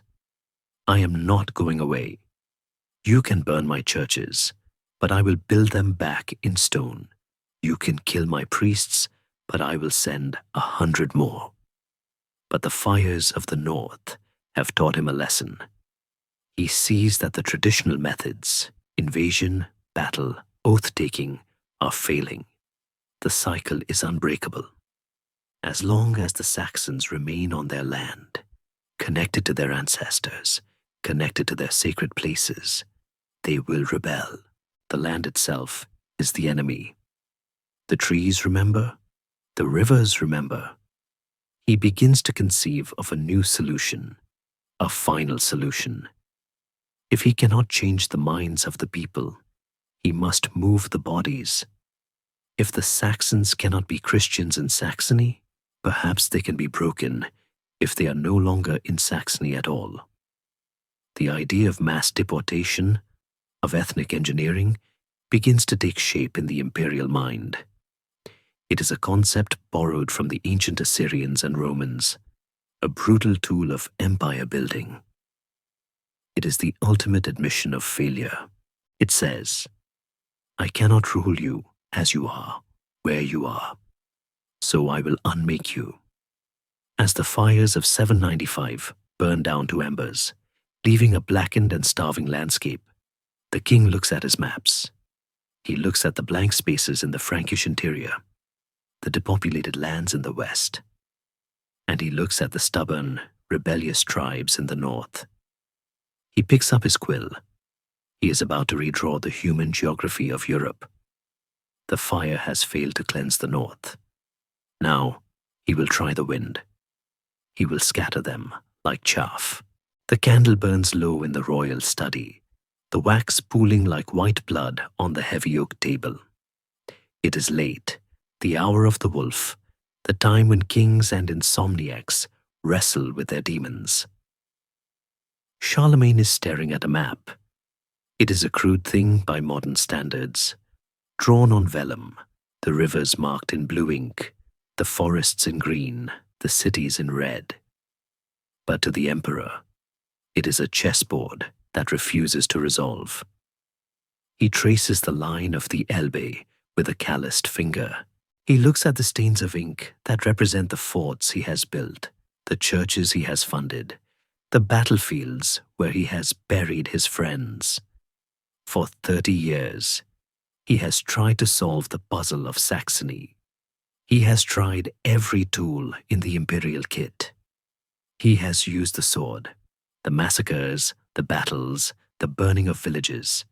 He has used the cross, the missionaries, the baptisms, the destruction of the Irminsul. He has used the law, the capitulary, the tithes, the oaths. And yet, the puzzle remains unsolved. The pieces keep moving. The moment his back is turned, the pagan fire flares up again from the ashes. The king is tired. He is approaching his 60s, an ancient age for a man of his era. The fire in his belly has cooled into a hard, crystalline resolve. He is done with anger.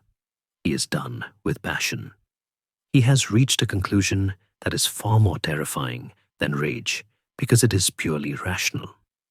He realizes that the problem is not the Saxon leaders. It is not Widukind. It is not the priests. The problem is the Saxon people themselves and their connection to the Saxon land. As long as a Saxon lives in the shadow of the same oak tree his grandfather worshipped, he will remain a pagan in his heart. As long as he drinks from the same river where the old gods are whispered to dwell, he will rebel. The landscape itself is the enemy. It acts as a memory bank, storing the trauma and the identity of the tribe. You can kill the warrior, but the forest will raise another. So Charlemagne decides to separate the people from the land. He conceives of a policy that historians will later call the final solution of the Saxon Wars. It is not a solution of extermination. That would be a waste of labor, and perhaps too much for even his hardened conscience to bear. It is a solution of translatio, deportation, mass ethnic displacement. He decides to unmake the Saxon nation by scattering its atoms across the wind. The inspiration likely comes from the ancient world. Charlemagne's libraries are full of Roman histories. He knows how the Assyrians and the Babylonians dealt with rebellious tribes. They moved them. They uprooted entire populations and replanted them in foreign soil, surrounded by strangers, where their language and their gods would wither and die. It is a brutal, brilliant sociopathic logic. If the fish are the problem, drain the lake and move the fish to a desert. The implementation of this policy begins in the mid-790s. It is not a sudden explosion of violence, but a rolling, bureaucratic thunder. The orders go out to the counts and the generals. Do not kill them, capture them, and prepare them for travel. The nature of the Frankish columns changes. They are no longer hunting parties. They are press gangs. They move into a district, the Wigmodia or the Badengau, and they surround the villages. They summon the headmen. But instead of demanding hostages or taxes, they demand everyone. Imagine the scene in a small village near the Weser. It is dawn, the mist is rising, the soldiers are waiting. The order is given. You have 1 hour. Take what you can carry, leave the rest. The panic is absolute. It is a different kind of terror than the fear of a massacre. A massacre is over quickly. This is the death of a world. A farmer looks at his field, the soil he has turned for 40 years, the soil where his umbilical cord is buried. He looks at the roof beam of his house, carved with the protective runes of his ancestors. He realizes he is seeing them for the last time. He is being asked to walk off the edge of his known universe. The columns of deportees begin to form. They are miles long, rivers of humanity flowing west. Carts piled high with bedding, pots, and tools. Old women riding on the backs of oxen. Children crying, clutching wooden dolls. Men walking with their hands bound, heads bowed, flanked by Frankish horsemen. They leave behind empty houses, the fires still smoldering in the hearths, the cattle lowing in the pens, the ghosts of the ancestors wondering where their children have gone. The destination of these trails of tears is the Frankish heartland. Charlemagne does not put them in concentration camps. He is more subtle.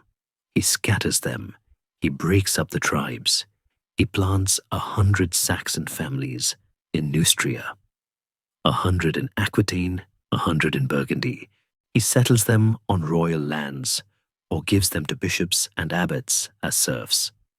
The strategy is dilution. A Saxon family transplanted to a village near Paris is surrounded by Franks. They hear the Romance language, not the Saxon dialect. They see stone churches, not sacred groves. They are isolated. To survive, they must adapt. They must learn the new tongue. They must marry into the local families. Within 2 generations, their grandchildren will not be Saxons. They will be Franks. They will be absorbed into the body of the empire. Their distinct identity dissolved like salt in warm water. For the Saxons remaining in the north, the psychological impact of the deportations is more devastating than the sword. The sword creates martyrs. Deportation creates a void. When a village is burned, you can rebuild it. When a village is emptied, it stands as a haunted monument to the power of the king. The silence of the depopulated valleys is a constant screaming reminder. Submit, or you will vanish. Alcuin, watching this from the court, must have been torn. On one hand, the violence of the sword has stopped. The mass executions have ended. On the surface, this is a humane alternative. The people are alive. They are being given new lands. They are being brought into the center of Christendom. But Alcuin, with his deep empathy, must have recognized the tragedy of the uprooting. He knows that a man is not a plant. You cannot just move him and expect him to thrive. He writes of the sorrow of the exiles, borrowing the language of the Psalms, of the Jews weeping by the rivers of Babylon.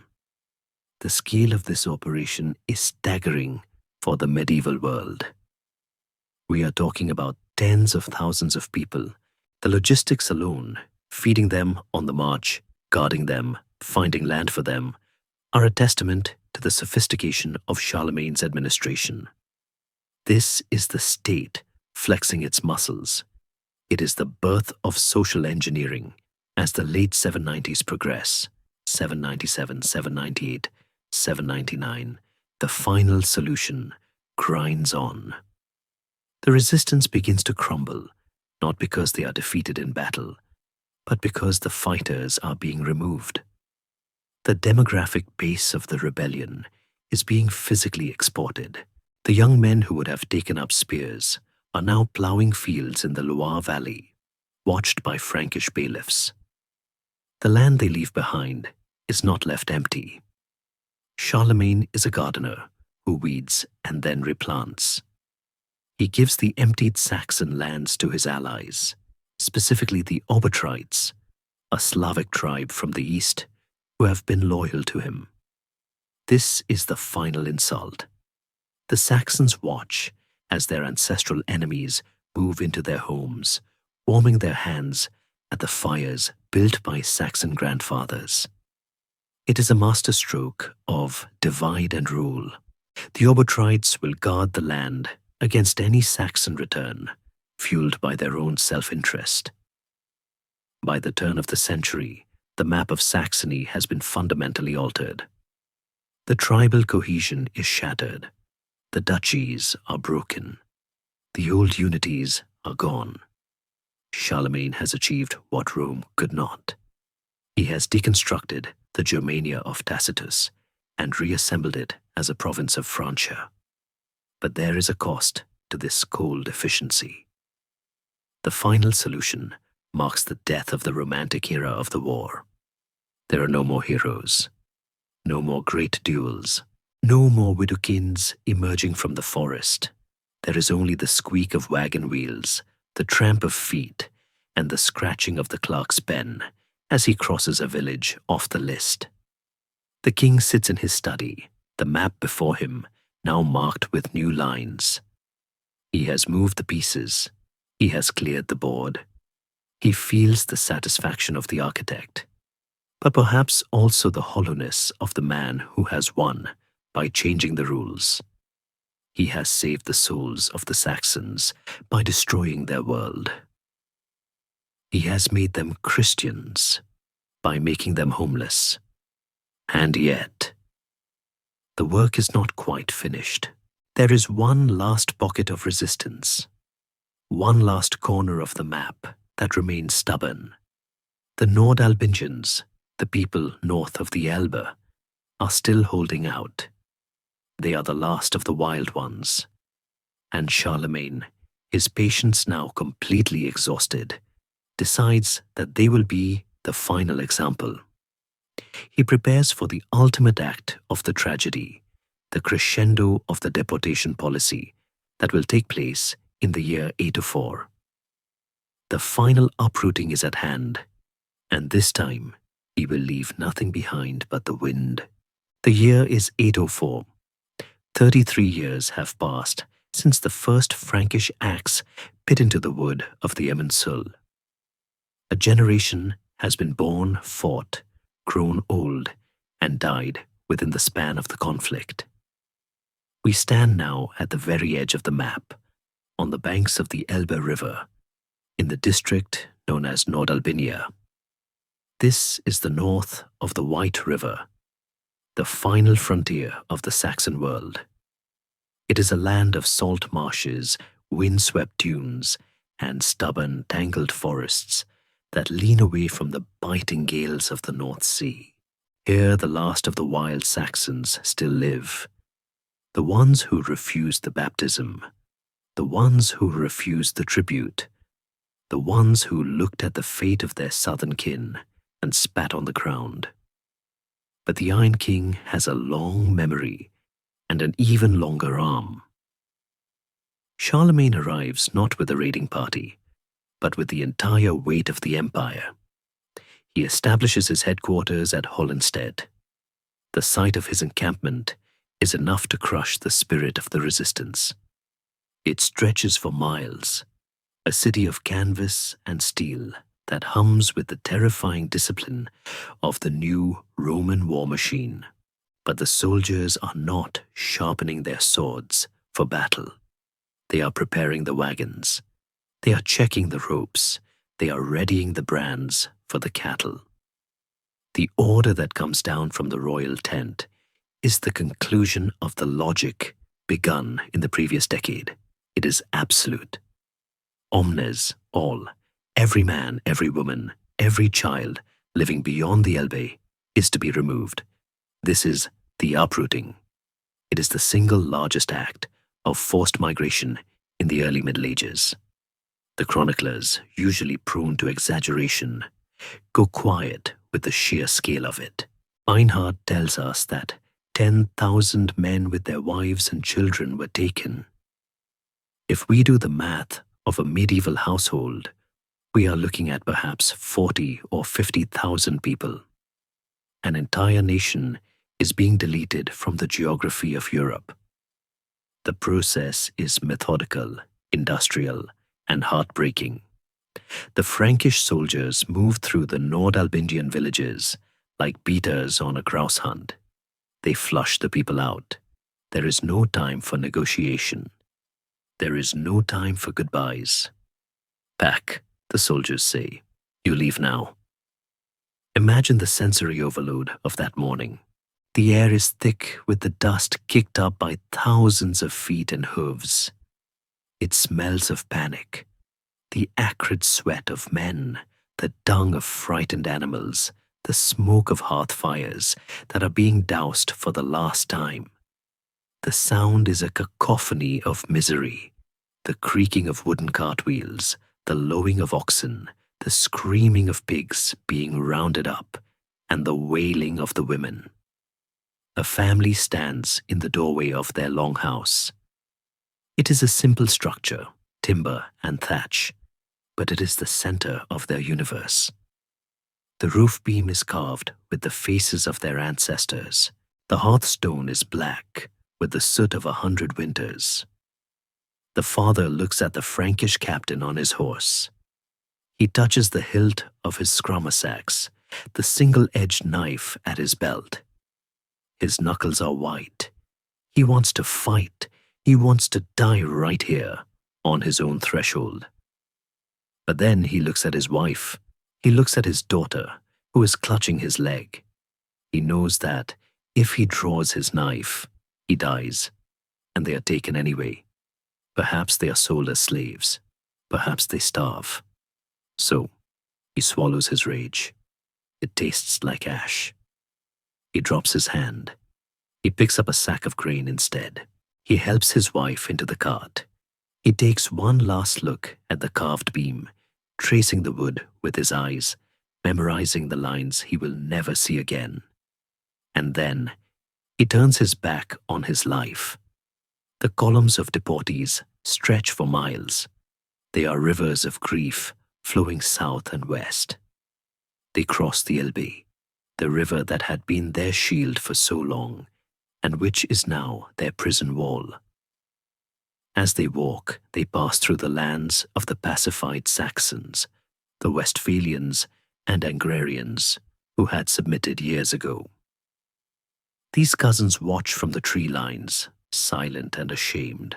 They see the free Saxons being led away in chains, and they see the price of their own survival. There is no solidarity, only relief that it is not us. Charlemagne watches the exodus from a high ridge. He does not gloat. He is not a sadist. He views this as a necessity of state. He believes he is doing God's work. By removing these people from the pagan contagion of the north, he is saving their souls. He is bringing them into the heart of the empire, where they will be surrounded by churches, where their children will learn the Lord's Prayer, where they will become civilized. It is a terrifying benevolence, the kindness of the surgeon who cuts off the leg to save the patient, without asking if the patient wanted to walk. But the tragedy of 804 has a second act, one that reveals the cold cynicism of imperial politics. The land that the Saxons are leaving, the fertile marshes, the rich pastures, is not left empty. Charlemagne needs a buffer zone. He needs a guard dog to watch the northern frontier against the Danes.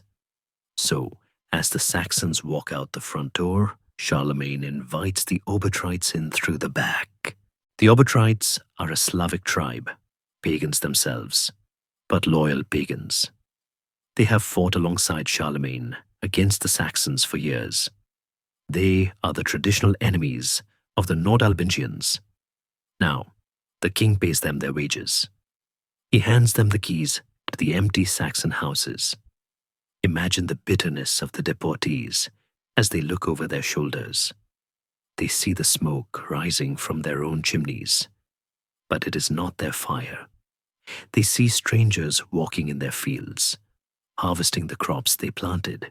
They see the Obotrite warriors laughing and drinking in the halls where the Saxon councils used to meet. It is the ultimate humiliation. Their homeland has not just been conquered, it has been given away as a party favor to a foreign tribe. The destination of the exiles is scattered. Some are sent to the Rhineland, some to Neustria. Many are settled in the region near Frankfurt. They are dispersed, sprinkled across the empire like seeds. This is the brilliance of the strategy. A group of 10,000 angry Saxons is an army. 10,000 Saxon families, separated by 50 miles, each are just neighbors. They arrive in their new homes as strangers. They speak a guttural dialect that the Franks mock.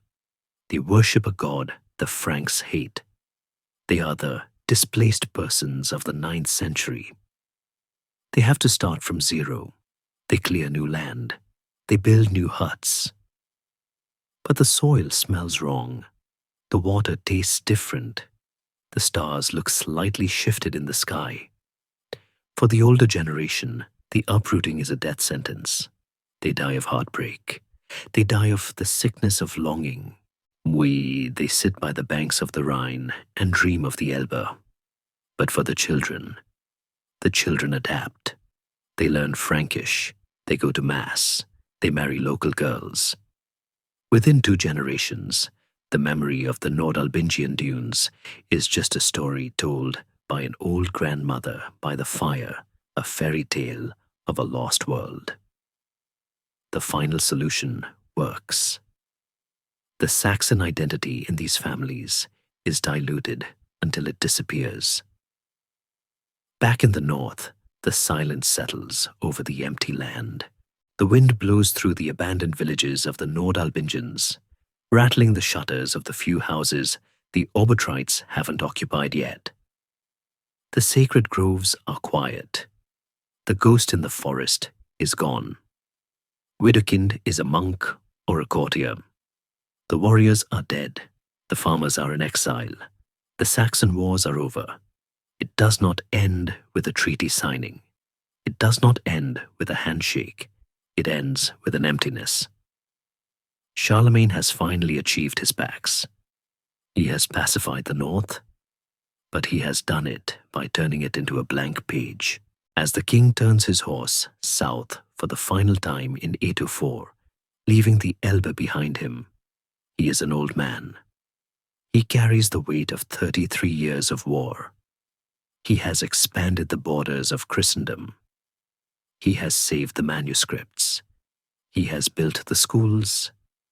He is the father of Europe. But as he rides away from the ghost land of Nordalbingia, one has to wonder if he hears the echo of Alcuin's voice in the wind, asking the question that history will ask for 1,000 years. What does it profit a man to gain the whole world and lose his own soul? Or perhaps, more fittingly, for the thousands of exiles trudging west, what does it profit a king to save a nation's soul if he has to destroy the nation to do it? The uprooting is the period at the end of the long, bloody sentence. The book of the Saxon Wars is closed. The book of the Holy Roman Empire is about to open, but the binding of that new book is glued with the tears of the 10,000 who walked away from the Elbe and never looked back. The wagon wheels stop turning. The rhythmic creaking of the wood, which has been the soundtrack of their lives for weeks, is replaced by a silence that feels heavy and alien. They have arrived. But where is here? The deported Saxons climb down from their carts, their legs stiff, their eyes wide and stinging from the dust of the road. They stand in the middle of a village square in Neustria, or perhaps in the rolling hills of the Rhineland. To their eyes, accustomed to the brooding, tangled density of the northern forests and the flat, grey expanse of the salt marshes, this new world looks like a painting that has been tidied up by a fussy artist. The light here is different, softer, more golden. The air smells of grapes and warm stone, not pine resin and sea salt. The forests are not wild walls of green. They are managed woodlots, polite and contained. Even the earth beneath their boots feels wrong, dry, crumbly, lacking the deep, wet grip of the Saxon mud. They are strangers in a strange land. The locals come out to watch them. Frankish peasants, wiping their hands on their aprons, stare with a mixture of curiosity and suspicion. They see the wild hair of the men, the strange embroidery on the women's dresses, the amulets of bone and amber that clatter against their chests. They whisper to each other in a dialect that sounds like the gargling of stones compared to the rolling vowels of the north. Barbarians, they murmur, savages, the king's pets.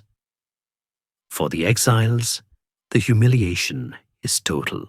Back in Nordalbingia, a man was defined by his lineage, by the number of cattle he owned, by the battles his father fought. Here, he is defined by nothing. He is a zero.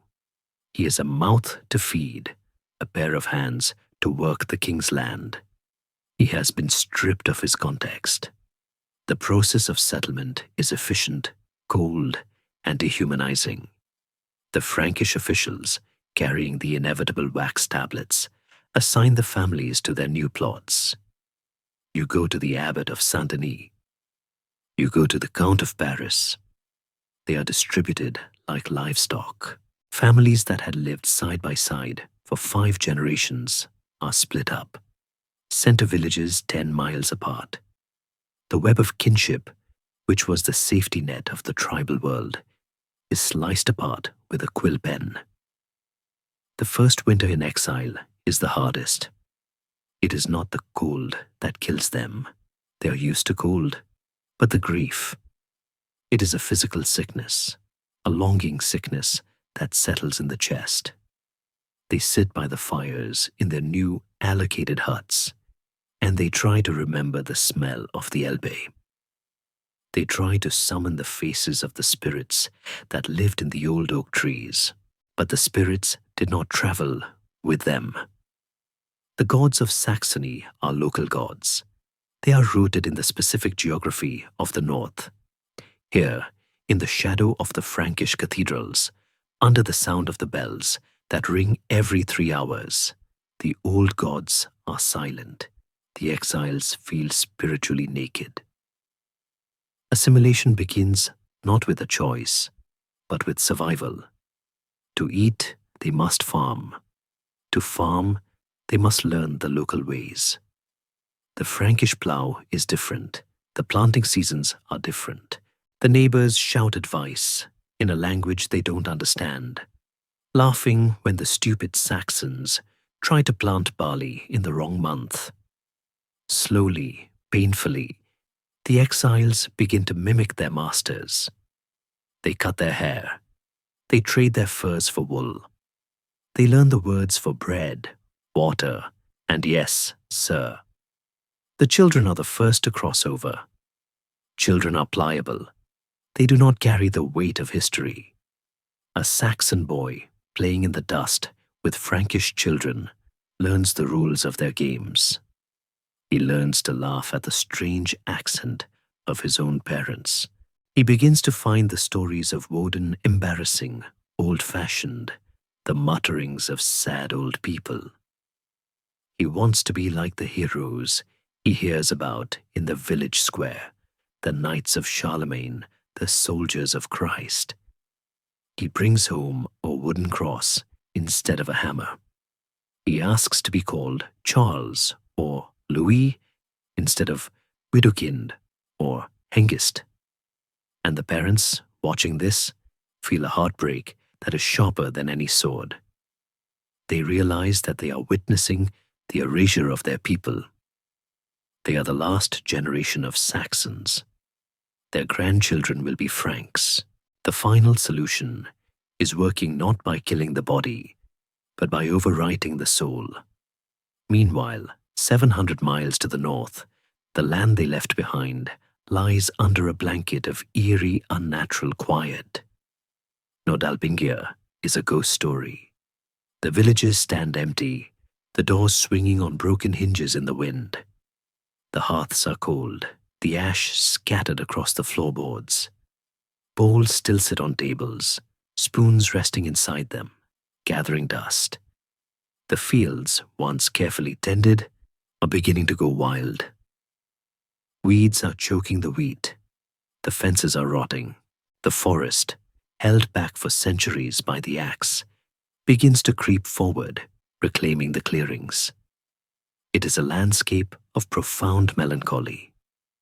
If a traveler were to walk through these abandoned hamlets in the year 805, he would feel the ease of the absent owners watching him.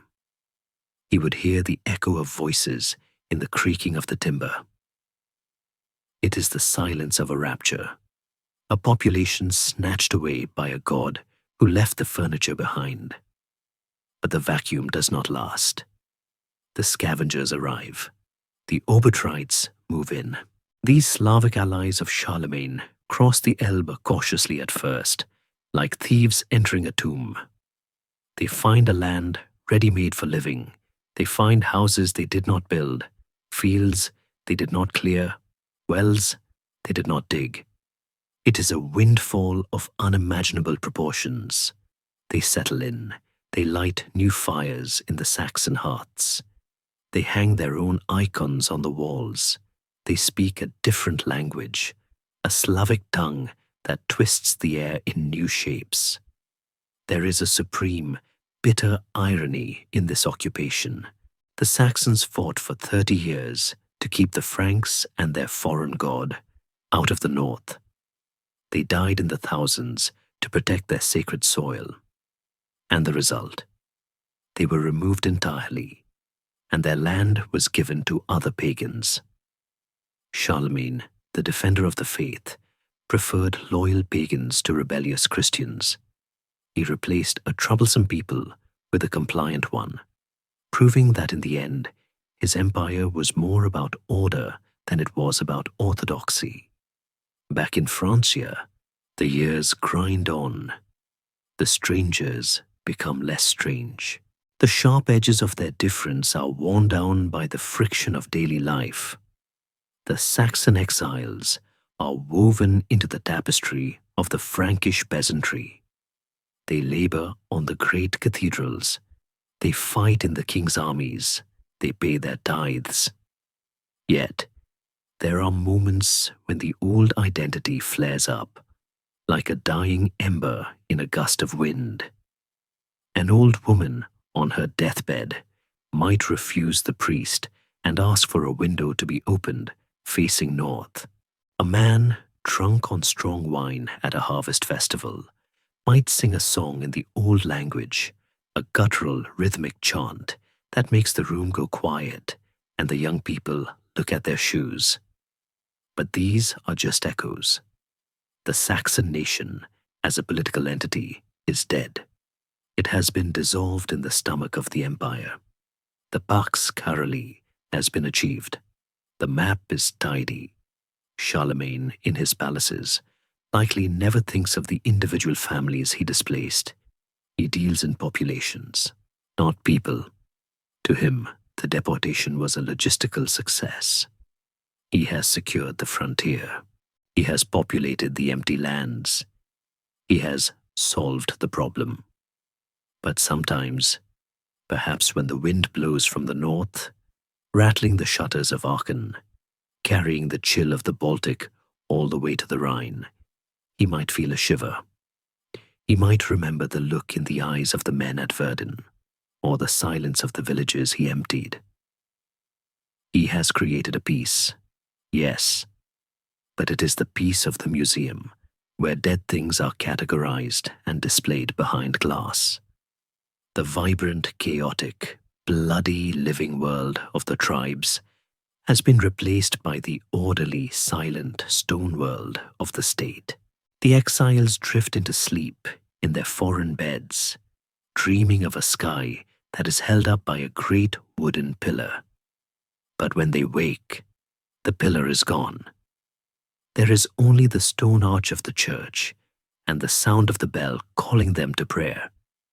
They rise, they dress, they go to work, they survive. And in surviving, they cease to be who they were. The ultimate victory of the Iron King is not that he killed them, but that he made them forget. To witness the climax of this story, we must leave the grey, windswept desolation of the Saxon frontier. We must travel south, crossing the Alps, where the air grows thin and the snow deep, and descend into a world that feels like a dream of the past. We are going to Rome. The year is 800 AD. It is Christmas Day. Rome in the 9th century is a ghost of its former self. The great aqueducts are broken, their arches standing like skeletal ribs against the sky. The Forum is a pasture for goats, the marble columns half buried in centuries of silt. But amidst the ruins, the church is alive, burning with a spiritual intensity that illuminates the decay. The city of man has fallen, but the city of God is rising from the rubble. Charlemagne is here. He has come not as a conqueror, but as a protector. He has come to judge the enemies of Pope Leo III, who had been attacked by a Roman mob, his eyes and tongue nearly cut out. Charlemagne has restored order. He is the master of Italy, just as he is the master of Francia and Germania. Imagine the scene inside Old St. Peter's Basilica. It is not the white marble Renaissance giant we see today. It is a cavernous, ancient structure, filled with the smoke of thousands of candles. The air is thick with the scent of frankincense, burning to mask the smell of the unwashed crowds. The walls are covered in mosaics that glitter in the flickering light, gold and blue faces of saints staring down at the drama below. The Mass is proceeding. The chanting of the choir echoes off the wooden rafters, a hypnotic, rolling wave of sound. Charlemagne is kneeling at the altar. He is 58 years old now. His hair is white. His body, once the engine of constant war, is beginning to feel the weight of the miles. He wears the tunic of a Roman patrician, a rare concession to local custom, swapping his Frankish trousers for the long tunic and chlamys. Even kneeling, he is a giant. He is the gravitational center of the room. As the reading of the Gospel ends, a hush falls over the basilica. It is a silence different from the one at Verden. That was the silence of terror. This is the silence of destiny. Pope Leo III approaches the kneeling king. In his hands, he holds a crown. It is not a simple circlet of iron. It is heavy, encrusted with gems that catch the candlelight. Rubies like drops of blood, sapphires like chips of the cold northern sky. Without a word, the Pope lowers the crown onto Charlemagne's head. The moment the gold touches his white hair, the crowd erupts. It is a choreographed explosion, a scripted acclamation that has been prepared in secret. To Charles, the most pious Augustus, crowned by God, the great and peace-giving emperor, life and victory, imperator. The word hangs in the air, heavy with 1,000 years of history. With this gesture, the world changes. The Roman Empire, which had flickered out in the West 3 centuries earlier, is reborn. But it is different now. It is a Holy Roman Empire. The power of the Caesar has been fused with the power of the cross. The king of the Franks has become the emperor of the Romans. Einhard, Charlemagne's biographer, tells us a curious thing about this moment. He claims that Charlemagne was displeased. He writes that the king said he would not have entered the church that day, even though it was a high holy feast, if he had known the Pope's intention. Historians have argued about this for centuries. Was it false modesty? Was it political theater? Or was it genuine annoyance that the Pope had seized the initiative, placing the crown on his head to symbolize that the Church bestowed the power? Perhaps it was something else. Perhaps, as the weight of the crown settled on his brow, Charlemagne felt the ghost of the past. Think of the contrast. Here he is acclaimed as the peace-giving emperor. He is hailed as the new Constantine, the guardian of the faith. But his mind must have flashed back to the mud of the Aller River. He must have remembered the 4,500 headless bodies rotting in the marsh. He must have remembered the smoke of the Saxon villages and the wailing of the deportees. This crown, this golden circle of legitimacy, was paid for with iron. The road to Rome was paved with the bones of the Saxons. The unification of Europe was not achieved through the gentle persuasion of the gospel, but through the brutal, grinding machinery of total war.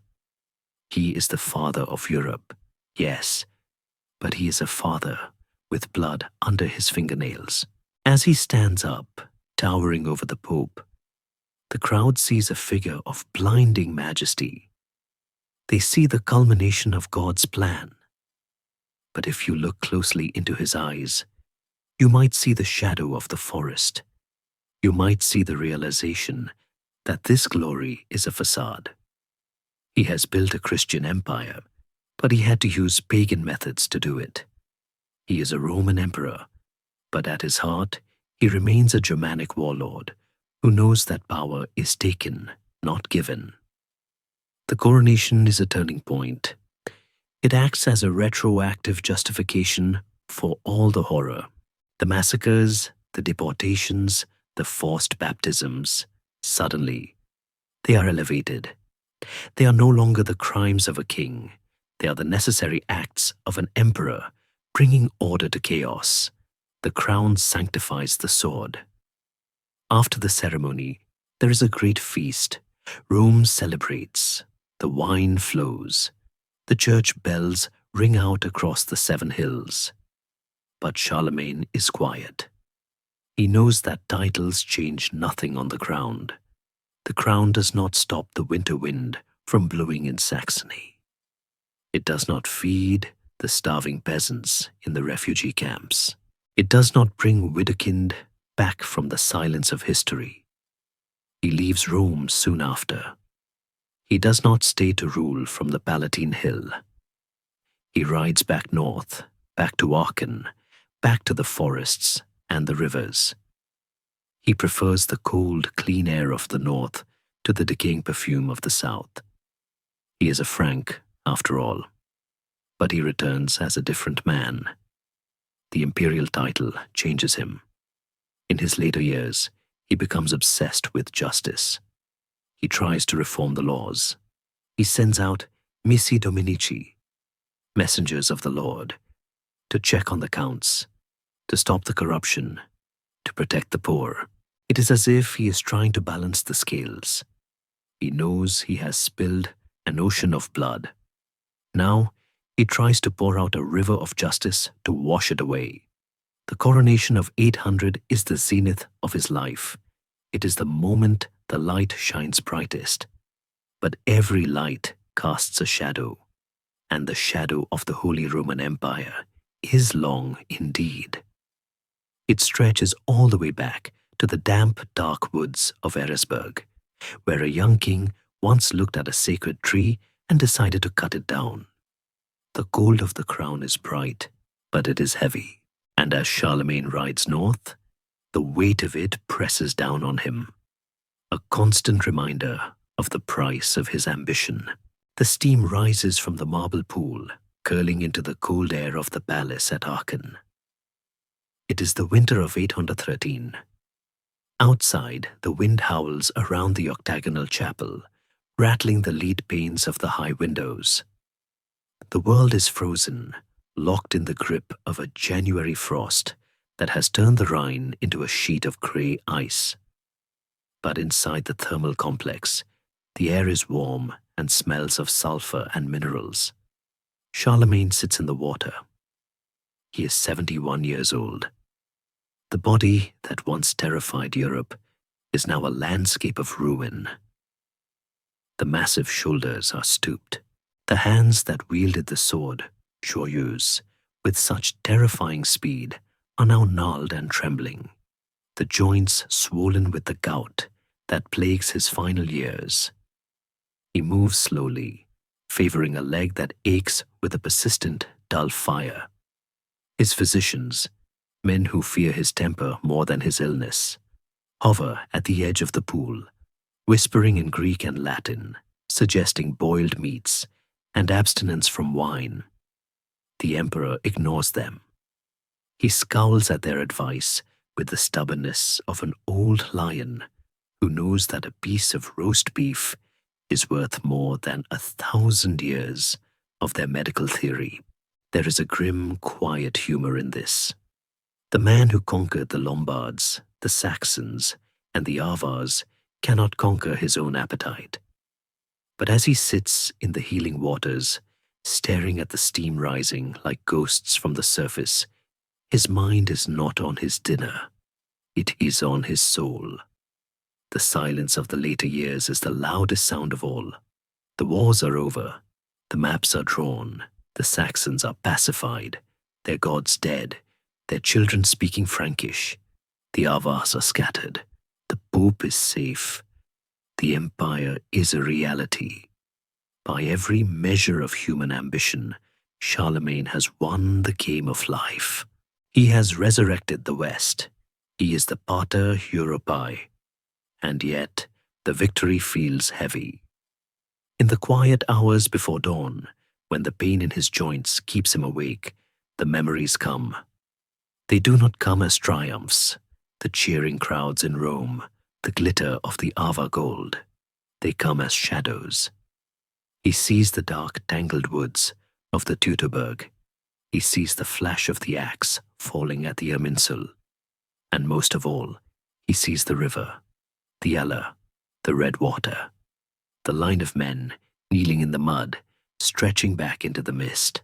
Historians and hagiographers have long debated the inner life of the aged Charlemagne. Was he haunted? The church eventually beatified him, though his canonization by an antipope leaves his saintly status in a strange theological limbo, painting him as the perfect Christian monarch. But the sources hint at a deep, melancholic introspection. He spent his final years correcting the text of the Gospels, surrounding himself with books, listening to Augustine's City of God being read aloud while he ate. It is the behavior of a man who is preparing his defense for a trial that will not be held in any earthly court. He thinks of Alcuin. His old friend, his Flaccus, has been dead for 10 years now. The voice of conscience is gone. There is no one left who dares to tell the emperor he is wrong. The court is filled with yes-men and sycophants who praise his wisdom while eyeing his treasury. He misses the argument. He misses the gentle scolding. He wonders, as the steam swirls around him, if Alcuin was right. Did I build the kingdom of God? Or did I just build a very large graveyard and put a cross on top? The moral price of the empire is a bill that is now coming due. Charlemagne believed, with a fierce sincerity, that he was responsible for the salvation of his subjects. He viewed his empire as a ecclesia, a church state. If a Saxon died a pagan, Charlemagne believed he would have to answer for that soul on Judgment Day. Therefore, he reasoned, it was better to kill the body and force the baptism than to let the soul slide into hell. It was a brutal calculus, a little blood now for eternal bliss later. But in the twilight of his life, the certainty is fading. The sheer scale of the suffering he inflicted, the 4,500 at Verden, the tens of thousands deported, the burned villages, weighs on him. He realizes that necessity is a slippery shield. He looks at his hands, wrinkling in the water, and wonders if the blood ever truly washed off. He looks at his son, Louis the Pious. He is a good man, religious, gentle. But he is not a giant. Charlemagne knows with the terrible foresight of a founder that the empire will not last. It is held together by the force of his own personality. When he dies, the centrifugal forces of the tribes, the counts and the sons will tear it apart. The Saxons will stay Christian. Yes, that change is permanent. But the unity, the Roman dream, it is as fragile as the steam rising from the pool. There is a profound loneliness in the power of the autocrat. He has outlived his friends. He has outlived many of his children. He has outlived his enemies. Widukind is gone, a footnote in the archives. The world has moved on. The young knights at court look at him not as a man, but as a monument, a relic of a heroic age that they can read about but never touch.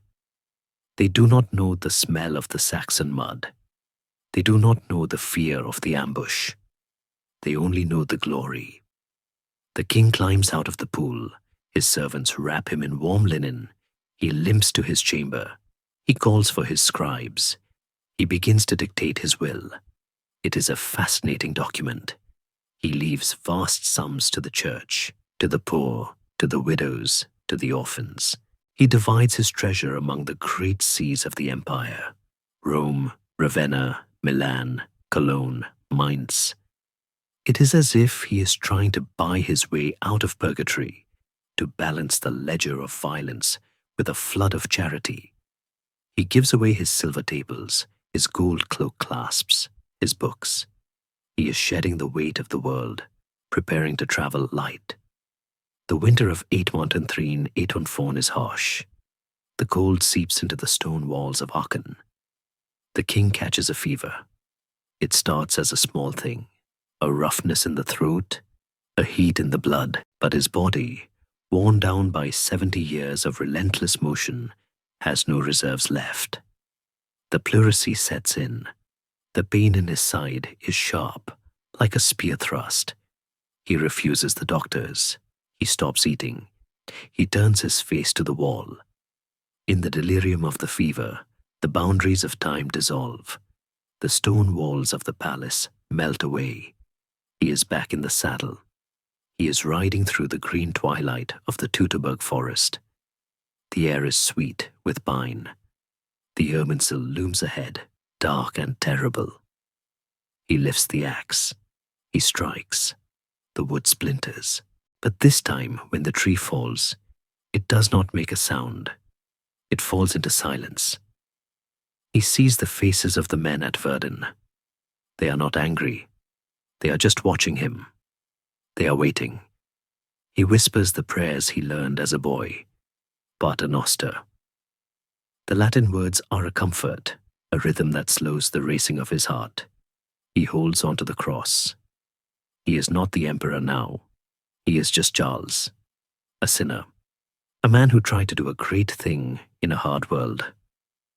The Christian conscience that Alcuin tried to awaken has finally taken full possession of him.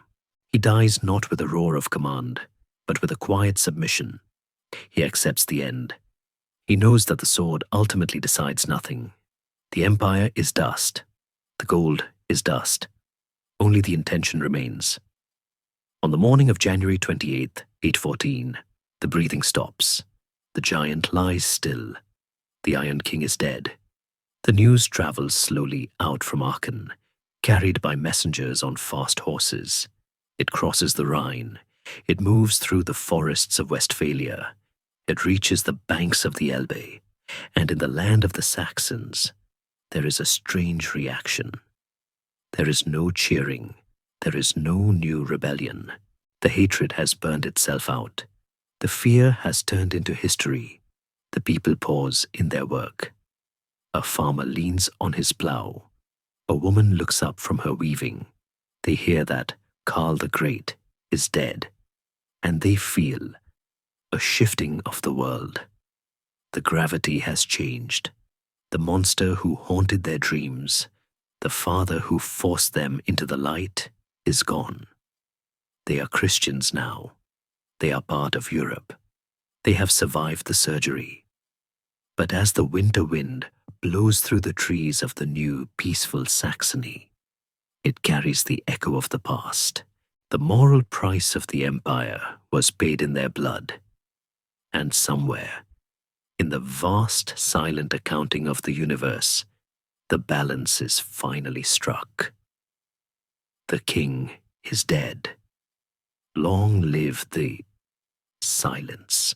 The stone lid slides into place over the sarcophagus in the Palatine Chapel at Aachen. The incense settles. The chanting of the monks fades into a whisper, and then into silence. Charlemagne, the giant who strode across the map of Europe like a colossus, is finally at rest. Legend tells us that he was not buried lying down, but seated on a marble throne, sword in hand, a book of the Gospels on his knee, staring eternally towards the east. It is a fitting image for a man who could never quite lie down. Even in death, he sits there in the dark, a king of bone and dust, waiting for a judgment that is far beyond the pay grade of any historian. But while the king sleeps in his stone shell, the world outside continues to turn. The snow melts, the grass grows, the seasons perform their ancient healing dance.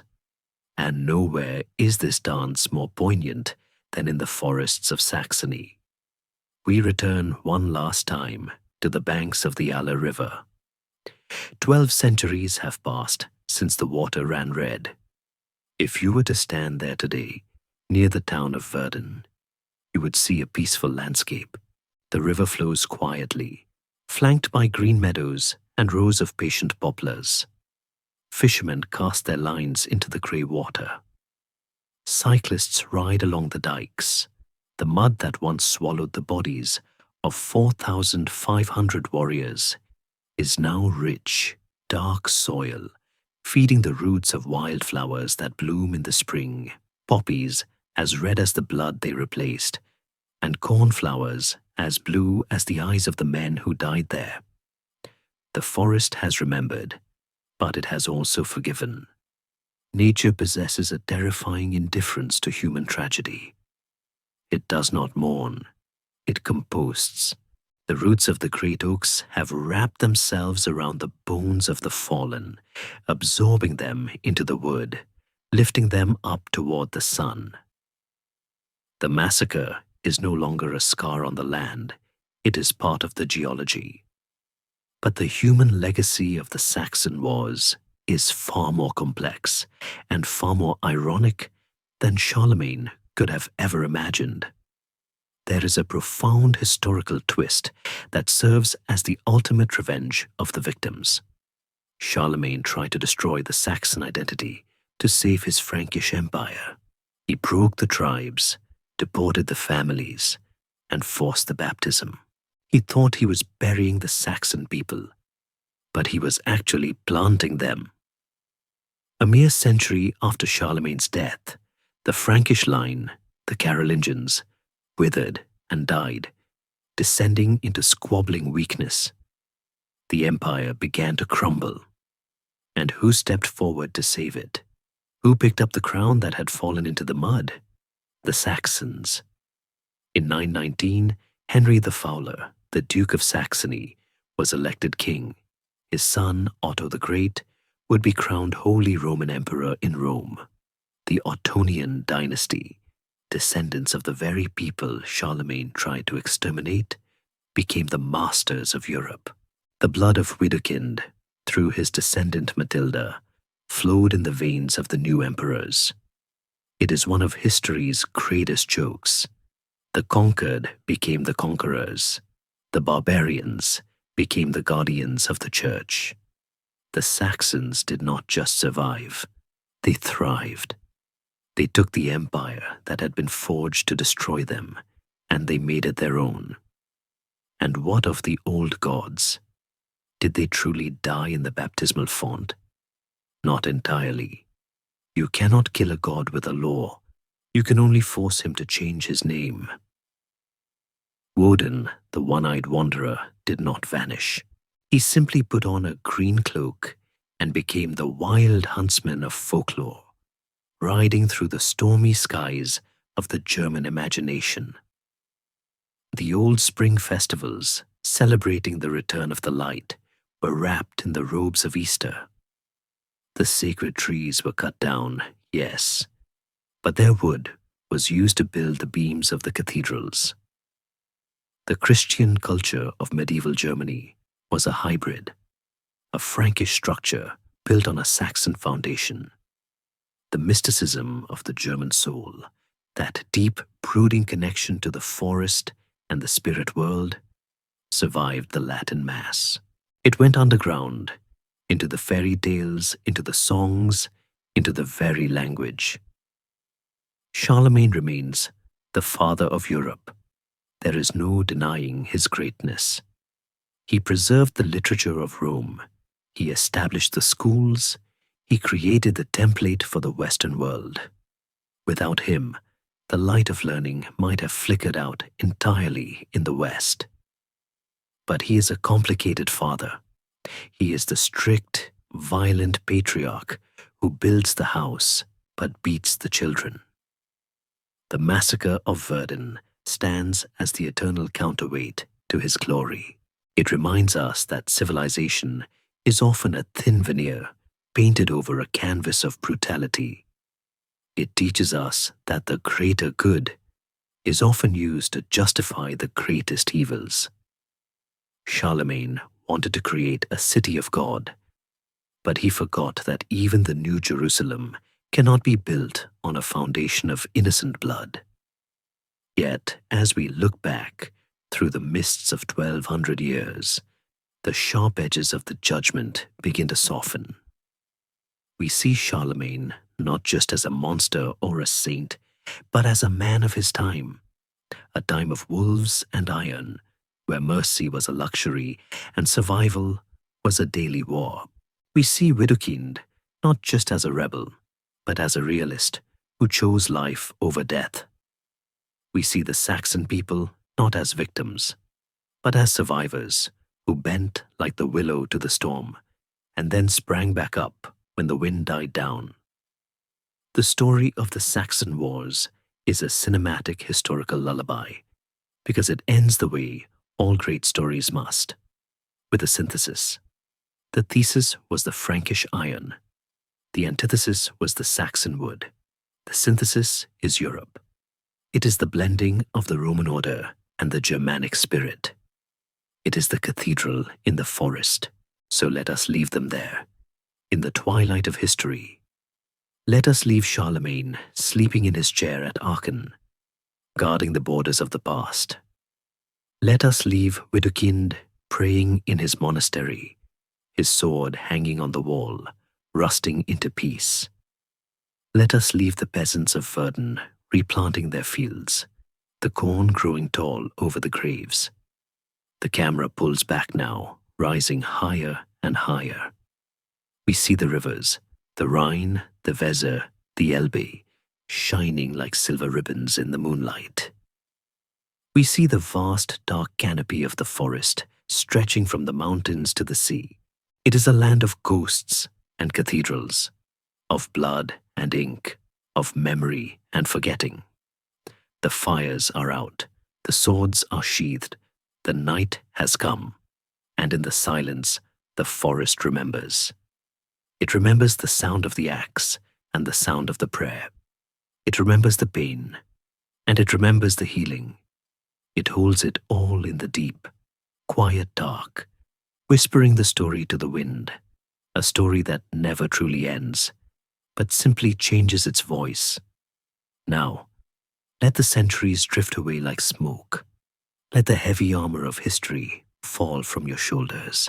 The dates, the names, the battles, let them dissolve into the soft, grey mist. You are no longer standing on the banks of the Aller.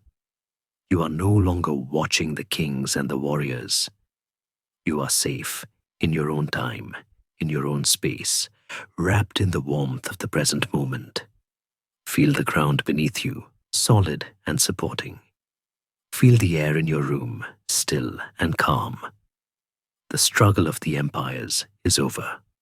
The noise of the world has faded to a quiet hum. There is nothing you need to fight tonight. There is nothing you need to conquer.